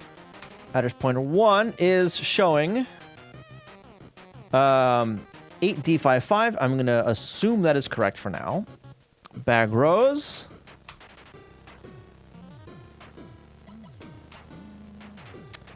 $5D59. Sounds probably right, honestly. I don't know. Maybe. I need to verify this, actually. Give me a reviewer. What did I say that was? Block tiles. 8C47. 8C47 starts there. Address pointer 1. 8D55 right here. First row. Second row. That is correct. Okay, it is currently reading from the correct address. It doesn't write to the correct address, though. It should be writing up here. It should be writing a few rows higher. Address pointer 2, 5D59. Okay. What is 5D59 minus 3C00? 2159. Is that correct? Negative. It is not. It is off by hex 100. Why is it off by hex 100? 20B9. Okay.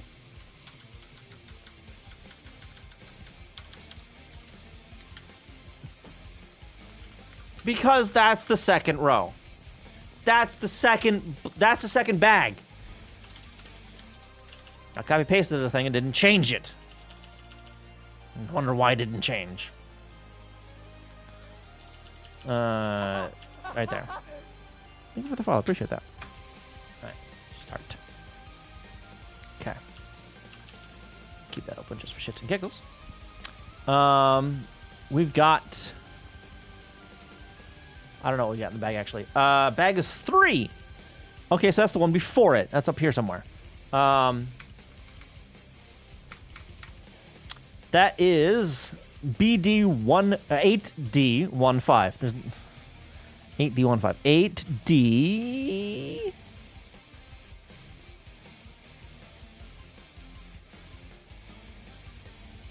Really? That's. Well, we're looking at 3 before? I thought we were looking at 4 before. Maybe we're looking at 3. I don't know. We're still looking at 3. Cool.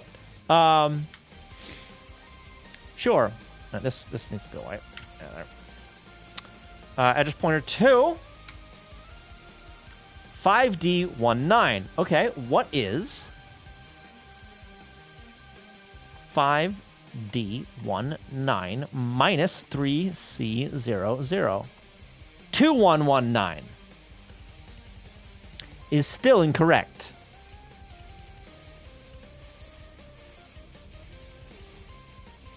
It's closer. Significantly closer. But that needs to be up by 3? What the shit? Well, we'll see what it draws. How about that?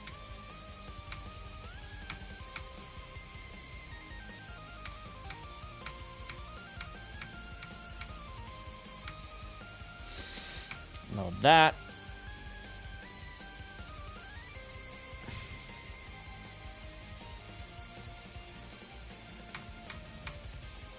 $8D95.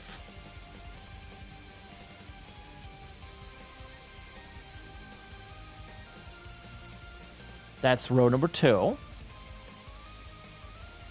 No, 8C. Where the hell? 8D. Yes, here. 95. Okay. Address pointer 2. 5D79.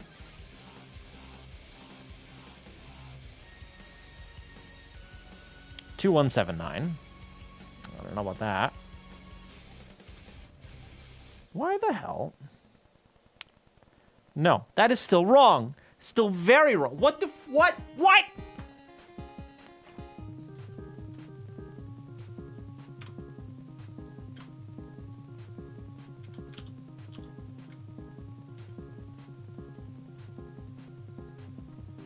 Unbelievably wrong, somehow. How did I get it that freaking wrong?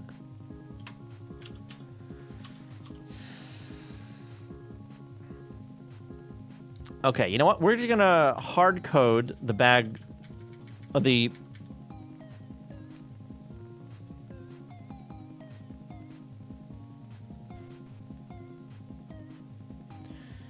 Yeah, we're gonna hard code this. Load A. 0. The first one.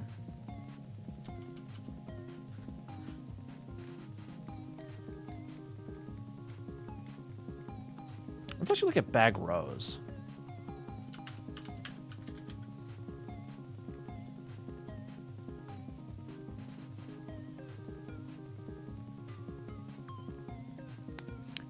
$5CB9.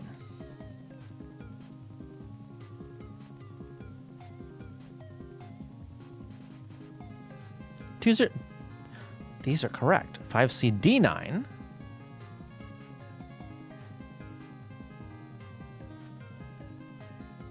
$20D9. These are correct. I'm doing wrong maths elsewhere. D9. Yep. And the next one should be F9 and 2119. F9. And then 19. Okay. Yeah, okay. So the table is correct. I am not reading the table correctly.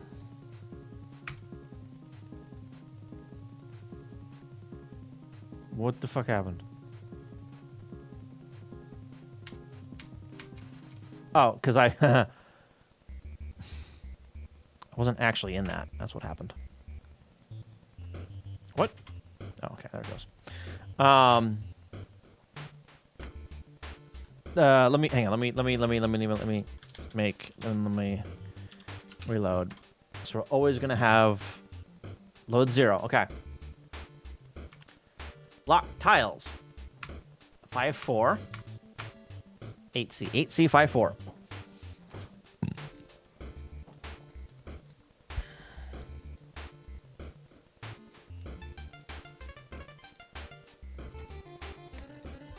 Stop making noise. Okay. 8C54. Okay, so that's the location of the actual tile lookup.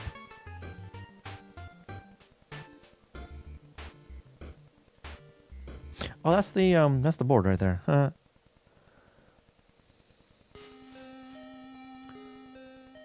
8C. Lock tiles. Oh, right. It's a pointer into this crap.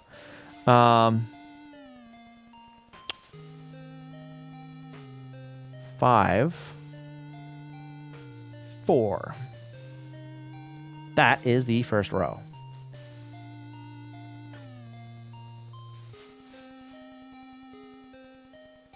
Right. And the second row like that. Okay. So that's the first row right there. Address pointer 2.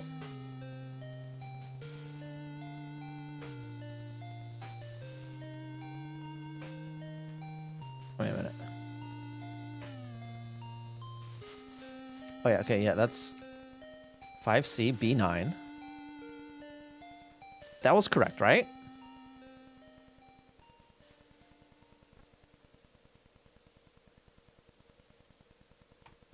Yes. Oh my god, I see what I'm doing wrong. One of those changes with the bag selection. The other one does not. Oh my god. Oh, I hate it. Oh god, I hate it. This guy doesn't change with the bag rows. I'm sorry, with the block. So X is wrong here. Not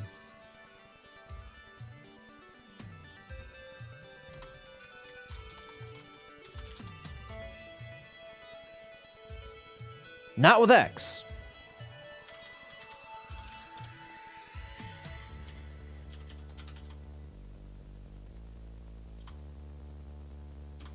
I mean, closer, I guess. It got the first two tiles correct, not the second two. So these ones are probably fine.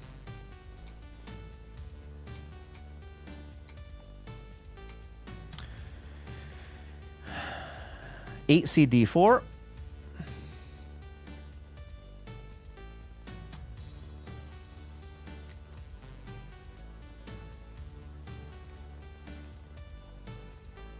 At what? 0. That's not right, actually.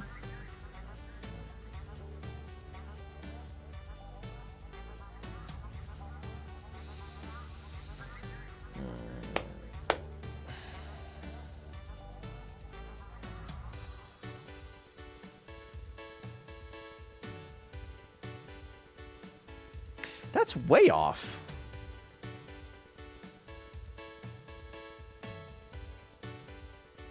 That needs to be up here. 8C58.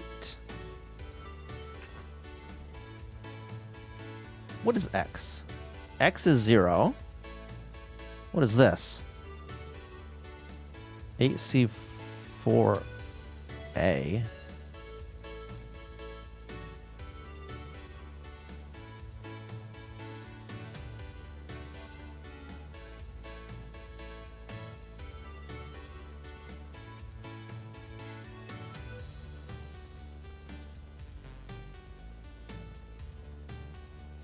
No! I don't want to do lookups there.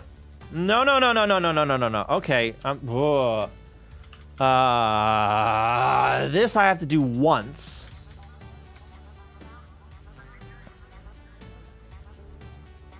Okay, hang on. This we're doing once. Because that gets me to the start of this. Right there. Yeah. Now you can chill. Nice. All right. I'm only doing that lookup once. This is just going to keep incrementing.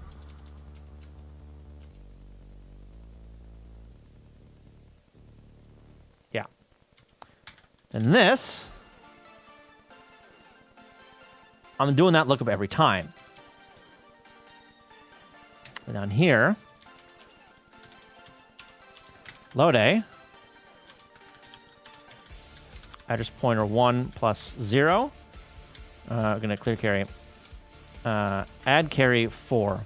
Store that into address pointer 1 plus 0. Yoink that, paste it, plus 0. But this is going to be 1 and 1. This will give me to the next row of this stuff here.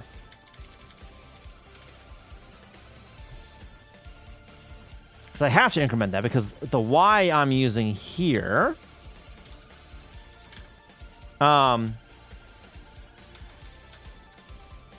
starts over at 0 every time. So that should maybe work. I don't. What? Eyes undefined.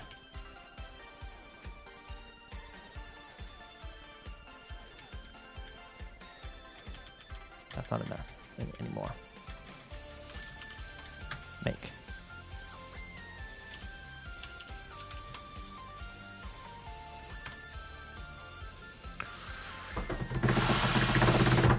Closer! A lot closer. Not quite yet, but we're getting there. Okay, why? Why is it still broken, but not as bad? So the first iteration works fine.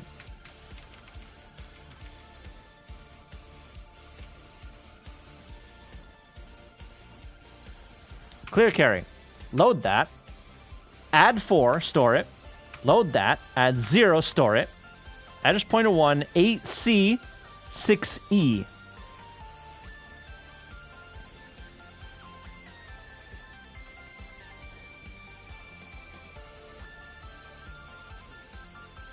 Looks fine.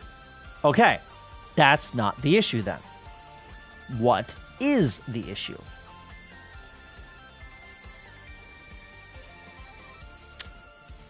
Load up whatever the hell this is. 8E, 2E.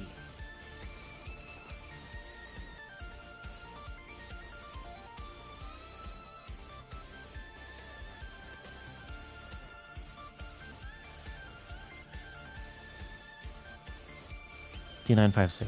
What the what? What? What? Stop it.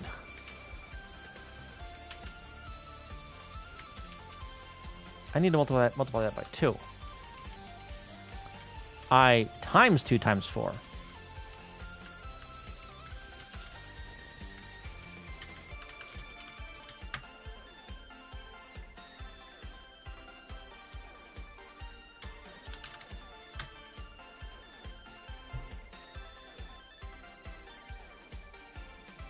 Yeah, so 8, yeah.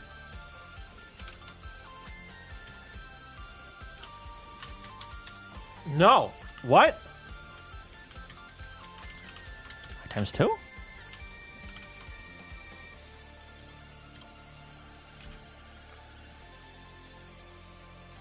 I mean, okay, fine, I guess.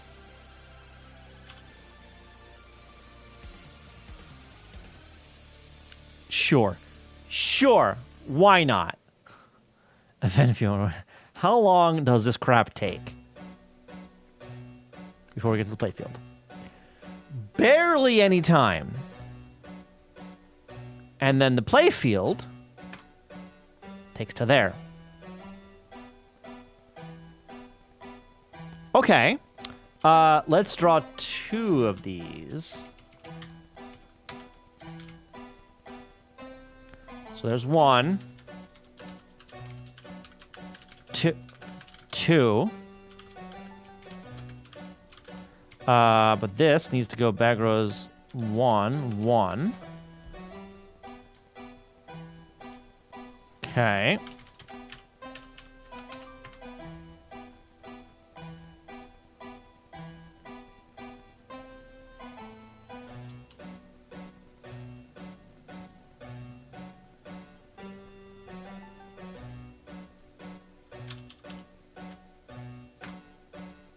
Really? That's a lot faster than I thought this would be, honestly. Is it because it's unrolled? Yeah, so we're not even done drawing the first bag, and we've updated the first 2 bags and the entire playfield. Is it because it's unrolled? It might be. Maybe I should unroll this too.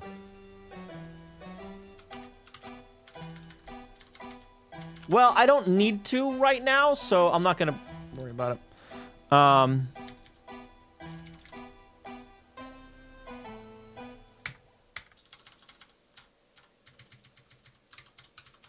Repeat 4 times J.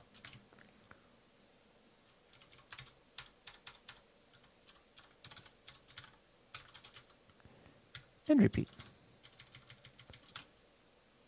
Plus J.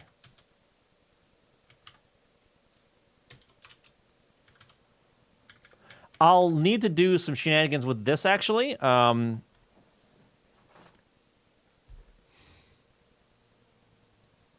Actually, no, I won't really have to if I just constantly update the bag. Yeah, that's fine, probably. It's fine, probably. Now let's see if it updates all of them. I mean, it should. Delete. Delete. Now this is going to go on for a little while. Lots of unrolling there. Okay. So we are currently at the IRQ. Bam. All of the bags are done. I never did the... Okay, I said all of them were done, but not... I lied, apparently. I also didn't... Go there. And then here. All of them are done. And the board finishes there. It's probably fine.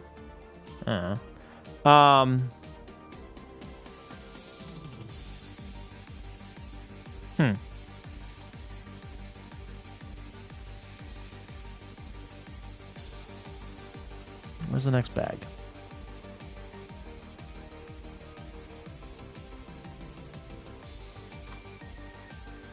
Zero.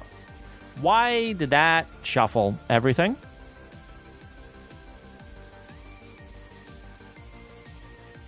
Wait a minute. It's drawing it at the same spot, isn't it? Bag row 0. Yup. Drawing at the same spot. Cool.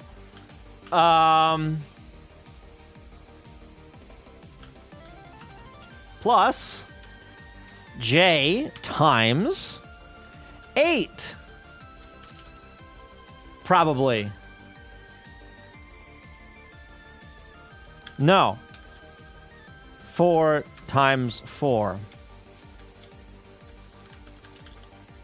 16. Times 4, so there's 4 rows.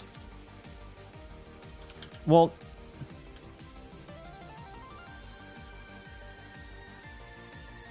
No, that is going to be 8, actually. Because those are words. Yeah, okay. Let's try that. No, wrong window.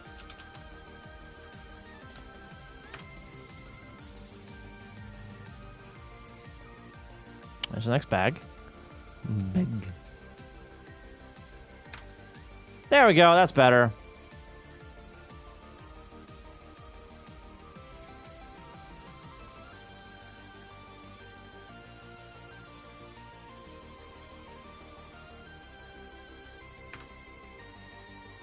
There we go. 1, 2, 3, 4. And we are at way up there.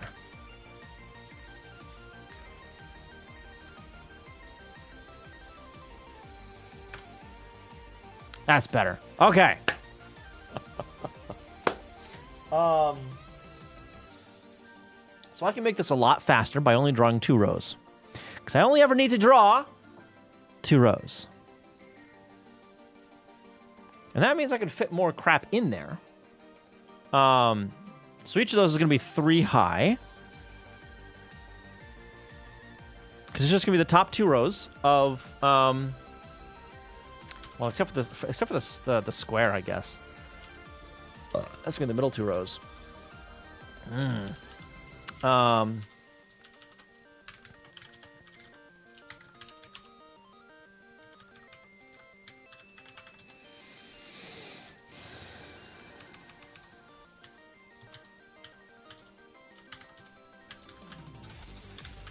Commit.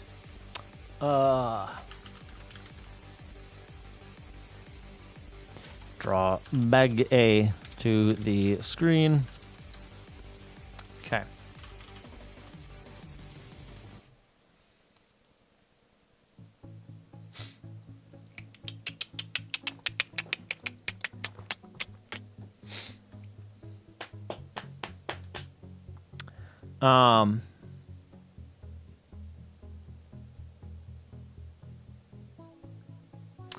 Let's get those displaying a little bit nicer.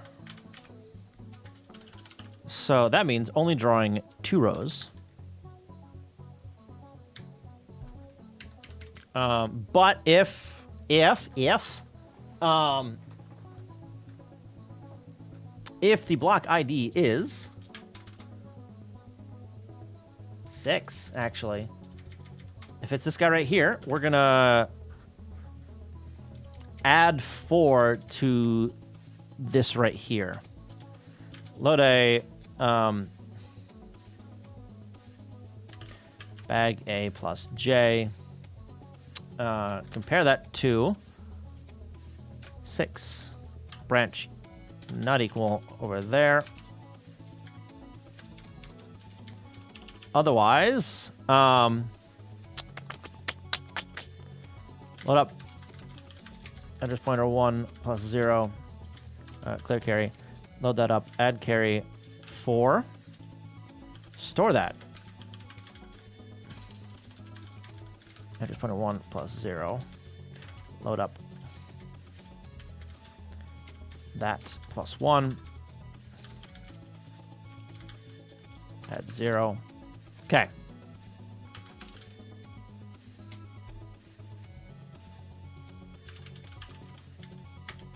Not that. Make.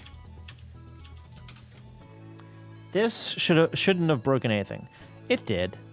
It, of course. Why? Huh? What?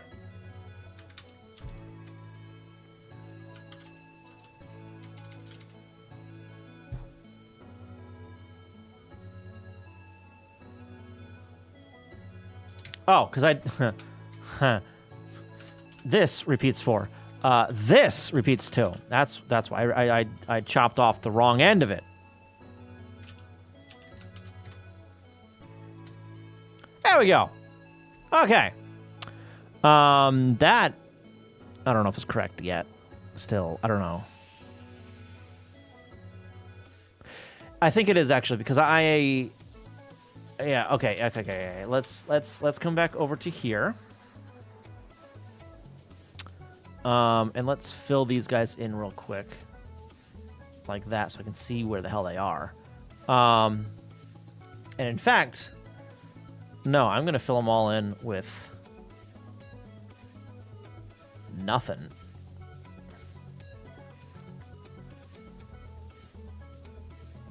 Do that. Copy, paste. 2, 3, 4, 5, 6, 7. That's too many, but whatever. It's fine. Don't worry about it. It's fine. It's fine. Boop, boop. And then we're just gonna fill those in with like that. Good. Save.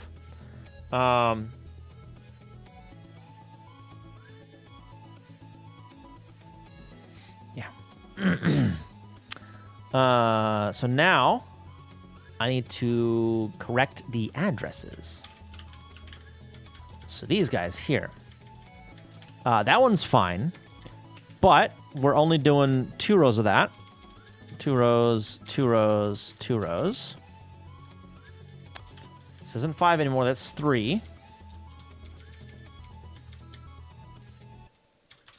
So a total of 3 rows, because the 1 row blanked, right? Oh, I just need to do that. That should have been good. Make that. We'll go back over here, reload. Why'd you break? What happened? You shouldn't have broken there. What?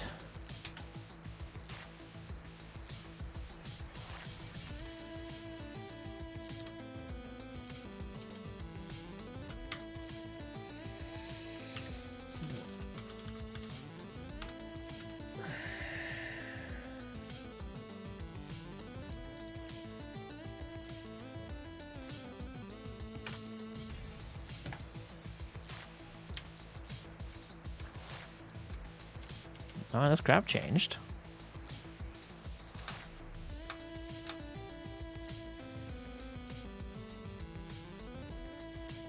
Okay, so now we are at the we're buried in the NOI somewhere.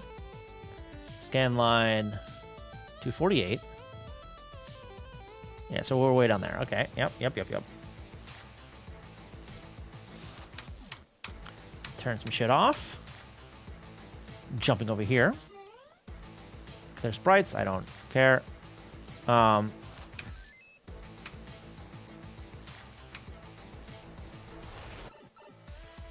that's pallets.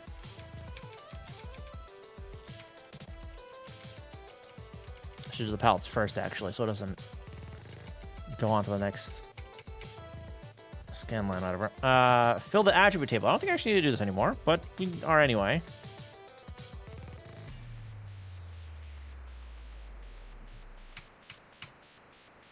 Draw a screen.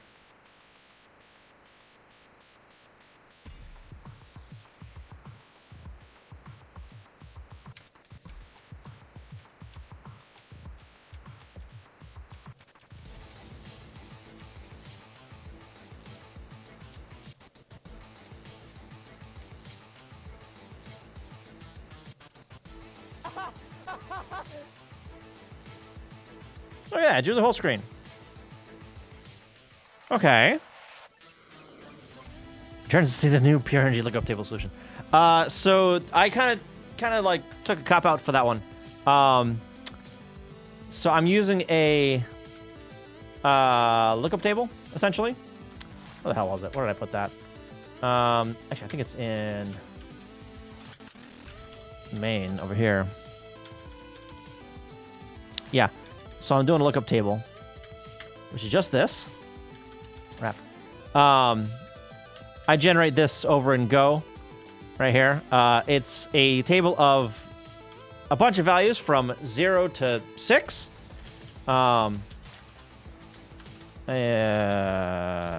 Generated with this one right here. So basically 36 times I add an array of 0 to 6 to a list.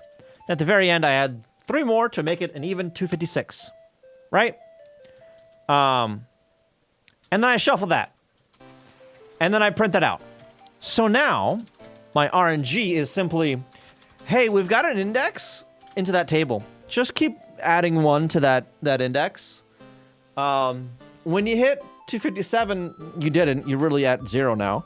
And it wraps around because it's a single byte. And that byte is just a lookup into that table, right? So now when I'm doing the getting of the when I'm shuffling now, right? I'm still doing the same thing. I'm clearing out the destinations, making them a value that is not in the RNG table, FF in this case. And then I'm looping through this. Every loop, I increment that index to get the next value, right? I load it up, get that value, load the index, get the value at that index, and then I check the destination, all 7 spots in the destination to see if I already have that, right? If I do, I can back up here, get the next one.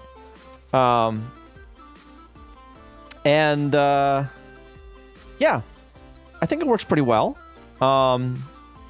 It should work fine. I don't know. At the very least, it shouldn't cycle indefinitely, because it will always go through all of those sequences. I don't have like I don't have a known guaranteed longest, but you know, not too bad. Amuru, am I saying that right? How you doing? Welcome. But yeah, so that's working well enough, and now I am sorting out, getting more stuff. So I populated the 7 pieces. I am now figuring out drawing those 7 pieces on the screen. So I had already gotten the play field updated, and now I am updating over here. I had to change how I'm drawing the play field because with just the vanilla NES console, it works, Shabbat. With the vanilla console, the only time I can update the tiles on the screen, so here, so I have, well, I'm only using RAM for one of these right now, one division here, so ignore these other 3, right? So in order to update any of these tiles, I had to do that during the vertical blanking period. I've only got a handful of scan lines, so from scan line 240 down to 260, so that's 20 scan lines, right? So the way I was doing it before, I was updating 200 tiles in those 20 scan lines. About like what, 10 tiles a scan line averages out to. It was shorter than that because I was doing other crap there. But updating the playfield took up all of the vertical blanking period. So I didn't have enough time to upload, to write the next pieces. Oops. So what I've done, why is the script so long? So this is assembly. That's why it's long. Doing things in assembly is verbose. Very verbose. Like these lines and these lines right here in something like Go is a single line, right? So a good example, right? This is code for generating a bunch of numbers and shuffling them, kind of, right? This right here, for I is 0, I is less than 36, I plus plus. Load Y 0, that's my I equals 0. This is the start of the loop. Compare it to 7, CPU I 7. Is it less than a thing? Increment. Increment there. Right, so yeah, increment and then the compare. And, oh, it's not less than, so we're going to the top of it. Yeah. Pain in the butt, gotcha. Nah, it's fine. Horizontal and vertical blank. Yeah, I don't have nearly enough time for any horizontal blank stuff. There are some games that do some shenanigans there, with like, if you've ever seen like a wavy kind of pattern, like a wavy animation rather, in an S game, some logos would do that, right? That is doing some shenanigans in the horizontal blank, changing the scroll essentially. Basically, any racing game on the NES also pulls some shenanigans with that. So basically, they draw out the straightaway of the road, track, whatever, on the screen, and then whenever they want to make that turn, they simply just scroll a different amount on each scan line, right? So the higher scan lines, or like towards the middle of the screen, the scan line closest to the horizon is going to be scrolled the most in one of the directions. And then the further down you get, it scrolls a little less and a little less and a little less, and that makes a curve, right? Now, explaining assembly to people that write any other language is a joy. If you don't have a t-shirt, ASM is the only real programming language where everything else is just poetry when written for your compiler and linker. Yeah. Yeah, I honestly really enjoy the assembly stuff because it makes me think about software in a different way than I normally would. What is the t-shirt? So like, you know, with modern stuff, I can do multiplication and division and all that really easily, right? I want a random number, fucking math.rand, and I'm fucking done. If I want it if I want it like 0 to 50, modulus that by 50, and we're good, right? If I want that same thing in assembly, I've got to go through so much shit. It absolutely is a challenge, yeah. And another thing that I really actually enjoy figuring out is like encoding stuff, right? So right now in this ROM, I'm not really doing any weird encoding bullshit, right? But in other ROMs, so where is it? This right here, the screen, right? I am doing 0 compression for this.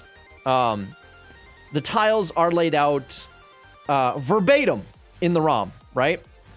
And you can see there's a lot of duplicate tiles here. All these are index 0.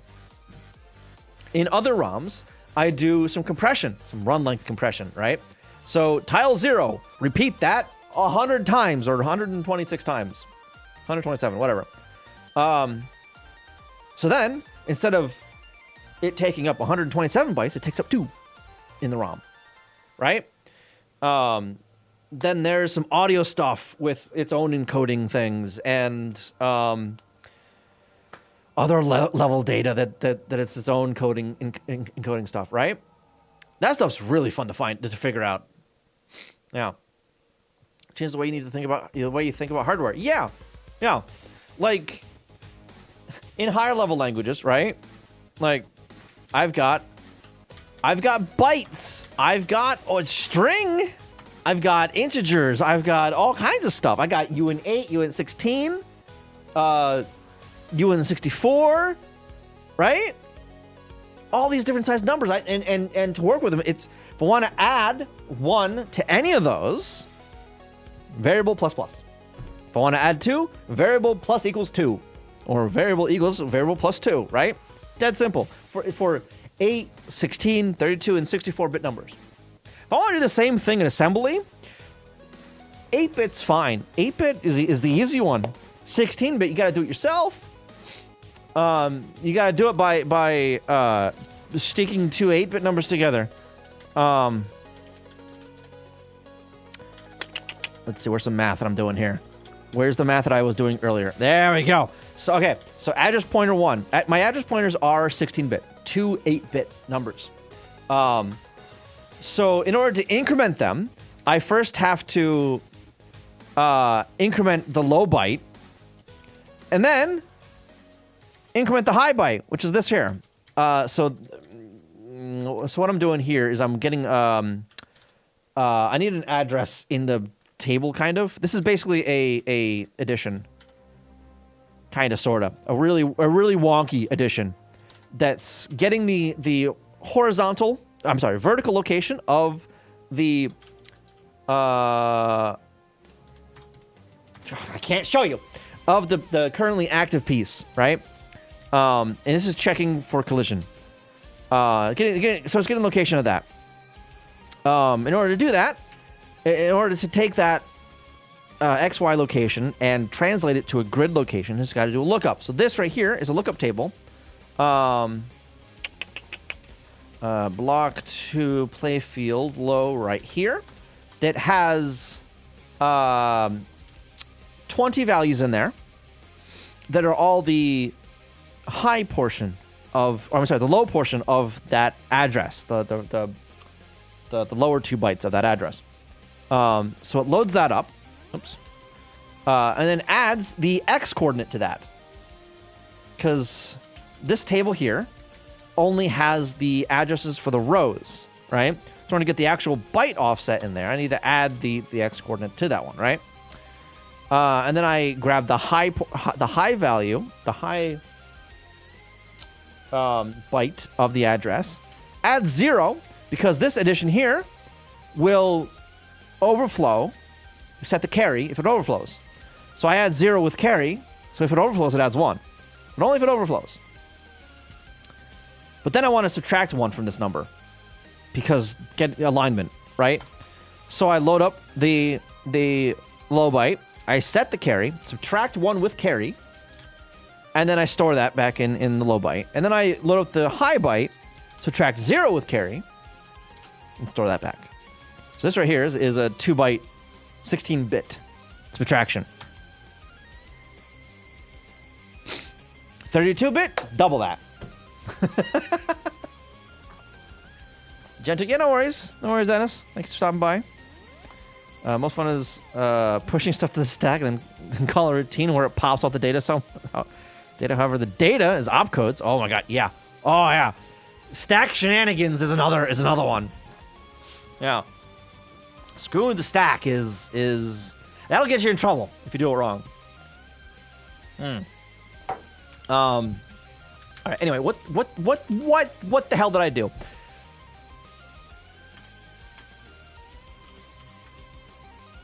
The screen was drawn. What? Palettes are good. Screen is drawn. Screen is not turned on. Why is the screen not turned on? Because we are waiting for NMI that will never come.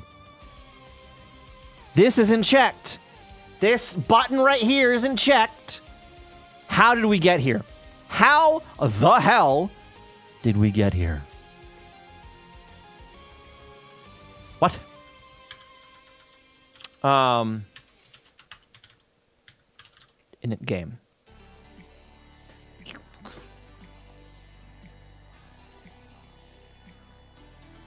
Wait for NMI right there. View control. That should have generated that right there. Or turned it on, rather. So we're gonna put it there.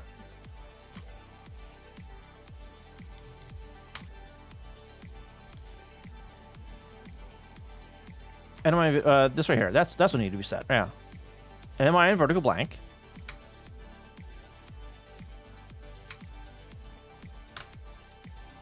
And am I happened once? Mask. Okay. That's turning on drawing. Wait for NMI. Wait for NMI. NMI handler. Does that break something?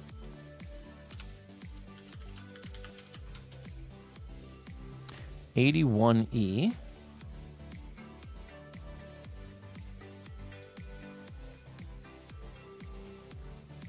And my game just does the okay. Huh?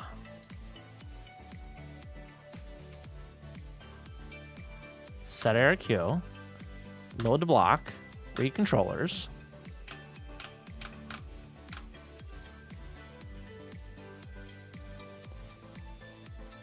I don't understand. Did I just need to like reload or something? Like, did I not reload? Is that what happened?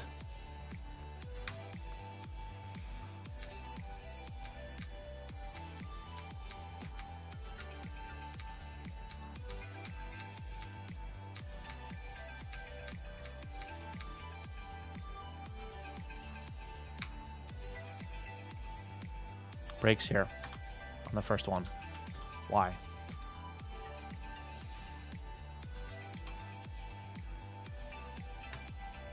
Wait for NMI right here. Increment that.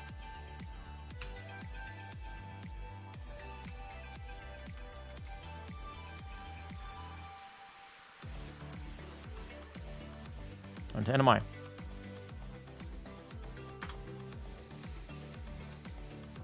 What? It's just waiting for an NMI. How does it break?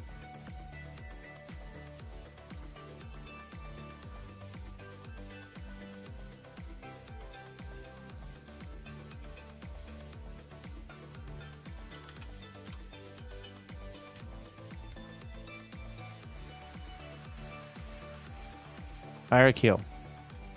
Where are we? We're right up there.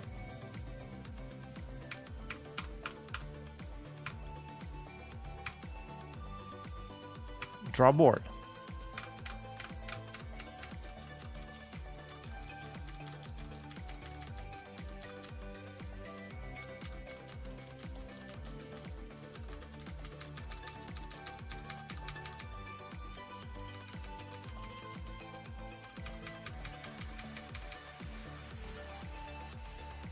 Whoa, whoa, whoa, whoa, whoa, whoa, whoa, whoa.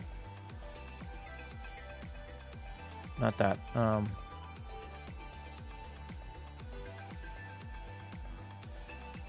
Why the fuck is address pointer 2 way over there? Oh my god. How did we get there?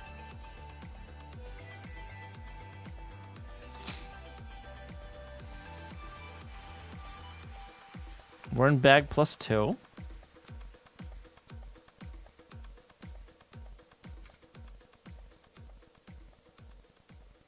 Screenplay field.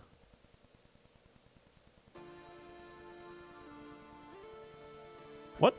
What?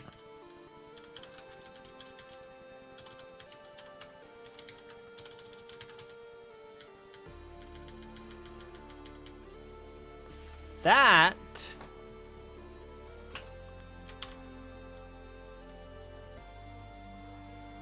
What?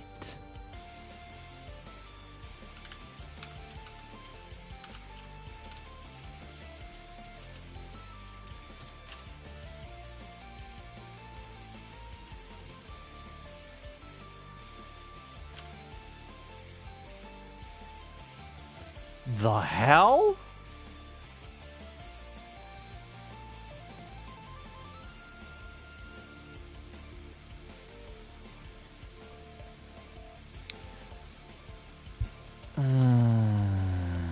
These calculations are wrong now.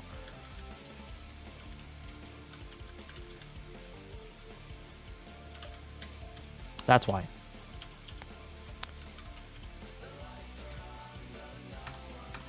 I changed the size of something. It didn't change it everywhere.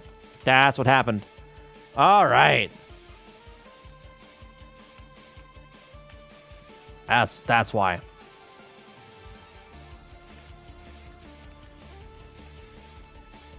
Oh, that's not right. There it goes.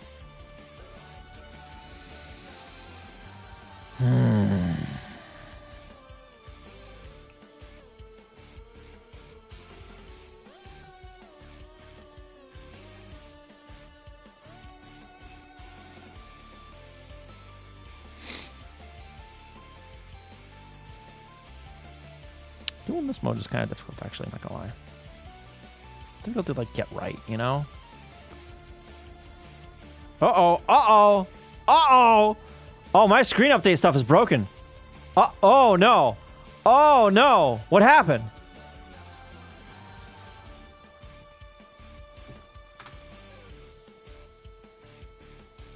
What? What? How do I have more sprite? How do I have more sprites? What?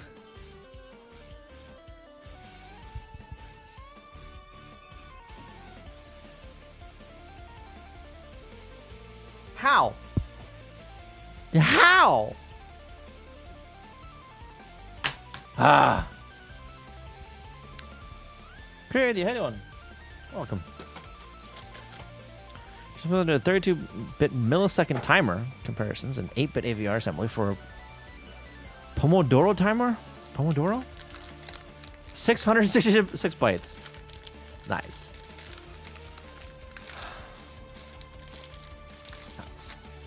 It's a nice number. I like that number.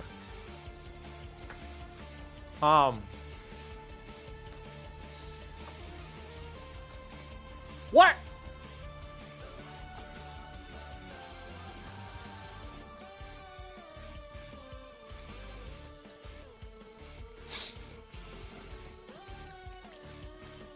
So my code to update the playfield is probably wrong then. Somehow. Fucking somehow. Or maybe drawing the playfield? The playfield?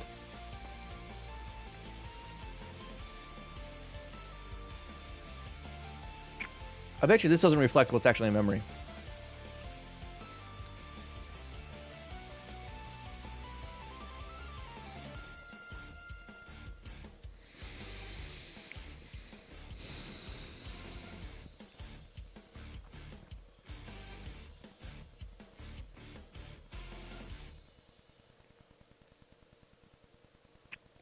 Okay, that one does.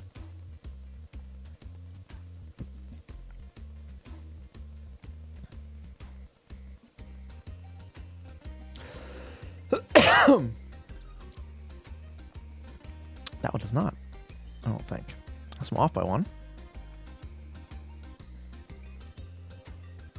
I'm off by one. Okay, yep. So 10.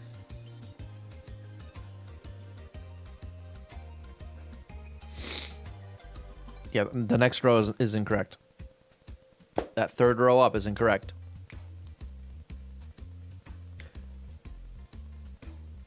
It's not displaying what's in memory.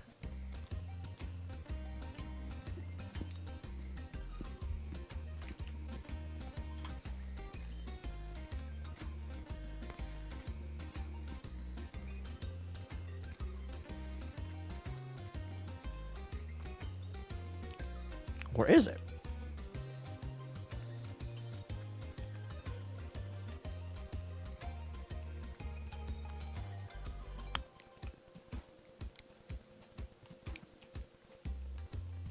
Notice one of the blocks in the sprites is gone.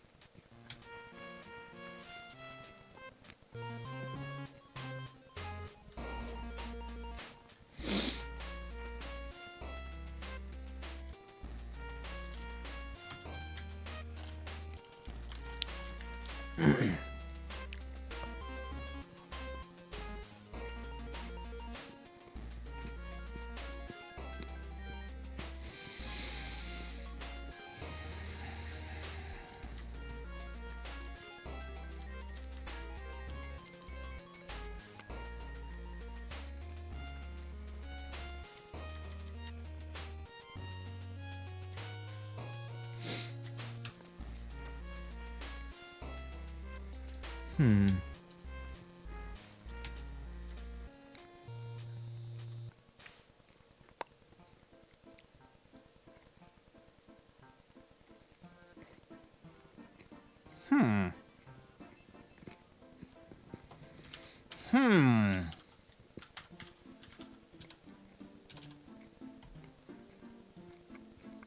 Is this somehow broken?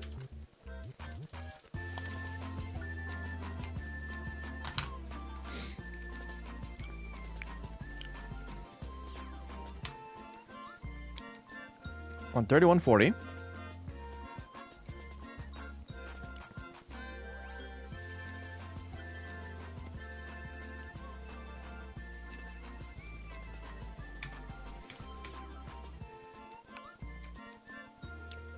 All right, so it doesn't start from the bottom because it doesn't need to, right?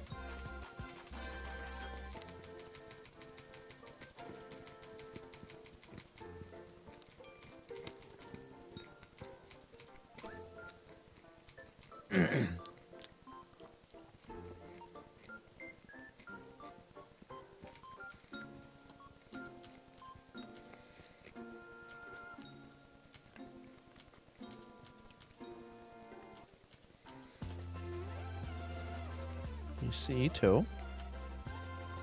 120, 130.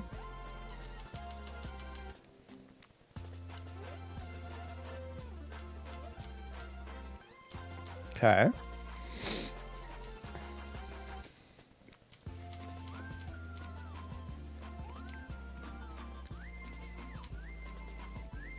What was this rating?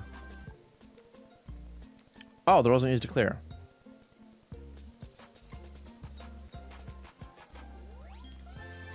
Okay. 2 clear rows. Then IRQ happens. Uh-oh. We are in the middle of updating the rows to be cleared. And we're going to redraw.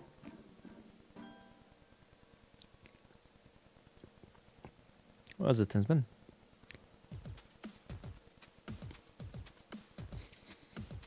Structured programming language. I mean, the reason I'm writing in assembly is because I like writing in assembly.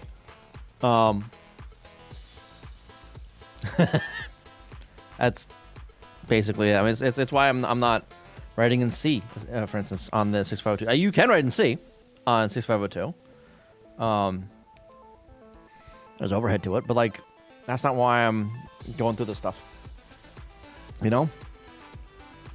All right, so this is going to read everything and update everything before it's done getting updated. So that's cool. RTI. Load Y0. And now the address pointers are clobbered.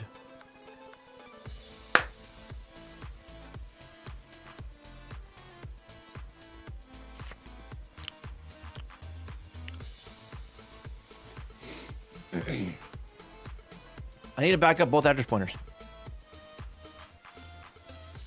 That's what broke, is the address pointers are getting clobbered.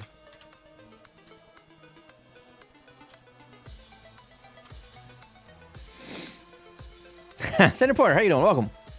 Yeah, Jojo dropped 50 subs earlier today. Yeah, welcome. If write in C, you might as well write basic. Yeah. Next newfangled thing might be a middle between readability, maintainability, and speed. Oh, nice. All right. Main. IRQ. This right here. All right. Storing all that stuff. Load up. Address pointer 1 plus 0. Push it. Plus 1. Push it. Same thing with address pointer 2. Push it. Now we gotta do the opposite. Load up, pull it, store that into address pointer 2 plus 1. Pull plus 0. Same thing with address pointer 1.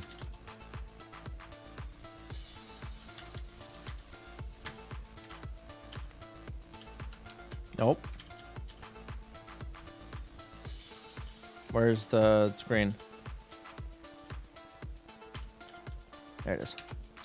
All right. Let's see if it was that. It was that. That's why that broke.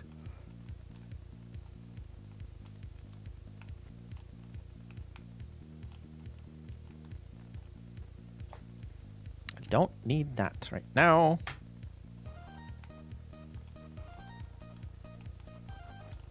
Oh. Okay. Let's get this a little higher. Up there. Oh, that.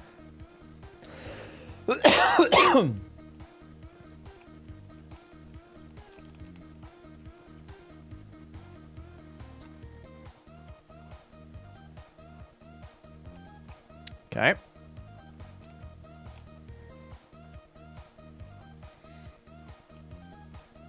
Oh! I didn't think I was going to be able to do that. All right.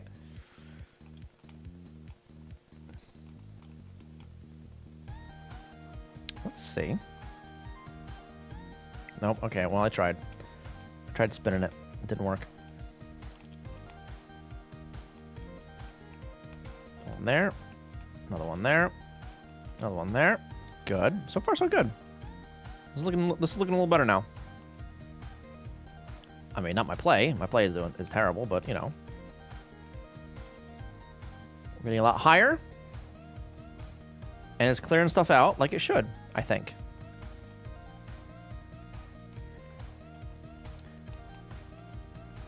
Yeah.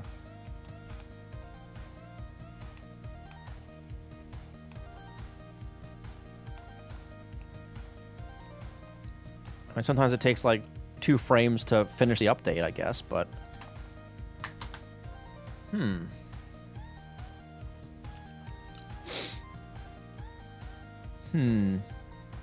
That should probably be fine, right?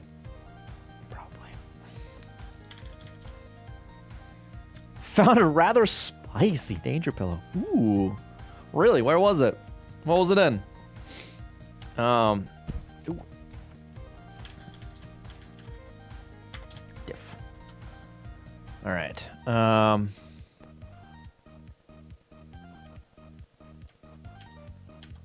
Okay. Set of headphones. Okay. Wasn't what I was expecting. I was expecting like a phone or something. Main and screens. Playfield. Could add those things. Alright, what I do?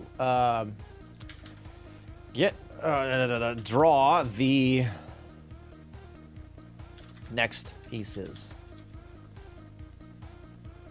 on screen. Also, fixed race condition bug. Well, not really race condition. Fixed a bug where pointers were getting clobbered while clearing rows on the playfield. And an IRQ fired off. Okay.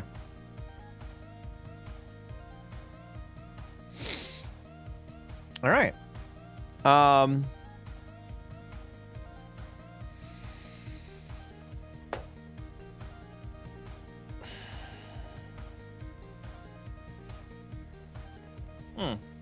So now,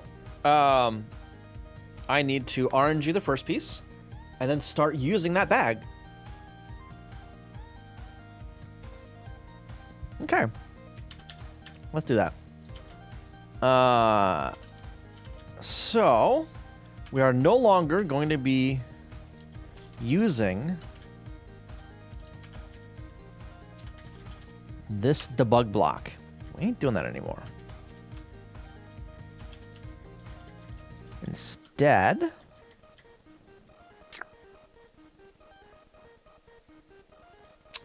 we're not even going to be doing this anymore, because that's just incrementing the next one.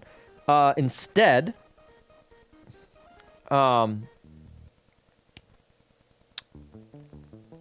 we need to load up from the next bag. The big... So first, let's generate both bags.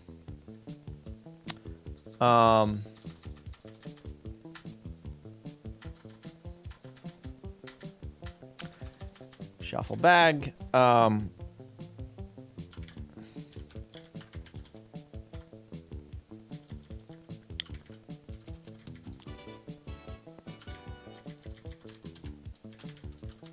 Init bags. Let's do that.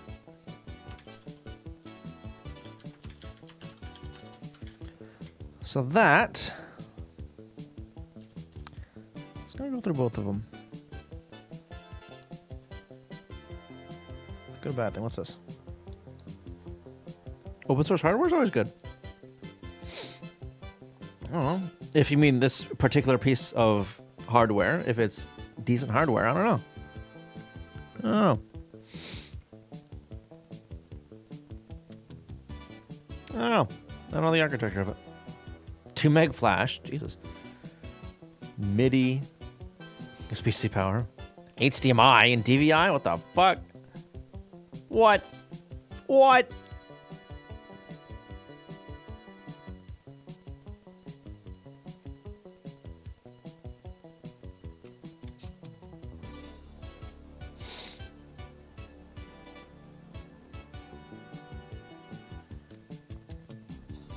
Oh. What's it clocked at? You know? Because it's all heavy lifting. What's the fun in that, huh? What's the fun with that?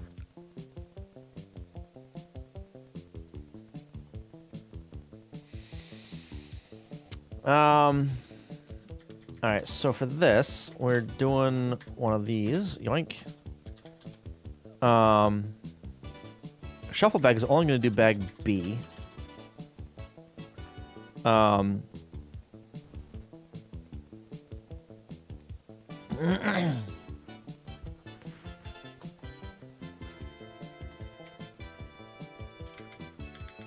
Bag B like that. We can pull a lot of weight too.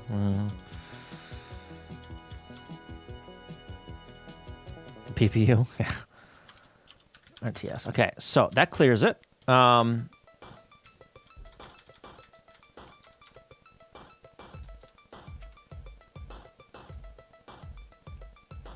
X.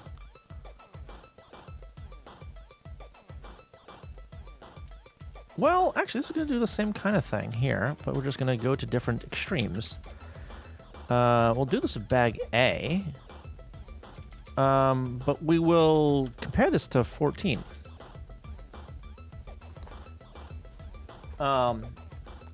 Ooh, no, we can't compare that to 14.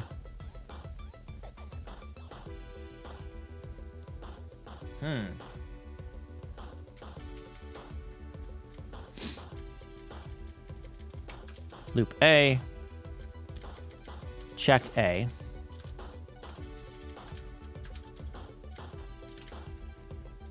Yoink. Paste. Loop B, check B, bag B.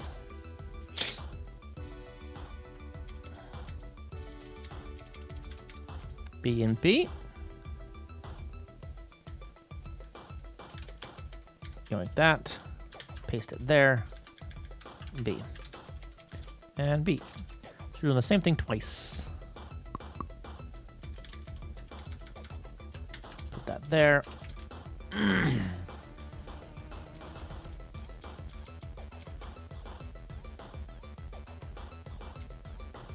Yeah. All right. So we fill up both bags on the init. And then on the shuffle, it just does the second bag. Because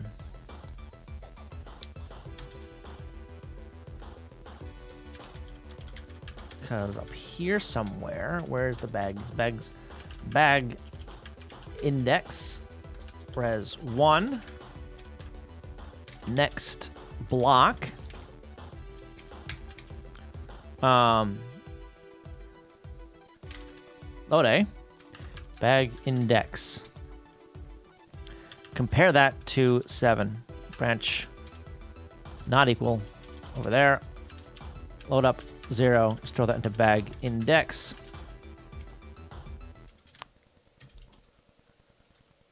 Transfer A to Y.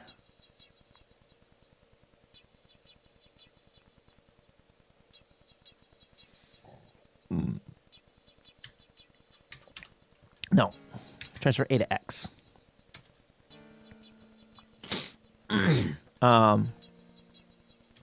Let's just use X. Compare X. X. Okay. And then JSR shuffle bag. No.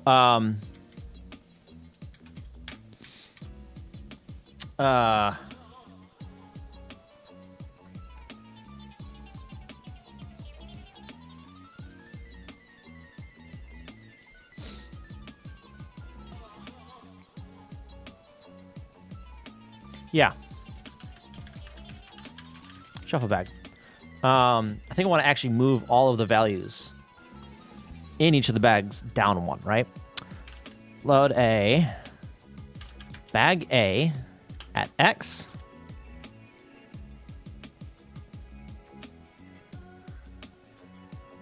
No. No.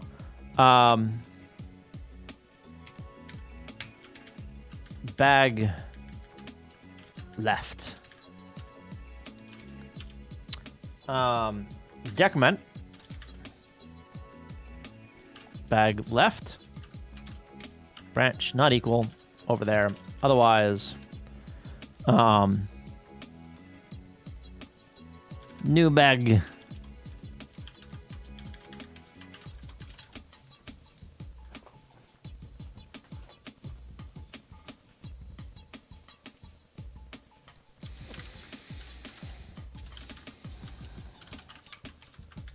Okay. Otherwise, we're going to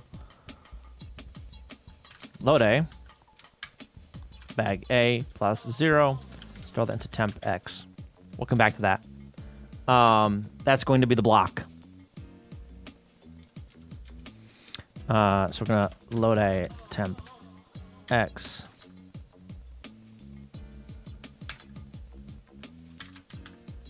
Load Y temp X like that. Okay. And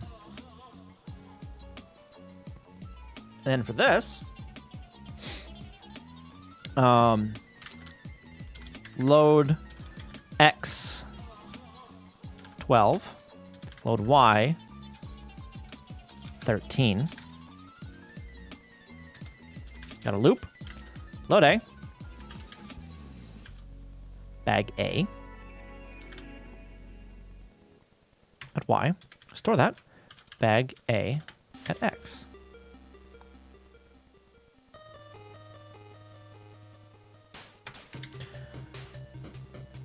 No. Nope. Load Y. We're just using one of them. Just one of them. Load A. Bag A at X. Store that. Bag A minus 1 at X. Compare X to 0. Decrement X. Compare X to 0. Branch not equal. Like that. So this should only loop 12 times.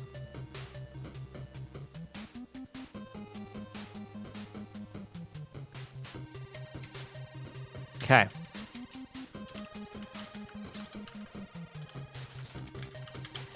Pump both bags. New bag if we need it up there.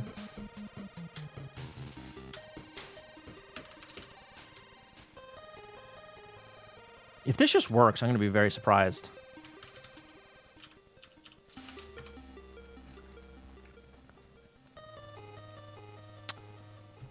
See how it didn't work?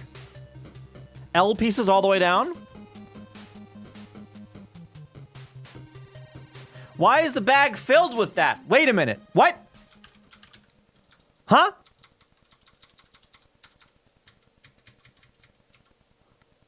What? What? What? Okay, get rid of that. Where is... not this one. Bugger. You. Reload. Next block. The bag is good. Okay. What happens between now and when the frame is drawn? That... okay.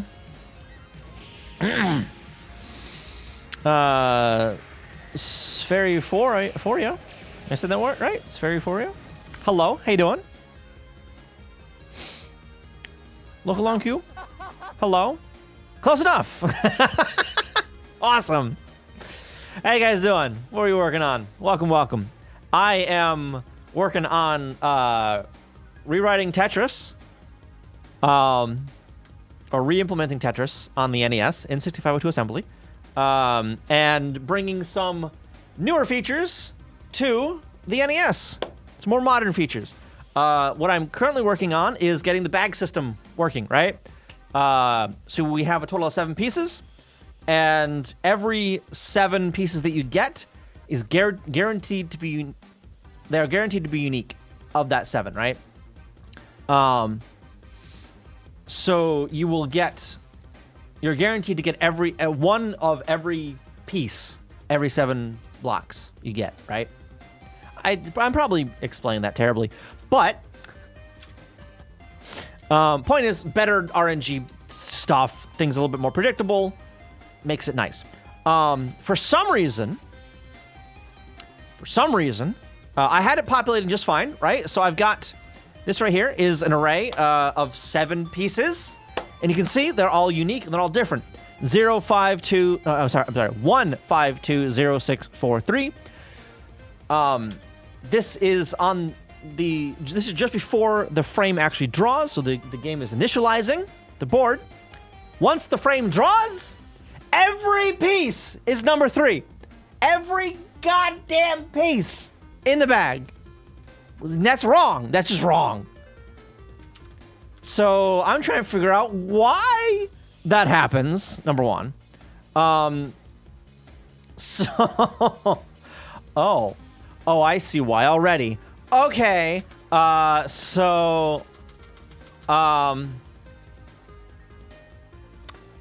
I already see why. So see this variable right here, bag left? That's how many pieces I have left in the second bag. So I got 2 bags. One that's actually being displayed, and the other one that I'm like grabbing kind of from and repopulating the first one. Right? So when I go through 7 pieces, I generate a new bag. Right? But that means I have to like put the number 7 into that variable, which, surprise, I don't do. So init bags in here, we're gonna load up 7 and then store that into bag left. Actually, yeah, we're gonna put that there. We're actually gonna put that in shuffle as well. That's where we're gonna redo that. Okay, we're gonna try that again. Do I still have the right breakpoint? Doesn't look like it. Where is this? Somewhere else. Okay, so next block. Get rid of all of these guys. And start. Okay, next block. You can see it's been initialized. Cool. Bag left 7. Oh my god. We don't need a shuffle. We ain't doing that. Okay, so 5 is what we need, and then all of these should shift up. So it should be 3, 4, 6, 1, 2, 0, and then whatever the hell is in bag B. So this guy I can get rid of, or bag B 7. I should fill that last spot with a 2. All right.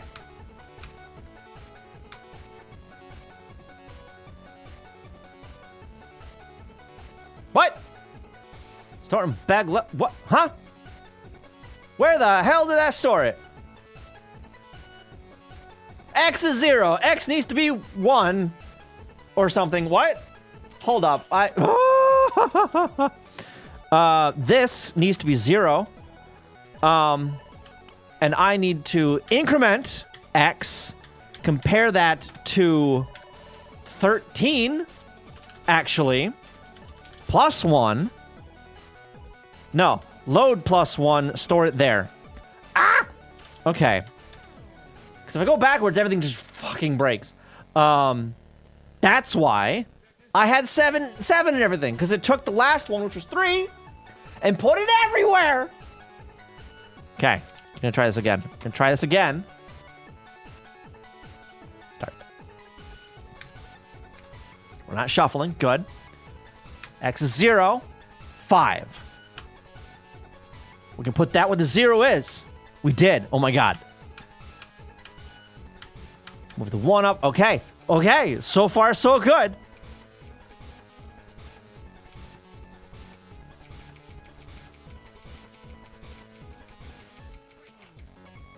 All right. And then the last one, that is 5 at the end there. We're we're going too far. Not to 13. That needs to go to 12. Because I'm putting the hold piece in the bag, which is incorrect. Okay, let's try that again. What are we at? We're at 7, 8, 9, 10, 11. 5. We are at...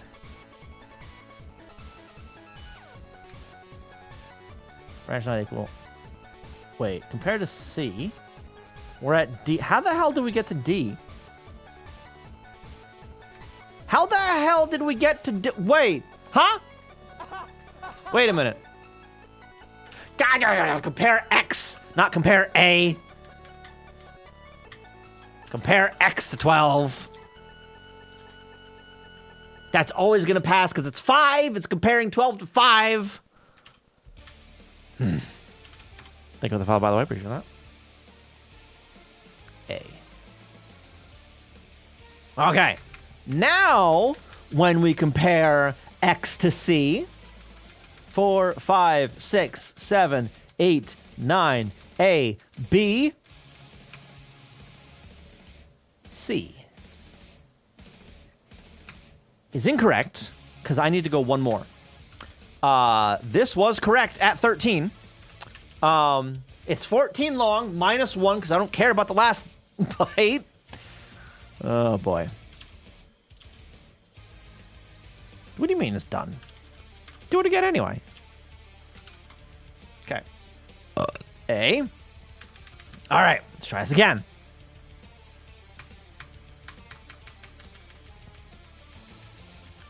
Five, 6, 7, 8, 9, 10. A. B. C.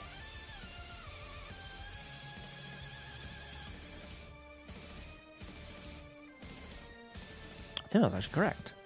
Maybe? Yeah. That's correct. So it is going to fill up 3 in all those, which is fine for now. Shuffle. I want to drop right there. Not there anymore. Okay. Let's see how this shenanigans works. I need to unpause that. That is not the block I was expecting, actually.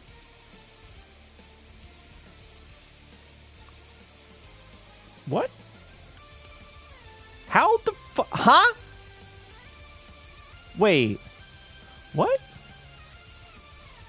Am I reading the wrong ones? Well, I hit the shuffle when it should have, so that's cool. Bag B is nothing now. What? How? What?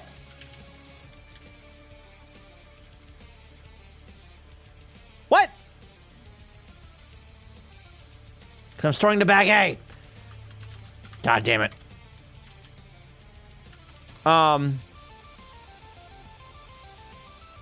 Okay, so I want to break on next bag, actually. Go over there, and I want to break right there.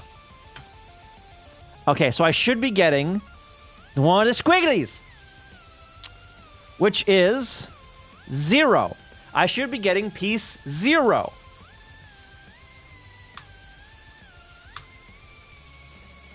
Zero. Store that into temp-X. It's stored into temp-X. Now go through all this. And it should load up 0. Okay, it shuffled them. Good.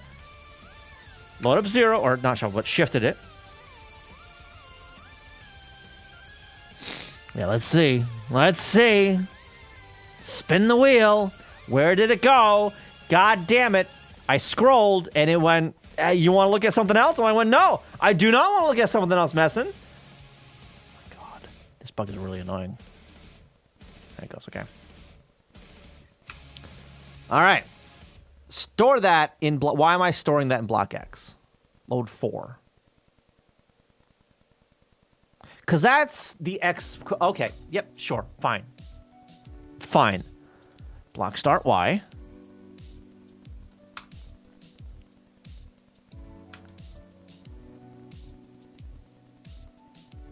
No. That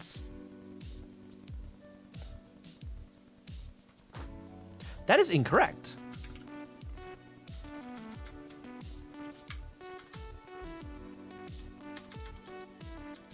No, it is not.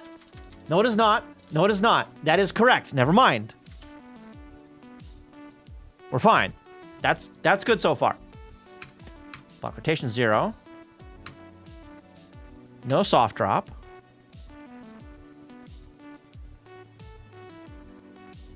Load block.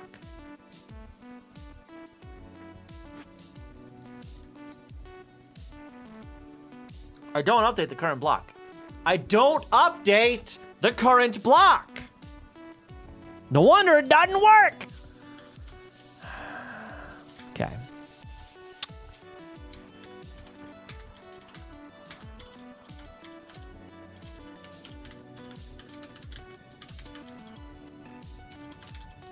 Let's actually put this down there.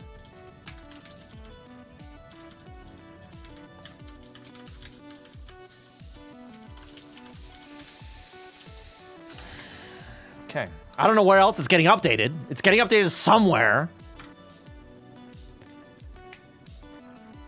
I don't know if that was correct where that placed, but sure. All right. We should be getting the square. Oh my god, we got the square. Holy shit.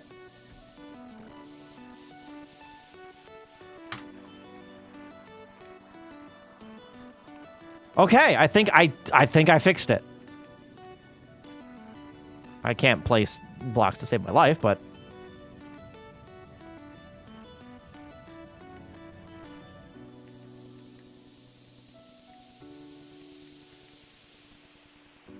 that's a bad spot for that.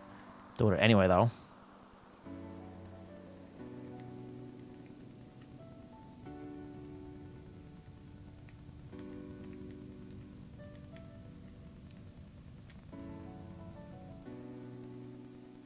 I think this is actually working, though. This might actually be working, which is surprising. It took long enough, though, you know?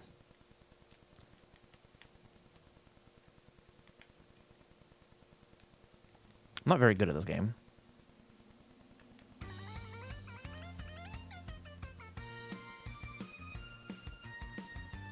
I'll put this up. Whatever. I tried to hit up, and that didn't work. I want to go back up. No. There's no... This is working good. I still don't have, like, the end condition stuff figured out or done at all. We'll get there, maybe. Not today, though.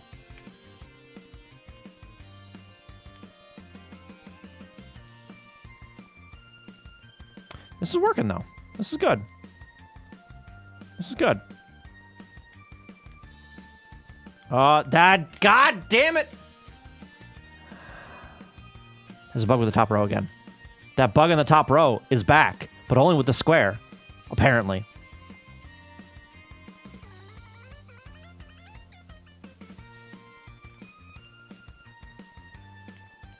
This guy here, I can't go left on the top row.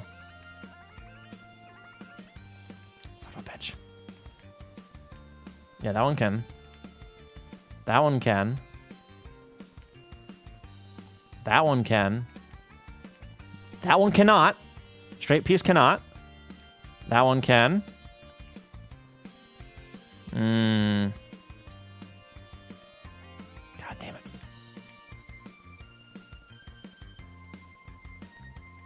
That's frustrating. That's frustrating.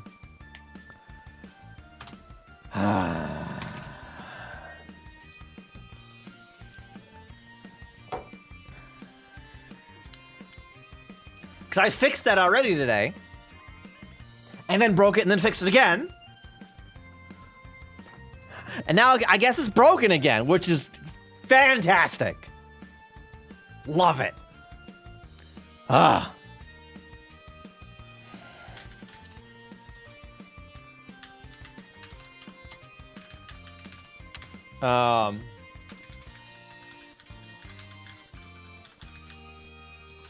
Finish it in the bag system. Okay. The bag stuff works, though.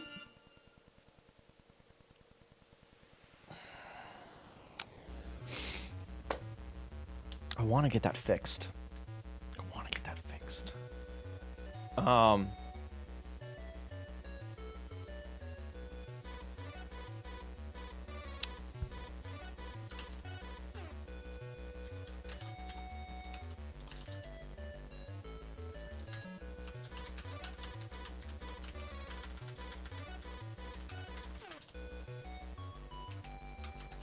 Let's be 6. All right, so we're just overwriting that, and we're gonna turn off the drop.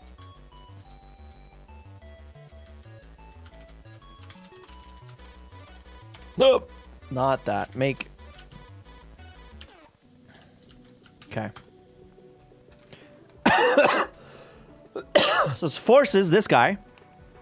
I can't go either direction.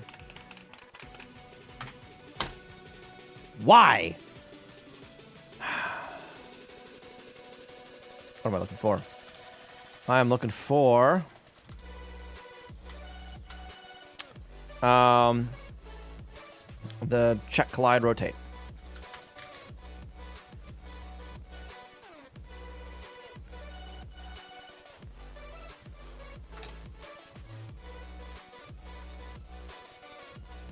Yeah. All right.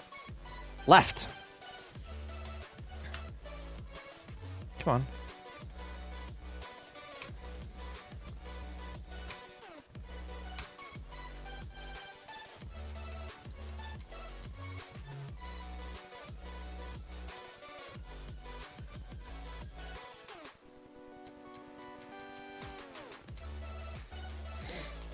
Okay, so that's whoa, whoa, whoa, whoa, whoa.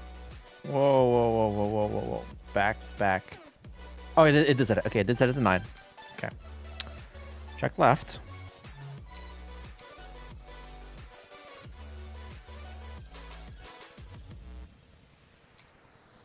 Check right. Okay. The bounds, the wall check passed. The grid check fails now. Why does the grid check fail? All right. So, what is that? That's 4 pieces, right? 4 pieces. 4 tiles.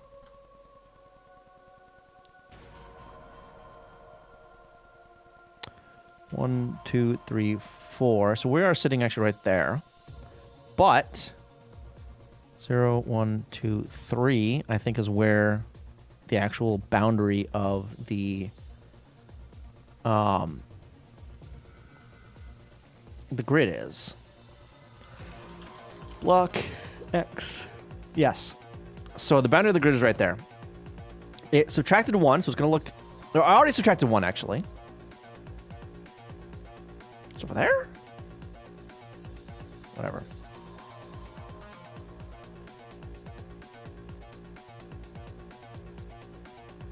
Oh, this is... Oh, God. Okay, yep. Branch plus... Why is that? Okay, so... This is one where I skip checking the first row.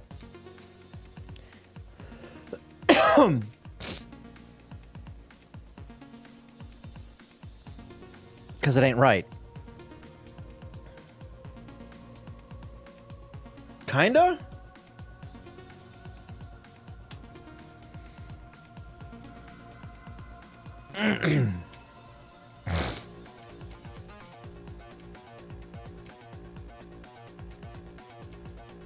So address pointer 1 should be looking at the first row. 3002. 302. 302. No. That's palette data. Ooh, okay. Yup.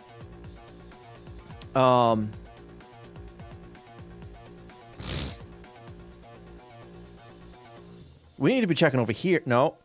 From here. We're looking way up here. We ain't looking anywhere correct. Playfield high. Let's go to there.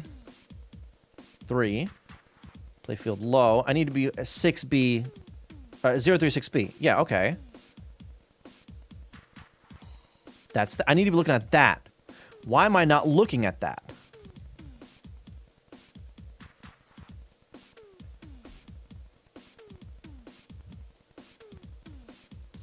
Okay. Load Y 0. 6B. Load that up. Clear carry. Add 3. 6E. Store that there. 6E. 8 of 6E. Okay. Load the high. 3. Add 0. Store it in +1. Another store. There has to be a load, damn it!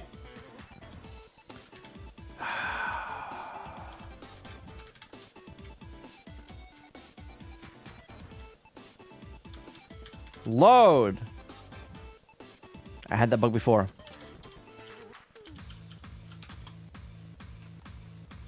Start.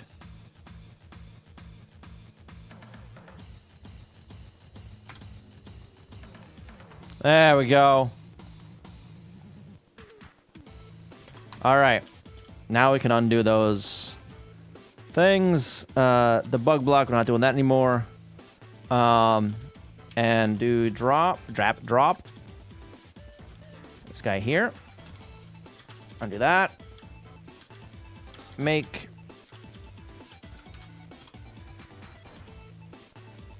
There we go. Was that just coincidence that I had a square there? Probably. That wasn't the right spot for that, but whatever.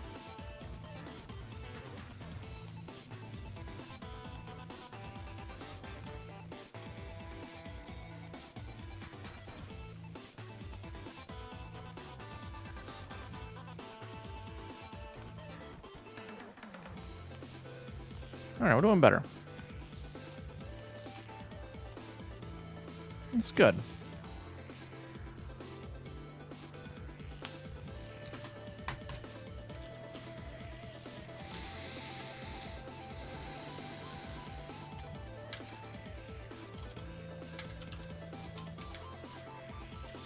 Get rid of that debug block.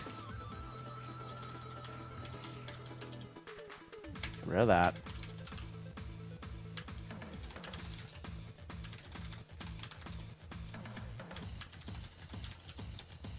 Not that one. That one. All right. Fix that first row collision bug again.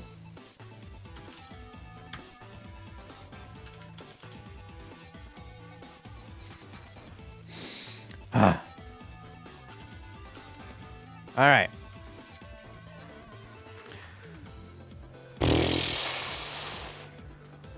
So I've got that working now.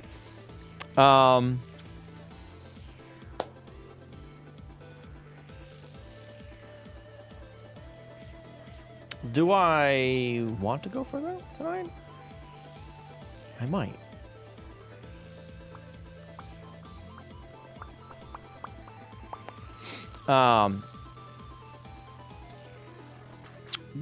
Hang on, what's Tetris? No, hang on, let me just do it this way. Not bookmarks, history. Tetris.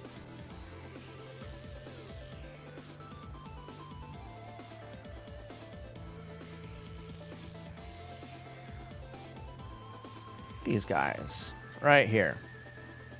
The colors. Whoop. So for this stuff, this will throw wrenches into things. So 7 unique colors. So that's gonna be spread across 3 separate palettes. Ugh.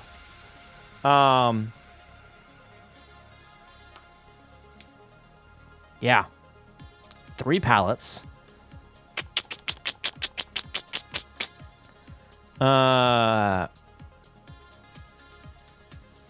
So pallet 1, or pallet 0 rather, is going to be the one with the odd one out.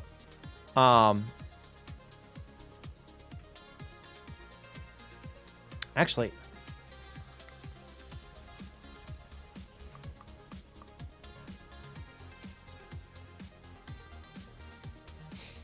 ooh, how am I going to want to do this? So let's go ahead and copy this guy. New.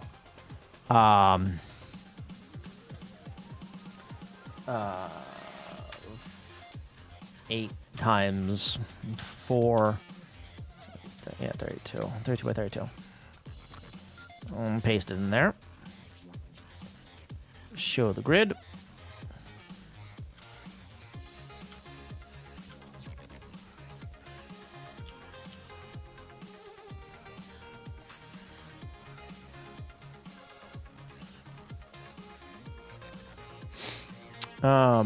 That's going to be the background. Fill the background. Fill the background. Okay. So for this one, it is red. NTSC isn't really the one I want, though, I don't think. Where's the other one?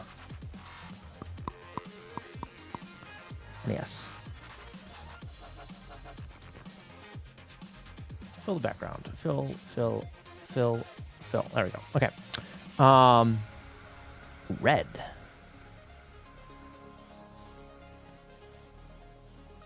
So that'll be one of them. So let's make some palettes here. Control paste.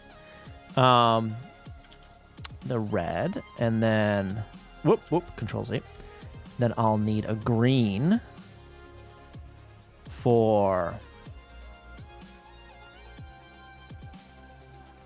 this one. Nope. Like that, right? That guy's green. Copy. And paste. I'll need a yellow.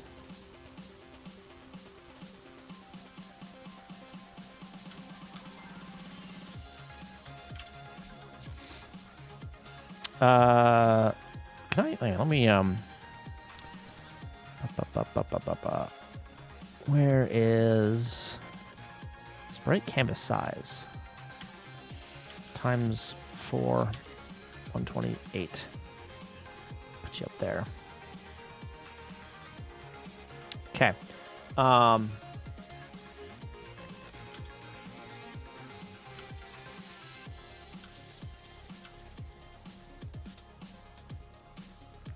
Move this down there. Give it a space.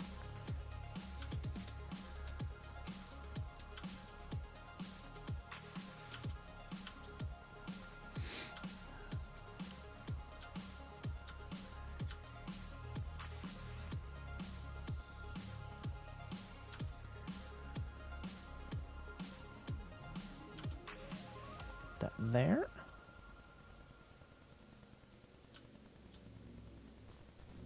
One, 2, 3, 4, 5. 2 more.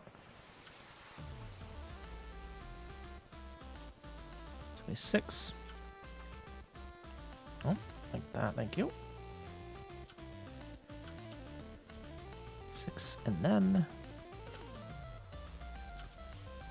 7. Okay. So, this guy. Ah!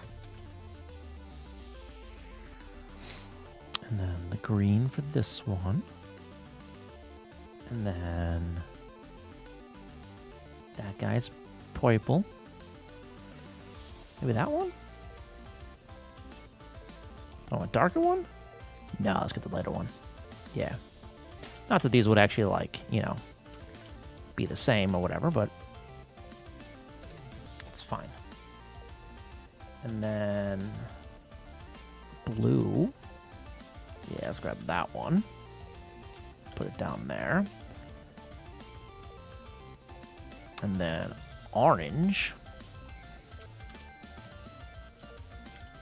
Put that down there. And then this guy, teal-ish? Cyan? I don't know. What's the name of that color? Yeah. Let's grab this guy. I might want to keep the colors flat, honestly. Yeah, so if I keep the colors flat, I don't have to worry about like a highlight color.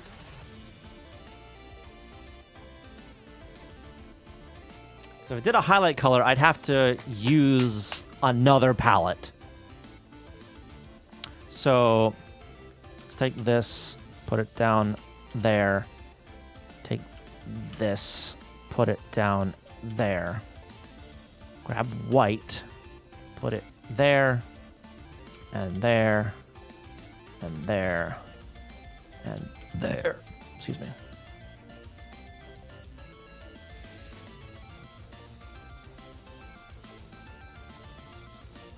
And then this guy is like that.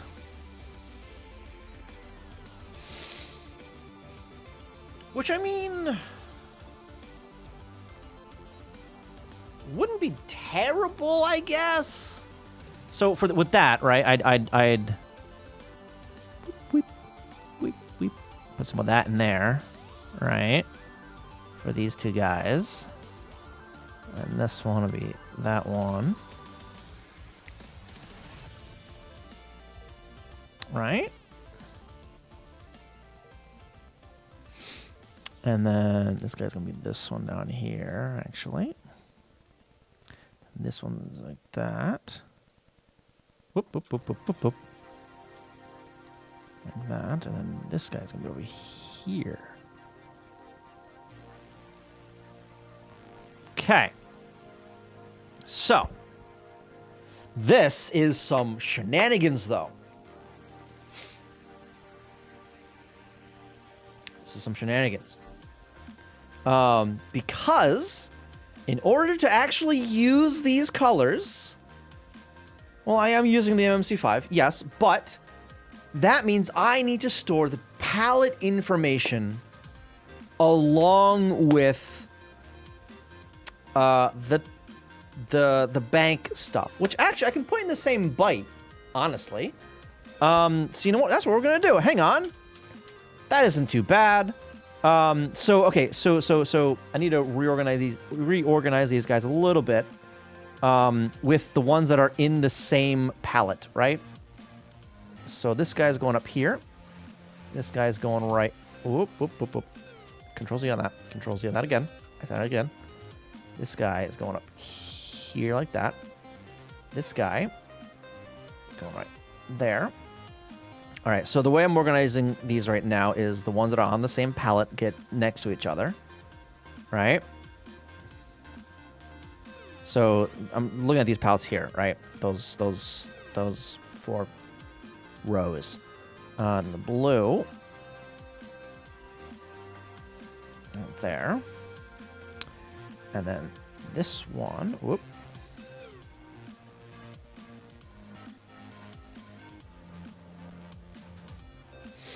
And go the way. That guy there. And this guy is in his own palette. His own row. This is the oddball out.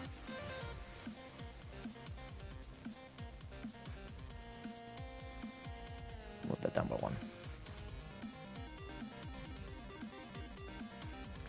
All right. So.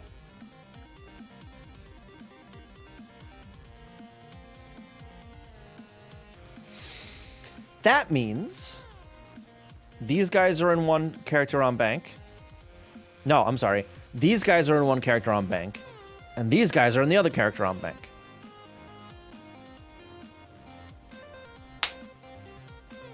That's what needs to happen.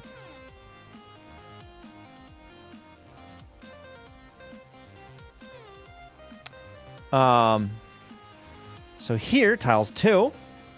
This guy is correct. So that's going to be... Stop it. That's going to be all these guys right here. The first column. Because that's using the first thing right there. And then...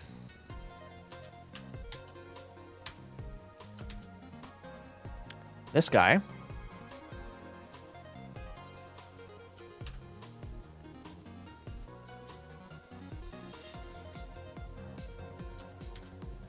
God damn it.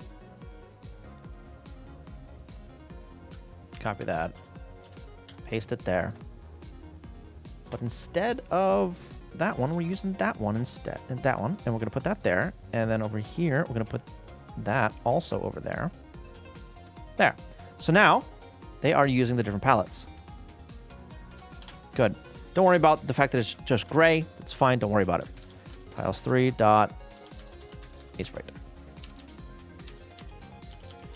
Over here. NES MC5. Turn 2. 2.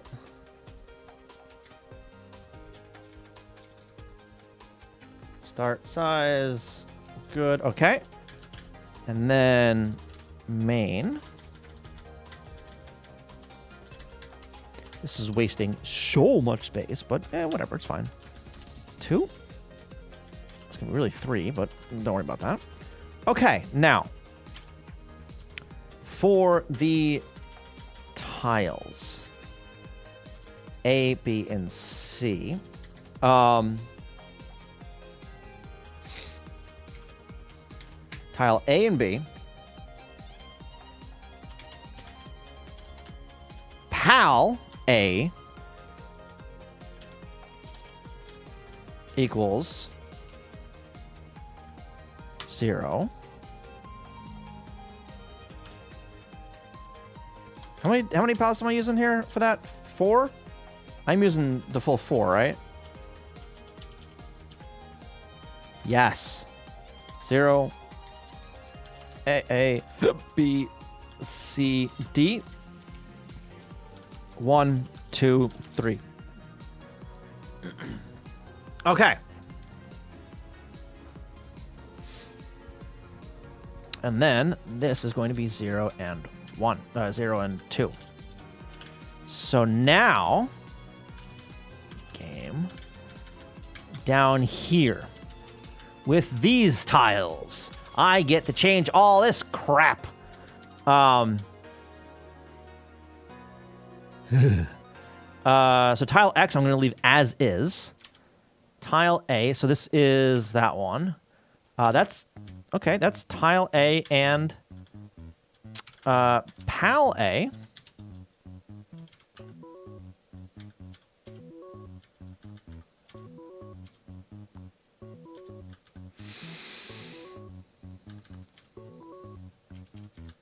This is going to be kind of hideous actually now, but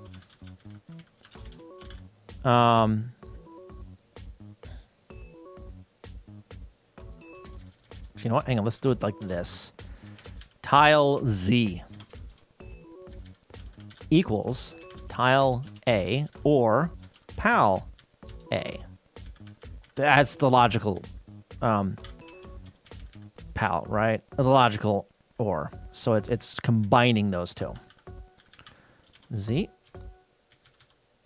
Z. Z. So that makes it a little bit easier to read, right? So everything in here, underscore A, we're replacing underscore Z globally. Good. Then this one, oink, paste it there. This is not Z, this is S.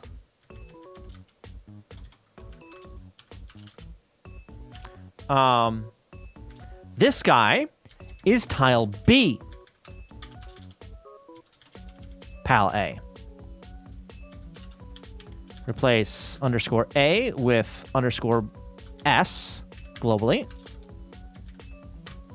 There we go. Okay. Next, tile T. This one is tile A or pal A. No, pal B.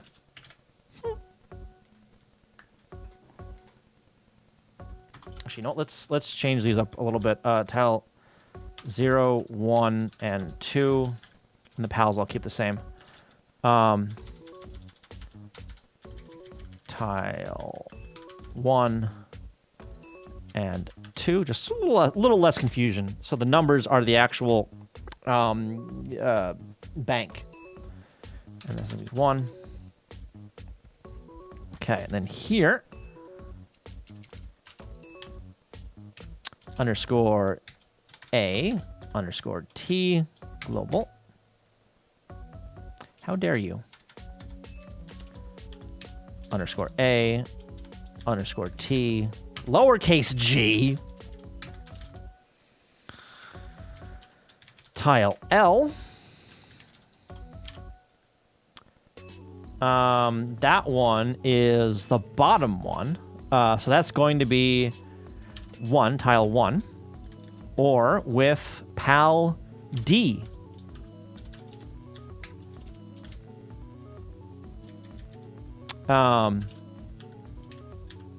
Underscore A, underscore L, global. Tile J is the second column, so that's tile B. And pal B as well, I think, right?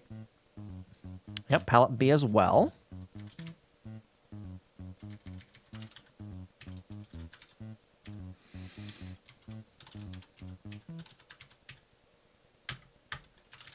Okay.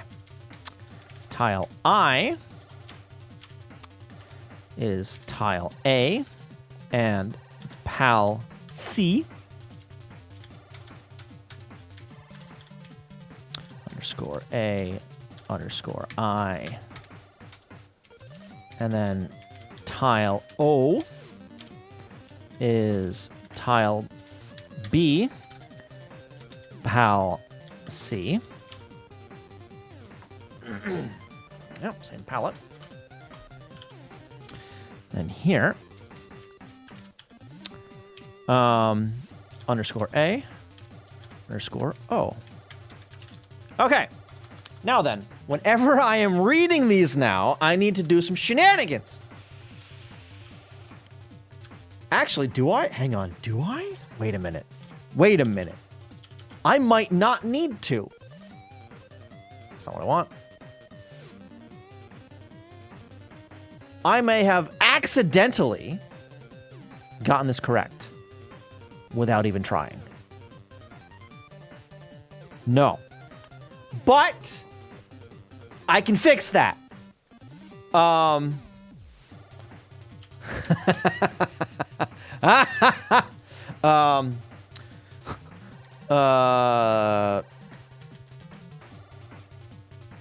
C 8 4.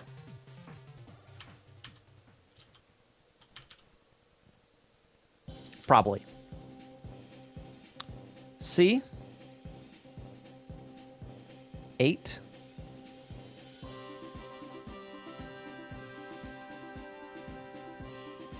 4. I think so. I think that works. I think that works. So I needed to shift them. So now I can just take those tiles and write them as is. I don't need to do any masking of anything. I just take them and put them somewhere.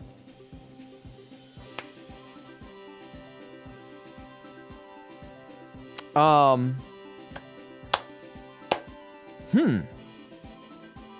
cloning bugs too. No. In fact, that's the point of rewriting this. Or re-implementing, rather. Welcome, by the way. The Linux developer. How you doing? You got experience with Linux drivers by chance? One of these days, I need to get around to figuring out how to write a driver for an audio thing that I've got. But some don't claim to be an expert. It's more than me. So a while back, I bought an audio interface, a big expensive one from a company. I have two smaller now. A smaller audio interface from the same company. That one was plug and play. Plugged it in, it worked, right? The company is PreSonus. PreSonus.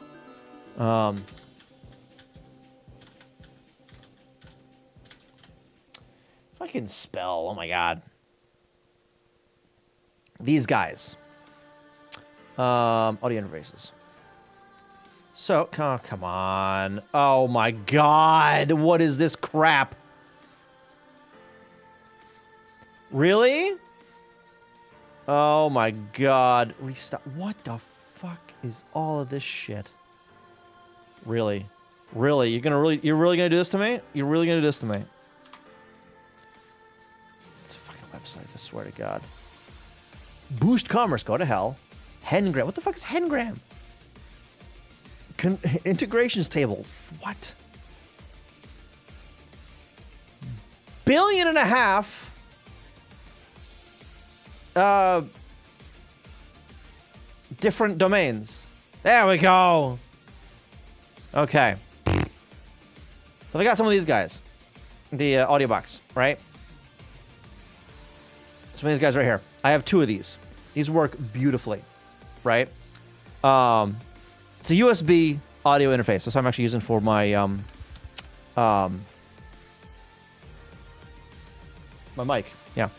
Why not use uBlock Origin? I am using uBlock Origin. It's just not it's not showing up here because I hit it because it's over here. uBlock Origin. I also have some pretty aggressive JavaScript blocking going on as well. Yeah. I don't want anything to fucking track me, damn it. Then why use script save? Because I don't like JavaScript. At any rate. At any rate, this worked beautifully, right? So, I'm like, all right, this company must make stuff that just works.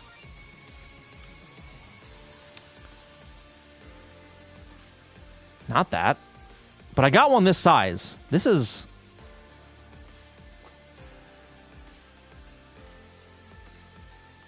No, I've got an older version of this essentially. Yeah. It's on the expensive side. It wasn't that expensive. It was like $500. The one I got. Oh, 1824C. This is what I got. This is the one I have right here. Plug it in and Linux goes, what's that? Oh, you'll plug something in. Neat. Anyway. What? Doesn't know what the hell to do with the thing. In order to actually like use this, I have to fire up a Windows VM to use the damn thing. So I figured, oh, I'll just get drivers. I'll figure out how drivers work. I still don't have it working. Because reasons. Yeah. I'll get it figured out one of these days. One of these days, I'll get it figured out. Let's just open shit with it when it came with anything with sound. Yeah, and that's not necessarily like the fault. Well, it's not entirely the fault of Linux. For this piece of hardware, the driver doesn't exist because the manufacturer doesn't make a Linux driver. They make a Windows and a Mac driver. That's it. Well, there's USB and DMSSH. So they've got, hang on, I've got that here somewhere. PreSonus, it's in here somewhere. USB mon. Power on. So this is the USB monitor stuff. So it's communicating. It's doing some manner of communicating. But it's not getting like set up on the device, and it's not attaching to Ailsa. So Ailsa doesn't know what the fuck it is, right? It does. Well, Elsa thinks it has some stuff. But when I try and like use raw commands essentially to it's like a PCIe or whatever PCI device or something like that. I forget the specifics. It's been a while. But when I tell Elsa, hey, this is exactly what it is, and the number of channels and all that, do the thing. It just looks at me like I have 6 heads. So, I might actually work with someone in my community to try and figure some stuff out. That's a ways off. That's a ways off because we both have things to figure out before then. But now I'm not in that much of a rush for it. It's one of those like, oh, it'd be nice if like that money actually didn't go to a very heavy paperweight. I don't know. We'll see. We'll see. That's not tonight, though. That's not tonight. For now, I'm getting by with where'd it go? With two of the little ones. 2 of these audio boxes. Right here. 2 of these guys. Which apparently I found out that main out just like doesn't want to work on Linux for whatever reason, which is cool. I don't know. So even this is barely implemented. And while I was doing my research for getting that thing working, I found out the only reason this is working is because someone bought one, found out it didn't work in Linux, got angry, and made it work in Linux, and wrote a driver for it. Like a decade ago, or whatever. So that's the only reason that this works. Yeah, I don't know.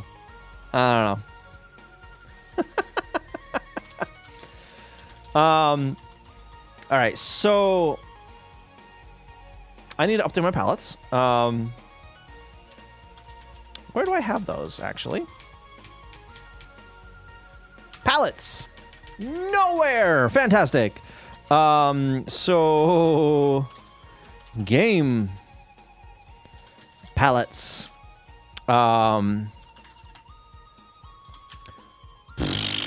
I need to get the actual values for those. We're actually gonna move this over here, and then palette viewer. Thank you. So they're all gonna start with 0F actually, because that's the black. And then we're gonna go to. It's gonna be red.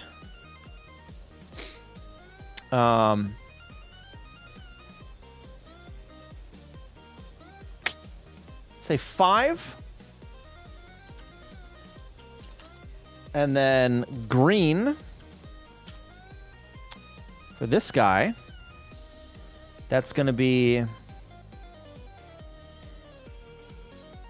0A. We'll go the extremes for these for now. And then I think it's just what 20 for white. I think. Yeah, 20 for white. Okay. So all these are going to end in 20. Then I want a purple for this guy. That's going to be. Let's do 13. Did I close out of that? Yeah. All right, so 13. And then blue for this guy.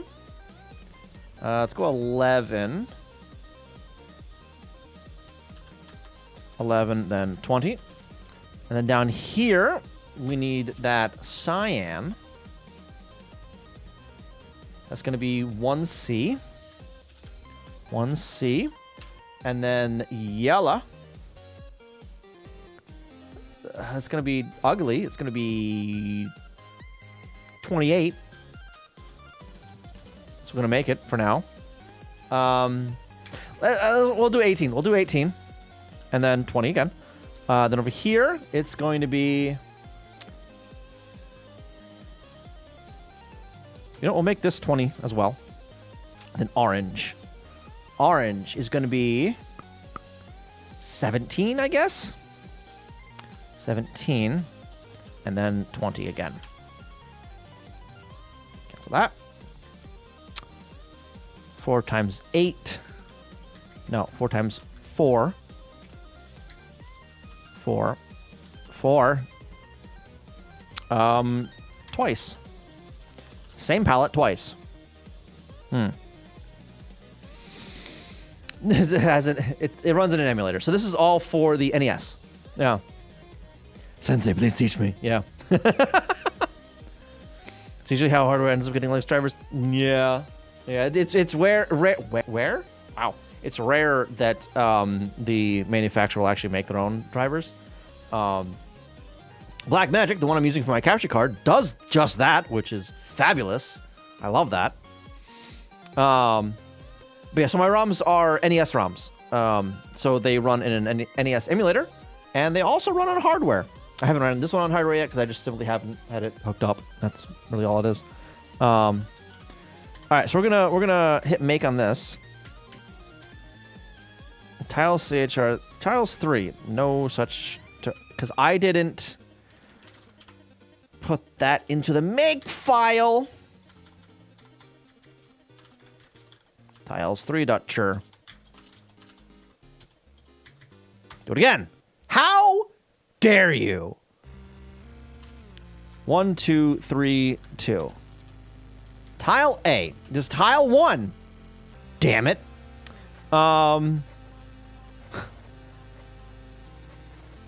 Tile B. It's tile 2. Son of a bitch. Tile A. Okay, good. Tile X. We're going to keep that as tile X.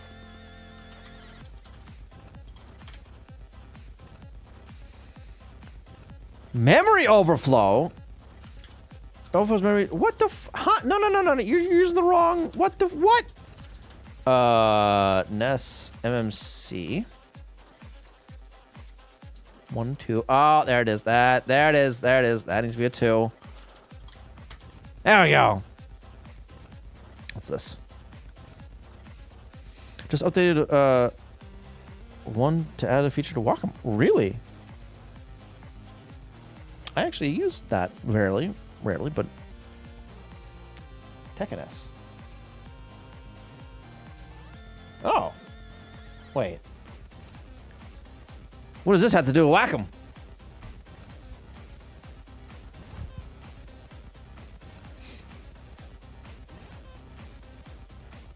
Does it, like, use that as a input device?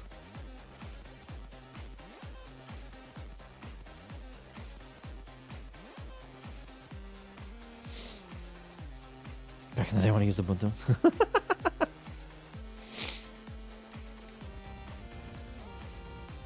But nice. So this is written in Rust, of course.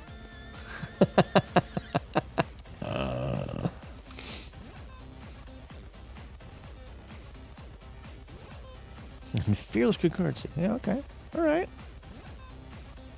Not bad. Not bad. Well, that was your experience with drivers. Ah, okay. Gotcha. Yeah, my experience with drivers, if you can call them that really, are the weird peripherals for the NES. So I've actually got a ROM that does a bunch of testing for that kind of stuff, right? Key test. So each of these are different peripherals that were released for mainly the Famicom, actually, on here. So you've got your standard controllers, right? This is all just, making sure the keys work or whatever, right? Let me bump that up a bit. Then we've got the keyboard, a Famicom keyboard, which looks like, hang on, let me bring up a picture of it.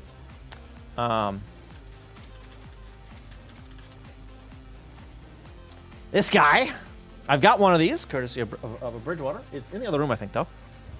Or behind the curtain. But we figured out how to read the keys off of this thing. The reason it's all lit up is because the keyboard ain't plugged in. I mean, all plugged in. It's not emulated right now. Then there's the family trainer, which is like a dance pad kind of thing, right? Let's see. Famicom family trainer. Old dance pad. This is different from the NES dance pad. I forget what that one's called. It's read differently. The way you access the buttons and crap is different on this pad because, of course, they are. Let's see what else. The Hori track. That is a trackball, with some buttons on it, right? Hori track. This guy right here, I've got one of these as well. Let's see. The 3D glasses, that one's really not, like, drivers for anything. That's just flashing left and right really fast so you can just verify that they work, I guess. I don't know. That one's not too interesting. The tablet, this thing right here. This thing. What's the name of that? Hang on. The Oeka. Famicom Oeka tablet.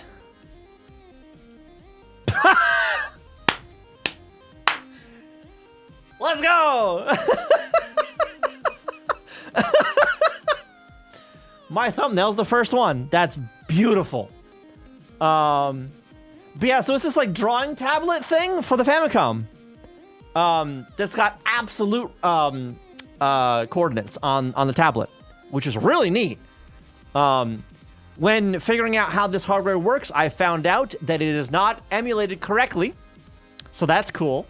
I didn't bring it up because it doesn't really matter too much. There's 2 ROMs that this tablet works with. One of them comes with the tablet. And they're both by the same company, but whatever. The Sharp Titler, this thing. This is still in pieces, actually. Sharp Titler. This beast. This is a weird Famicom. It's got an embedded ROM in it and video overlay shit. So you can overlay your Famicom gameplay on top of whatever the hell signal you feed into it, which is amazing. This is used for like subtitle kind of thing and like title cards for like home movies and shit. Didn't sell all that well. Surprise, surprise.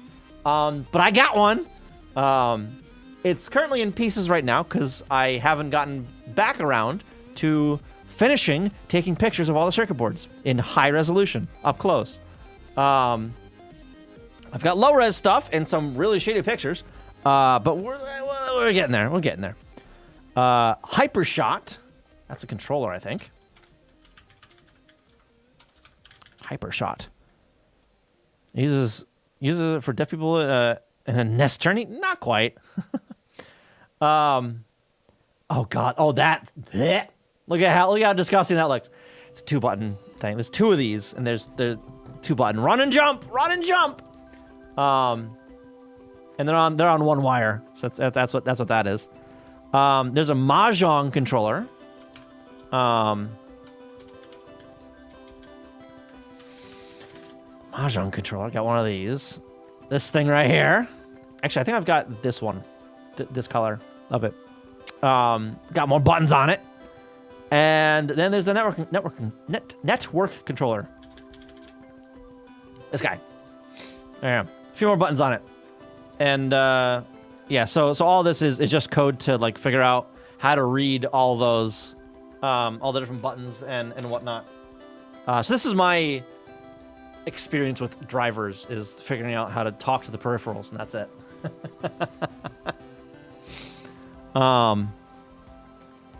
Now, anyway, look over here. Oh, I remade that. Yeah. So okay. So let's see if I don't know. I don't think it loaded up the. Did not. Did I not remake that?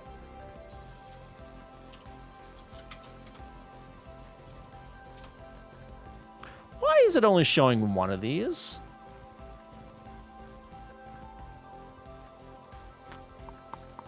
Gotta figure that out. Thank you for the follow, by the way. Appreciate that. Palette viewer. That's not correct. Why?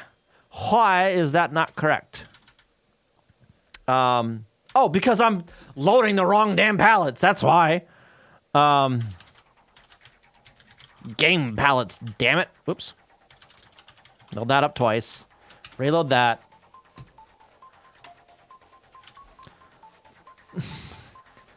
I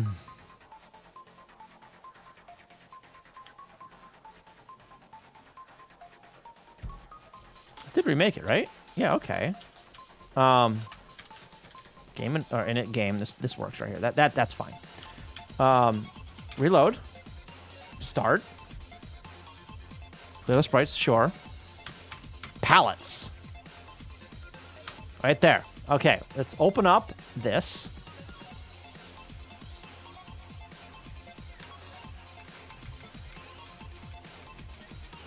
It writes them, but why is it overwritten? Those colors look disgusting right now, by the way, but whatever.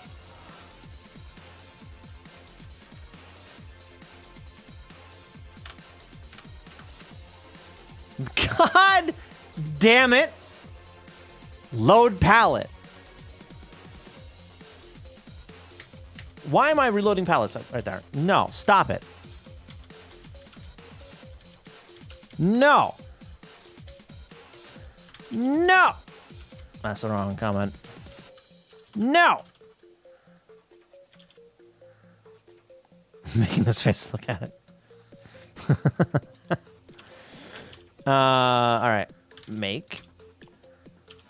Reload.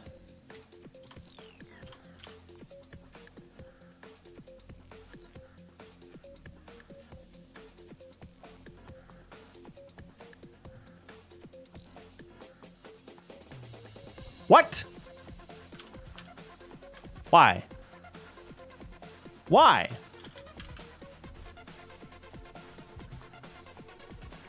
Fucking scroll thing again. Come on, stop it. All right. There's the palette stuff.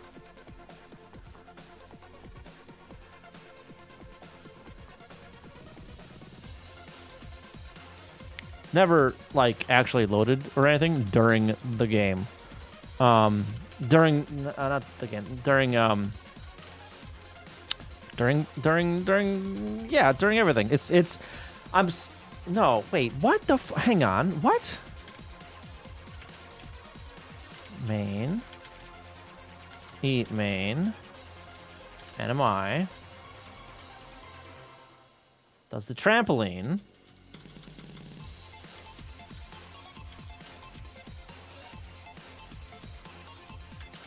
No, we're gonna yoink that and put it down there.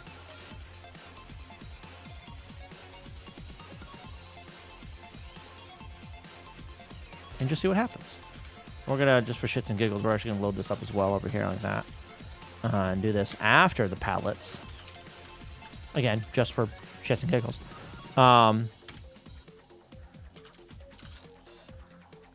Oh, because this isn't stored in the oh boy, hang on. Hang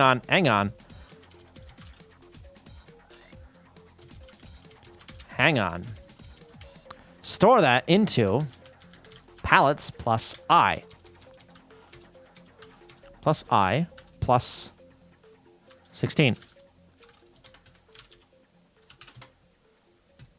There we go. Look at that. That's better. That's far too dark.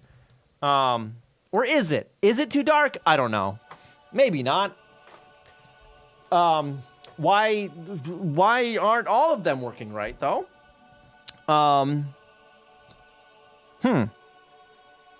Like dark mode, yeah. Let's get the sprite viewer. Oh. Excuse me. All right, the palette for this guy is that one, but wrong. Am I loading up the wrong?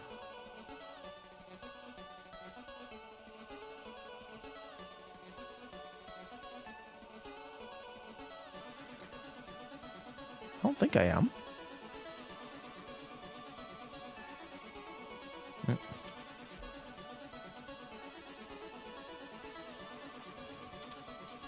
Okay, these are going to be the ones with the incorrect incorrect tiles. We shouldn't be using those tiles.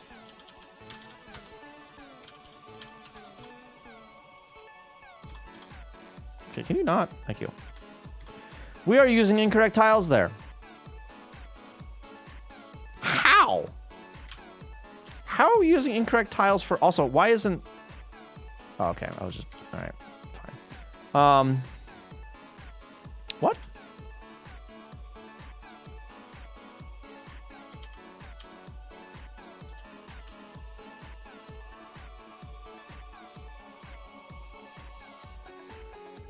Counts are correct. How is this using the wrong tile? Tile index 10. Am I just... Did I just hard code that? I hard coded that shit. God damn it.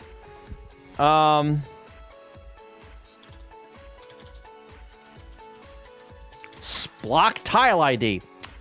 Damn it. No.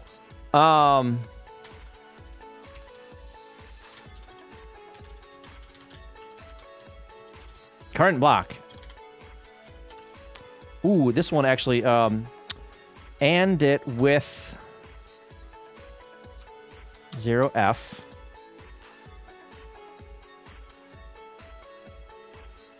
Oh, shit. No, that needs to be 0. Oh, God. Oh, no. So, okay, so I need to do a few things for the sprite. First off, this needs to be 0. This needs to change. Okay, so I need to change.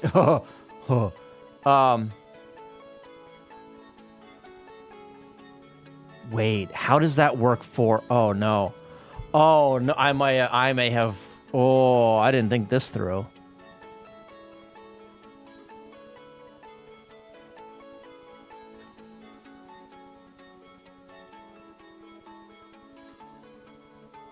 You know what?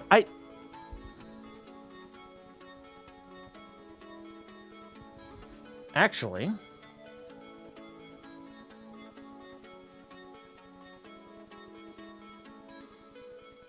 You know what? Hang on. Load up. Current block. ASL. LSR. A.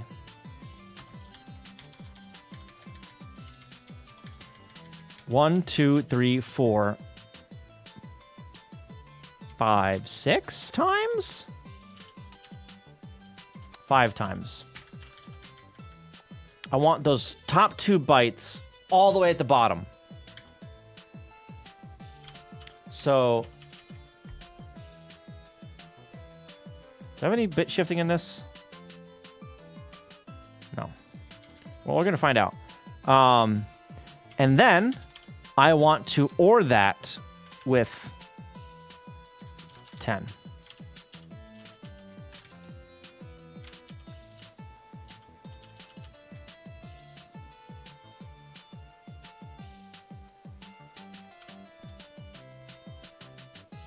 Those guys are going over there.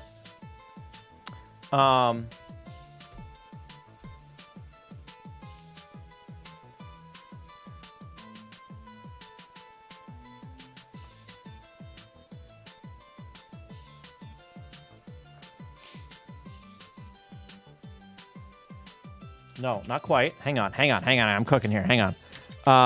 That. We're going to AND it with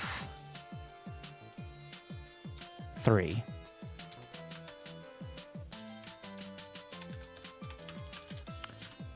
That gets me the bottom 3 bytes. Or that with 10. Bottom 2 bytes. So that'll be either the first or second. This guy is going to go here. this guy is going to go here, like that.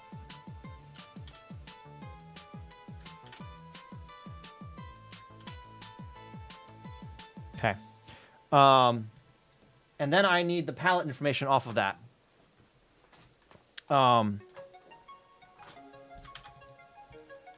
This is going to be that. Load this up again. Paste it there. ASL. No, LSRA. 1, 2, 3, 4, 5 times, I think. Store that there. Is that the byte for not that for palette stuff?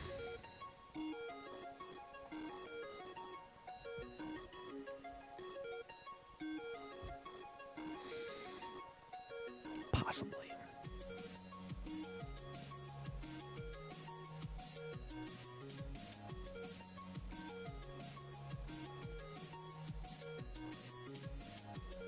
Yes, the lower.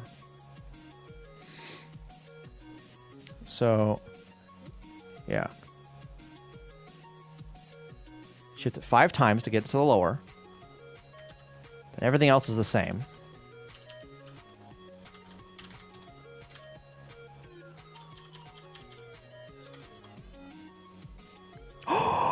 Let's go! I mean, that's too... It's too dark.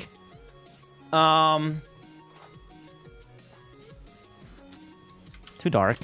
So we need to... Hang on, we need to change the palettes here real quick.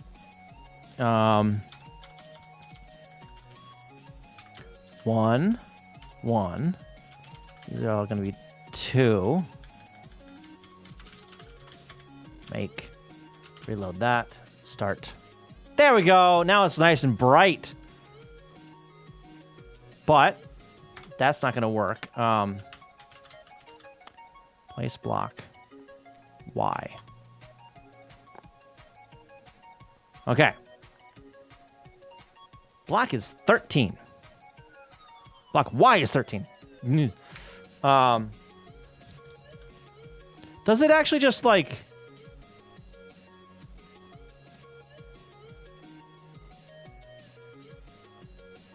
Hang on, where?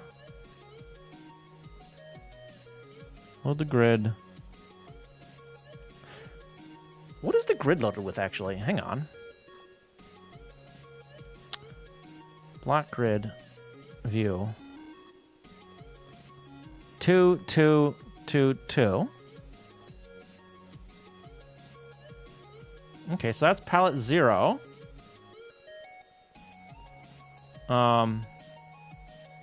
Palette 0. Oh.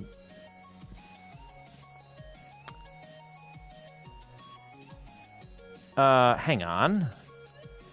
Sprite viewer. Sprite index 1, tile index 11.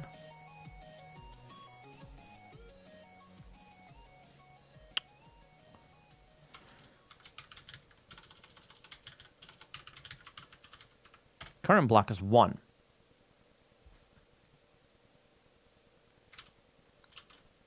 Okay. So that...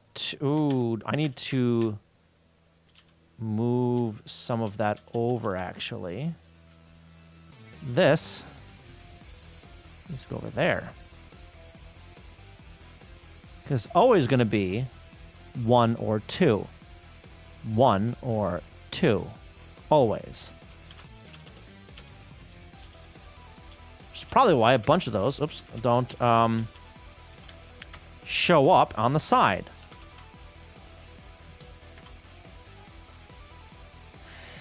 Current block 0.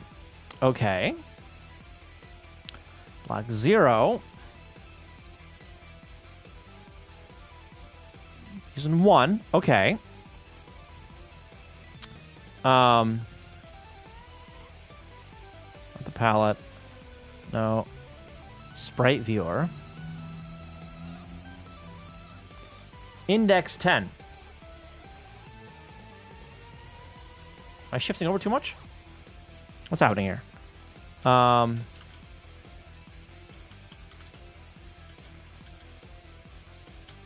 This is update block. Update block. Okay.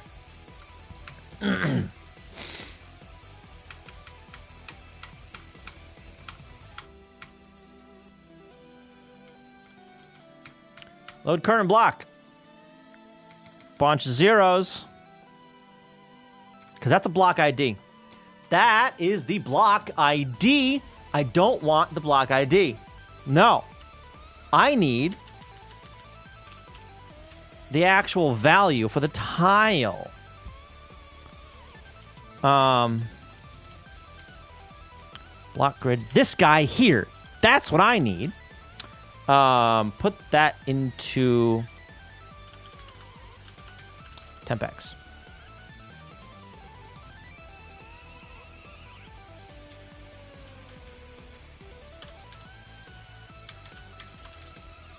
Ooh, no, temp A. X is being somewhere. Temp A. Make.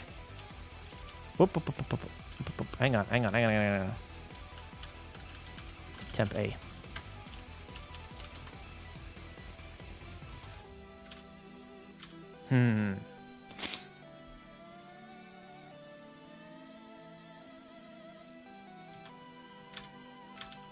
Okay. So it's doing that now. That's good. Let's replace block. So that's correct now. Is that the right color for that? I don't think that's the right color for that. Where is... No. This one? No. This one? No. Where did I close? I closed it, didn't I? I think I closed it.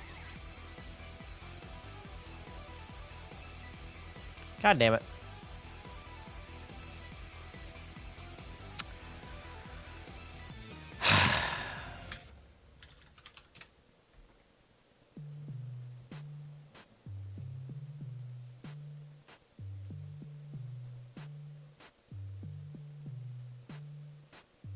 Yellow. That ain't yellow.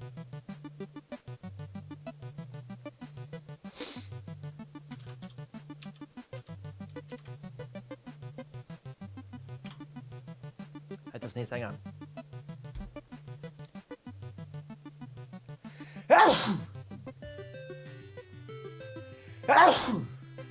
Okay, we're good.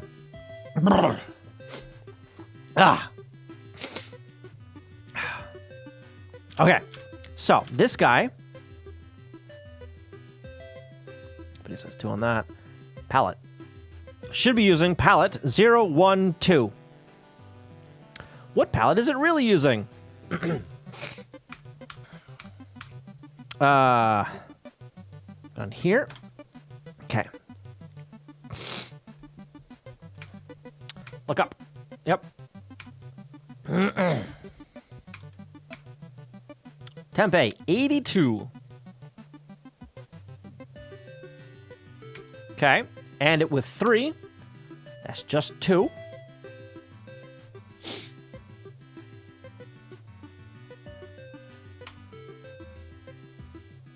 So yeah, second column. Okay. Yep.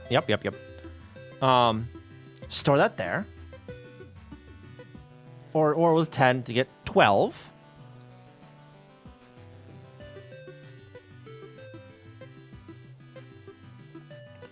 Excuse me.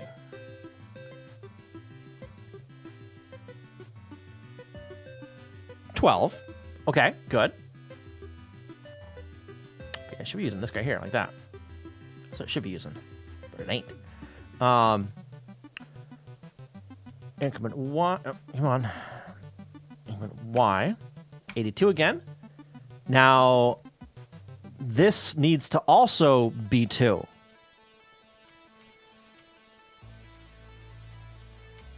It's 4. That ain't right. I need to shift it one more time.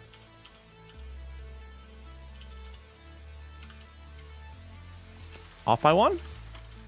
Probably.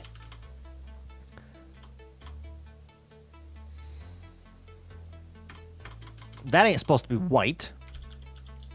That guy is supposed to be orange.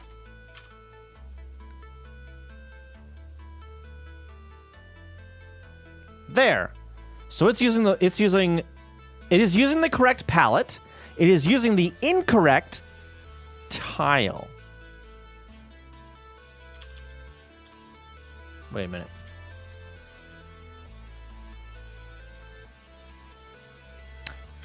We're just gonna hang on.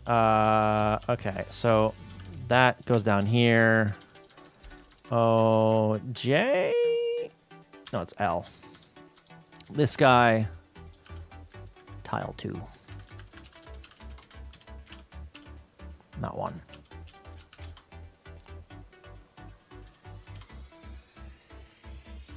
There we go. Maybe? Is that the right color? Yes. That guy's also got the right color. Now, where the hell are the rest of them?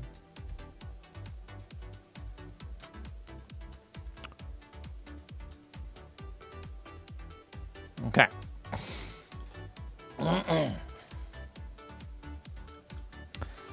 Block, block, block. Yep. All that. Sure. Block grid. 42. It is not equal. That's right, right?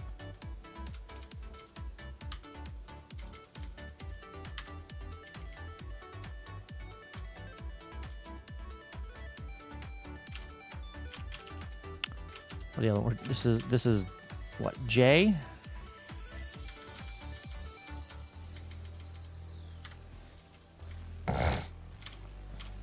Yes, that's correct. Okay. Store that there. 1A3 probably sounds right. Infuse zeros. Okay.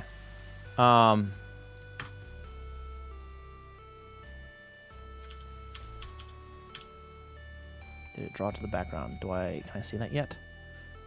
I don't know. I don't think I can see that yet. He should have.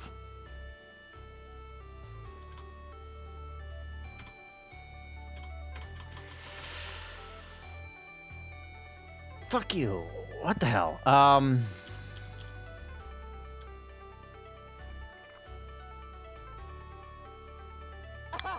can see it there. It's not 4. No. 4 is incorrect. Right? Hang on. Wait a minute. No,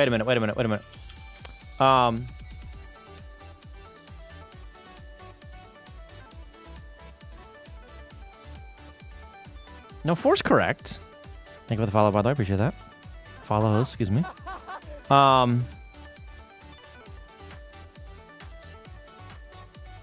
What?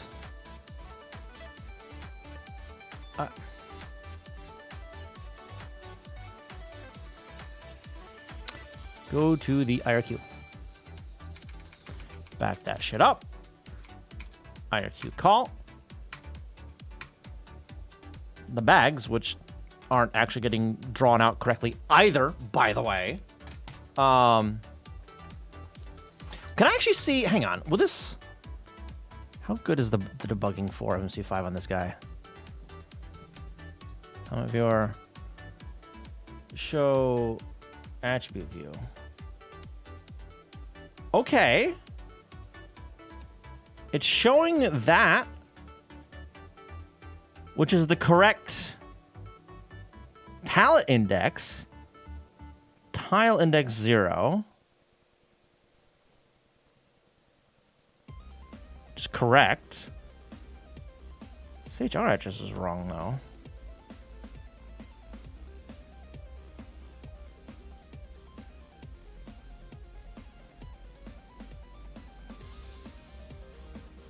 But this doesn't give me the bank for this stuff. I wish it gave me the bank. Okay, so is it just not updating the bank correctly?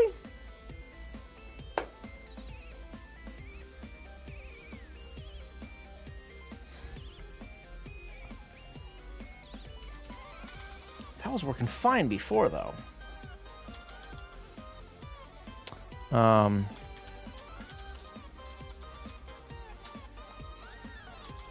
Loop row. This is just a mem copy, essentially, right there. So whatever is here, it's copying in.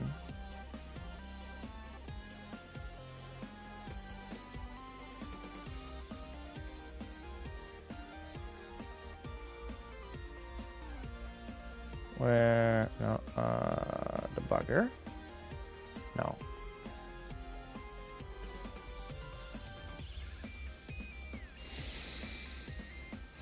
Register viewer? Cartridge. Perg mode.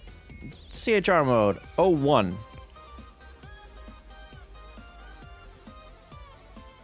That's correct, right? Where here.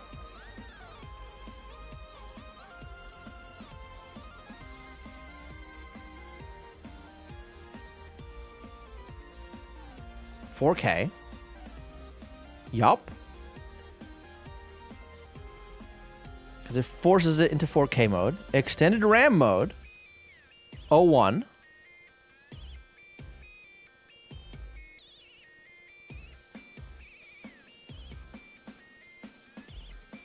This here, which is extended attributes. That's correct. Okay.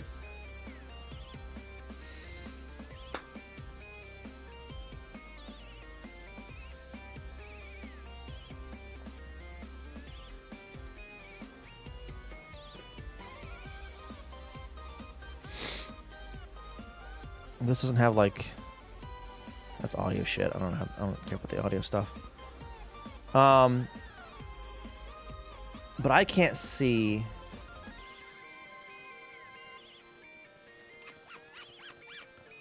I can't see. Dang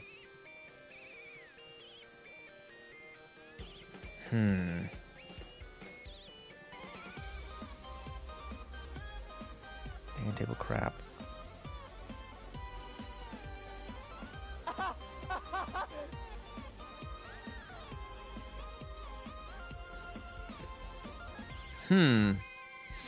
Thank you for the follow. Appreciate that.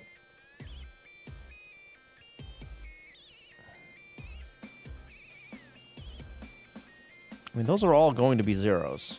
So it's not updating the actual background anymore. It's only updating the attributes. So, well, hang on.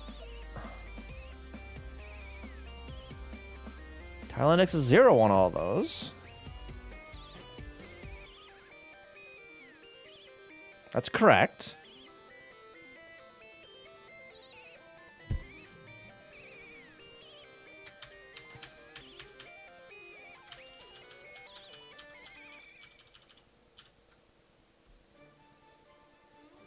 Thank you for the follow, by the way. I don't know if I said that or not, but thank you.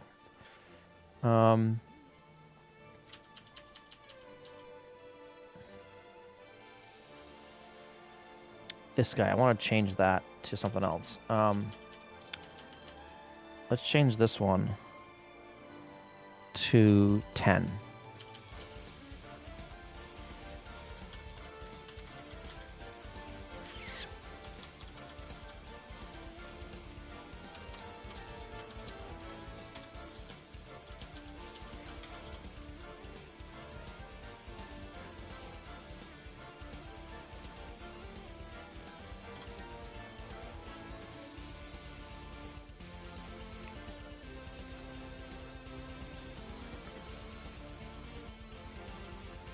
Disappeared again.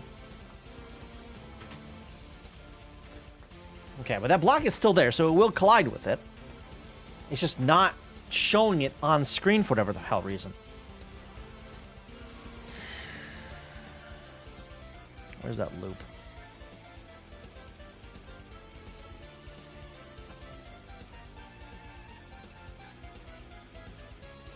Oh, this is all just that fucking loop. Well, no, this, hang on, this puts it fine. Go to the REQ.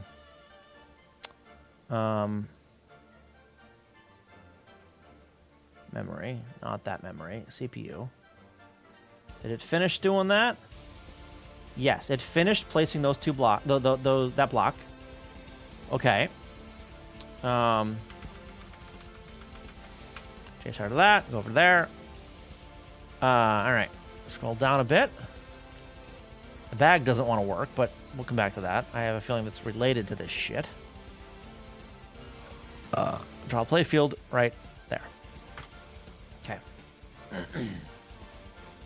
Is this the start of play? No, it's whole field. Okay. All right. So I'm gonna clear that out.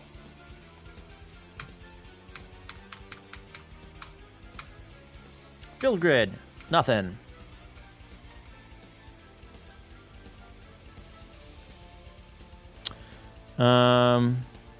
Breakpoint on this one with read. Okay, there we go. Read nothing. That's fine. So gonna go to the next row now. Okay, 8-2.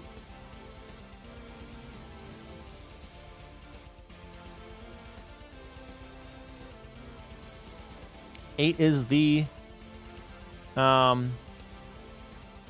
palette, right?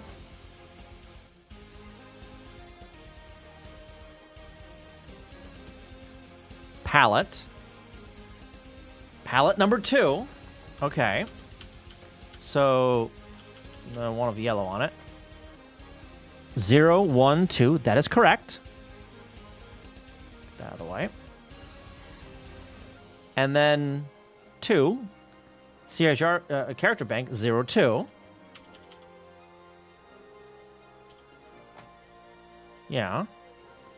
Unless I'm not including that bank. I don't think I can actually see that here. It wouldn't be there.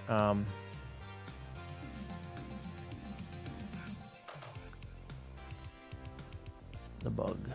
Tile map viewer. No. The bug. Tile viewer. Yeah, I can't actually see these. Address, PPU memory.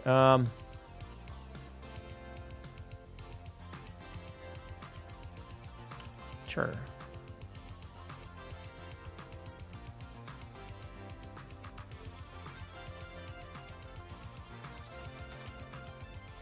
One, 2. What? 1, 0, 1, 2.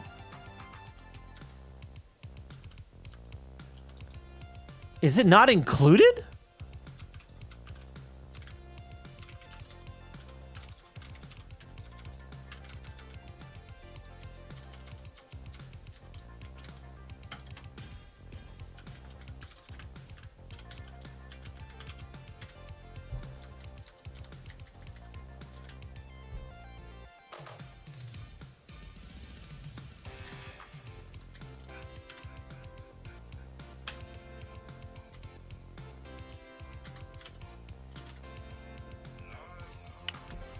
Hang on.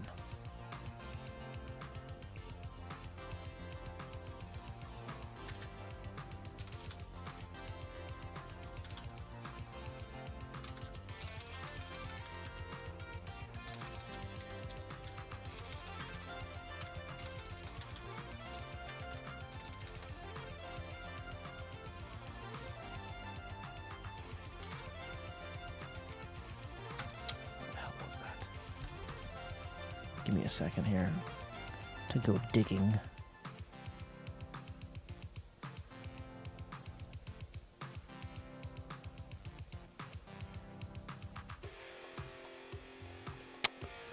Where the shit was that?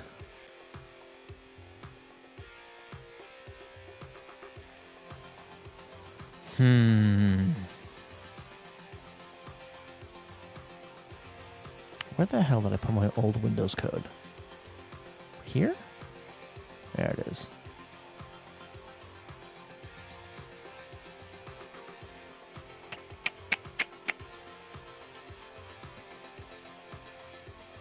This is not the correct one.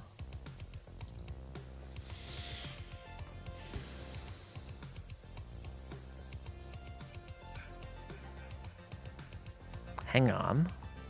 I'm looking for a specific utility. Well,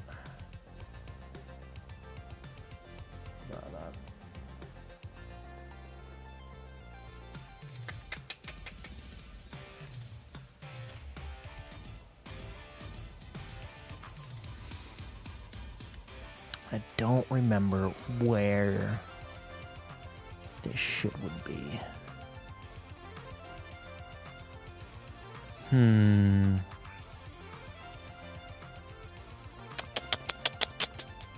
This one? No.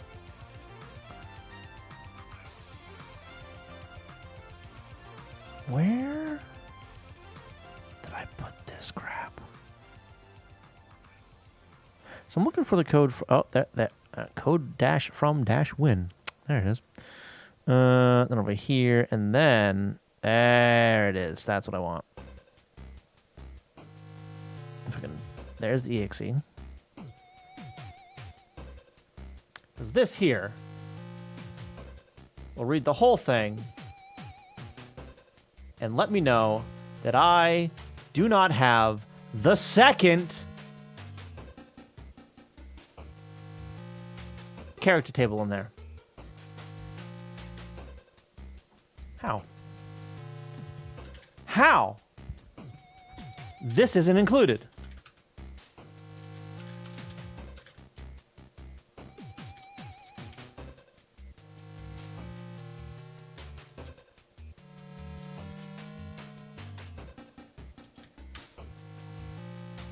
What? Oh, because...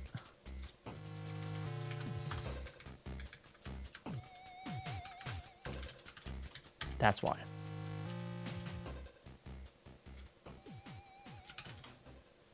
Maybe.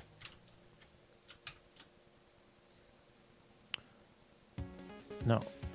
Reload ROM. Huh?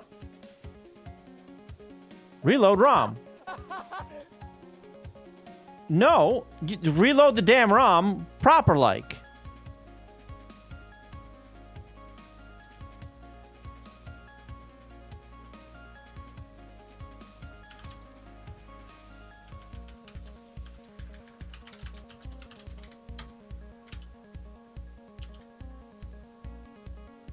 Okay. Thank you for the file. The follow. Appreciate that. Still wrong.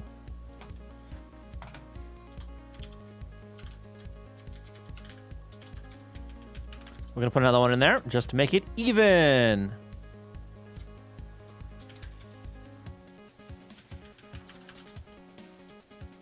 And over here.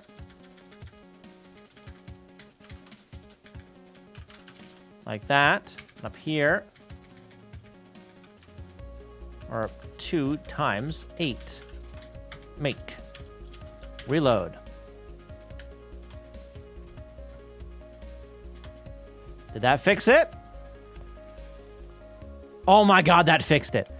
Jesus Christ. All that because I was just missing the character ROM.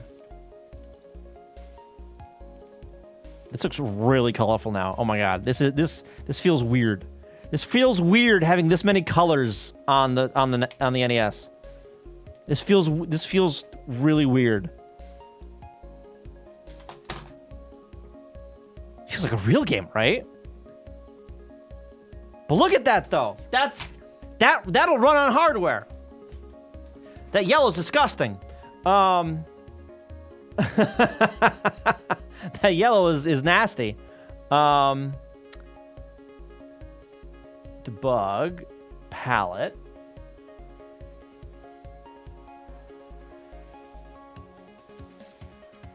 But I don't think 38 is going to be any better. We're going to try it, but I don't think it's going to be any better.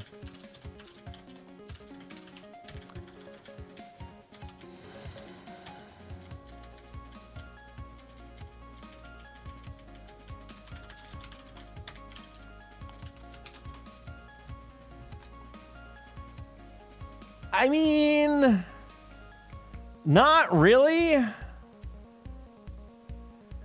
What do you think? Should I use the darker one or this one? I think I should use the darker one, honestly.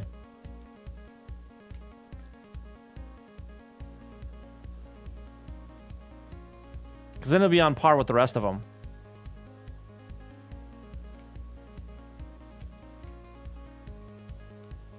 Yeah, I'll do the... Yeah, hardware compatible. Yeah. In fact, hang on. Let me plug it in. Give me a second. Ah! I've been rolling over my green screen. Okay, hang on.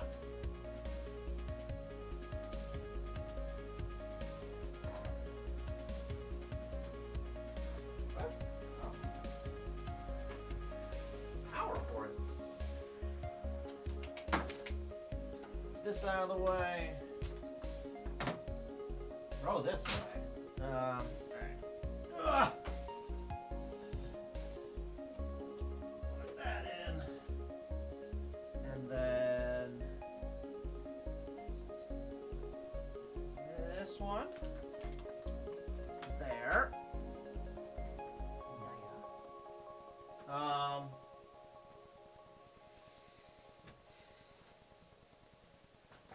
Gonna have to use the one that's plugged into here for now. Yoink that from there. Yoink it out of here. Plug it in right there. And there.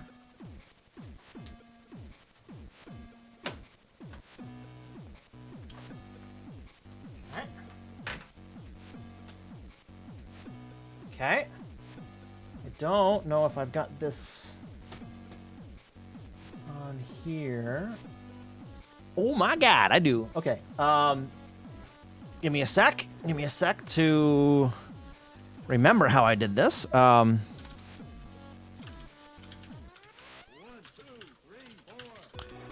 gonna need that one. I'm also gonna need this make file. Paste that there.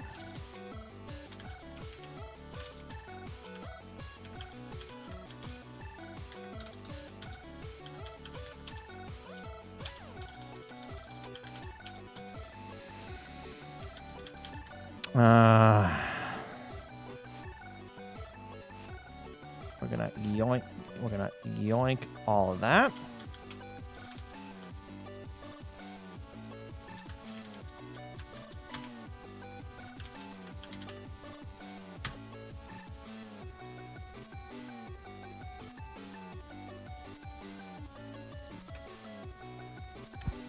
All right.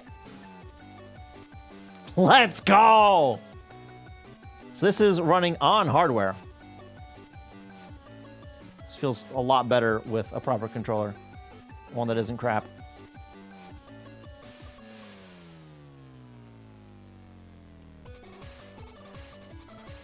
This is working well.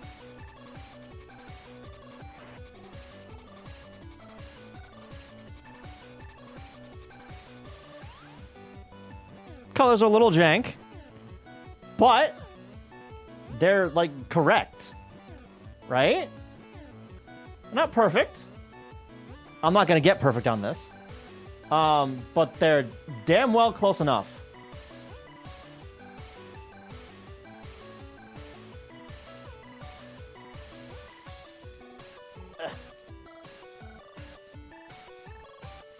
This is good. This is satisfying. I like this. I like this a lot. Oh, I hit pause on my keyboard like that's gonna do anything.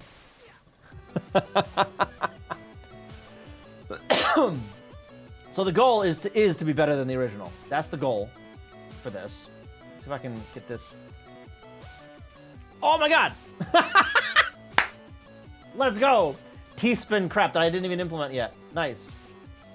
Oh, that was the wrong spot for that. But this works. There are some changes that I do want to do with the box around it. I need to make that thicker.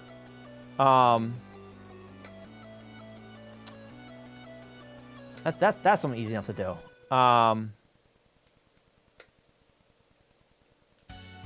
Oh, but the fact that I got all the colors working, that's more satisfying than I thought it would be, honestly.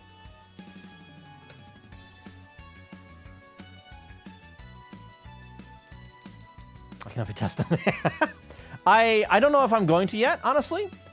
Because I still need to update more collision code a little bit. I don't like how some of the collision code works right now in regard to the spins.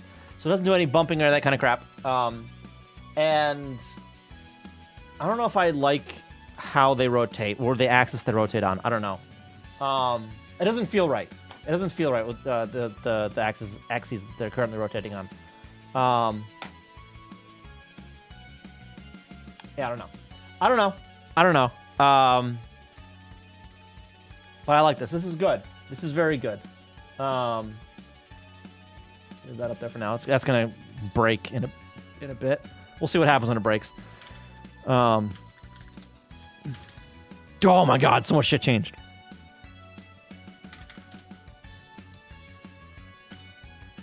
All right, the palettes and fixing that crap.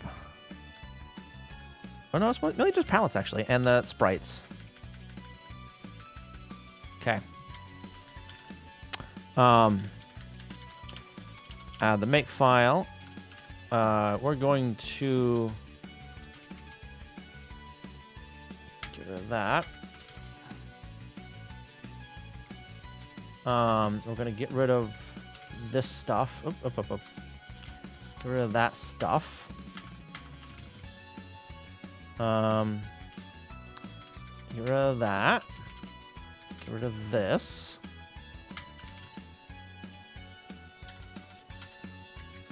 Get rid of that. And that.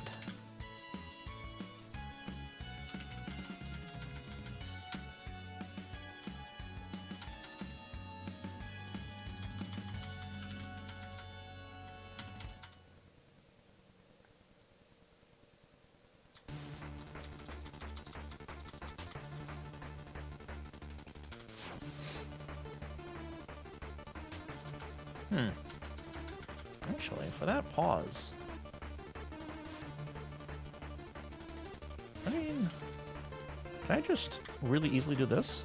Hang on, if I can just easily do this to get a pause in there. I'm gonna. Oh, look, it broke! That's funny, actually. That's... It's just placing the block. Every update, when it checks for collision, it's placing the block because it doesn't check. I can make it go faster, probably. Yeah, I can make it go a little faster. So it only checks for placing the block on going down. The fact that it's cycling nice is good though. So going left and right, it doesn't check for dropping a block, right? Or placing a block. It only checks for placing a block when it tries to go down a row, right? And the left and right is just collision on can you move there. But if that collides, it doesn't like place the block, right? It only places the block on the tick, and it should check for something as it places the block. So it should place it should generate the block. You know, get the next block. I think I froze the game. I soft blocked it because I hit the wire. Yep, that's what happened there. But yeah, so it should, when it gets the new block, it should immediately check for collision, and then do a game over if there's a collision there. But that's whatever. That's later. Let's see. This is still doing it too. Reload. Start.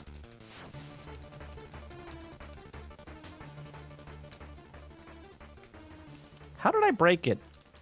Actually, what?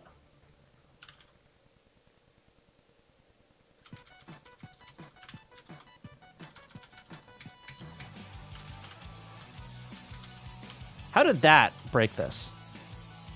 Why is this broken now? What? What? I didn't change the menu. Huh?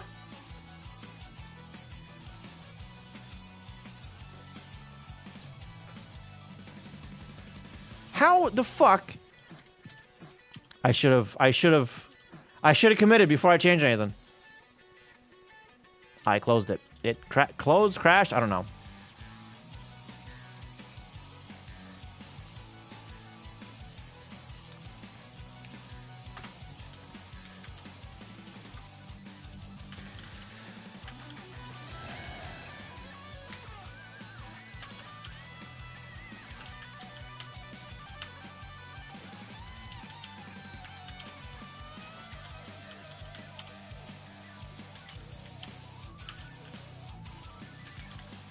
Okay. Oh, and let's actually hang on. Sources. The hell's it called? Piece RNG.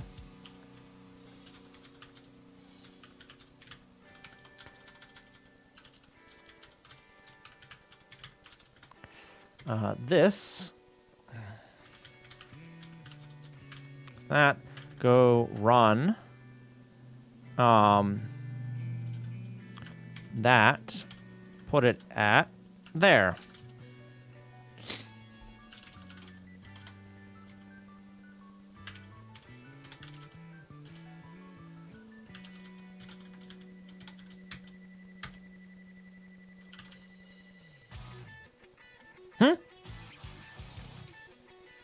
Usage, input, output. At not convert map, damn it.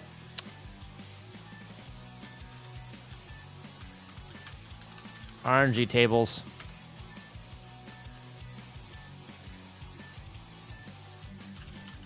Okay.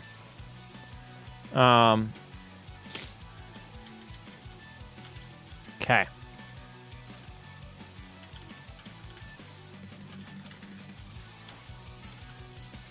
Make file and piece RNG ink. I'm actually going to include it as well.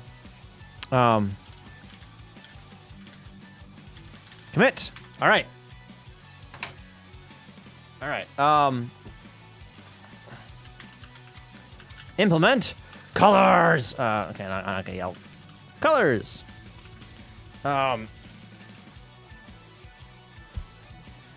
All pieces now have their own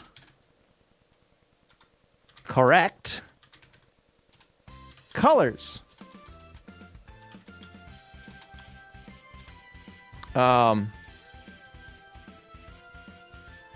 Yay! This change utilizes the extended attribute mode on the MMC5 mapper.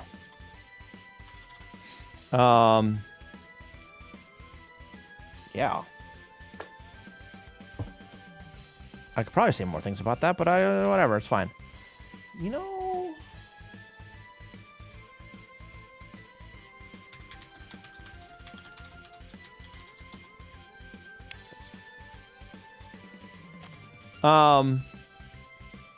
Yeah. This is going really well. Actually, like really well. Even with all the trouble with with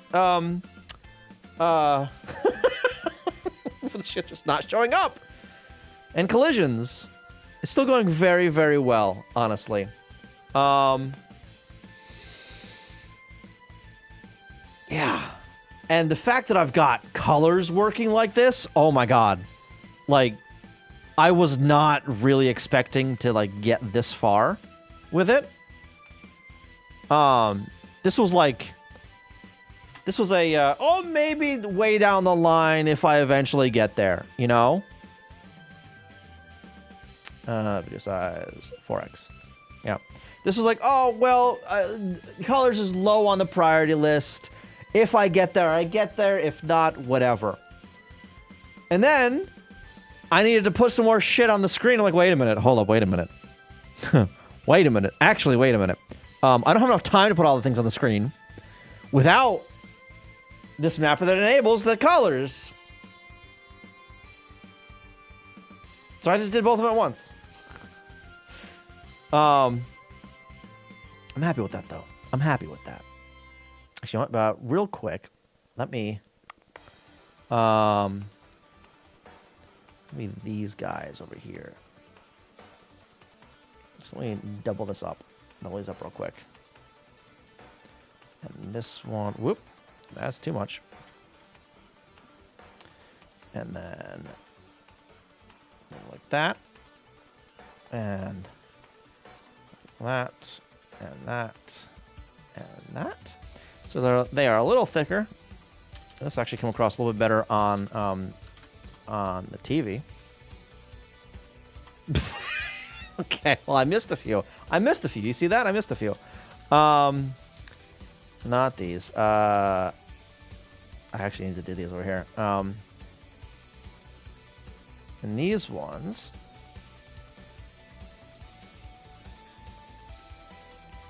I'm actually going to do that as well. Save. Make. Reload. Start. Look at that. Make send. There we go. That comes across a lot better.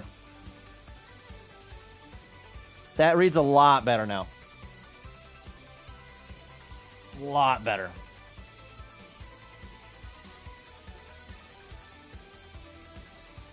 Yeah.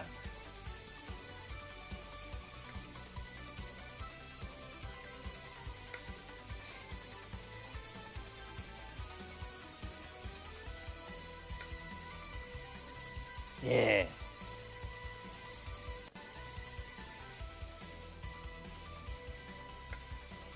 Much better. Much, much better. Okay. That's good. That's good. It's real good.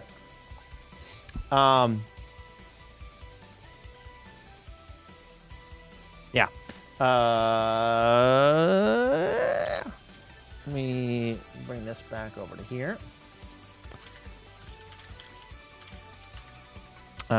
Images, tiles star, add tiles structure.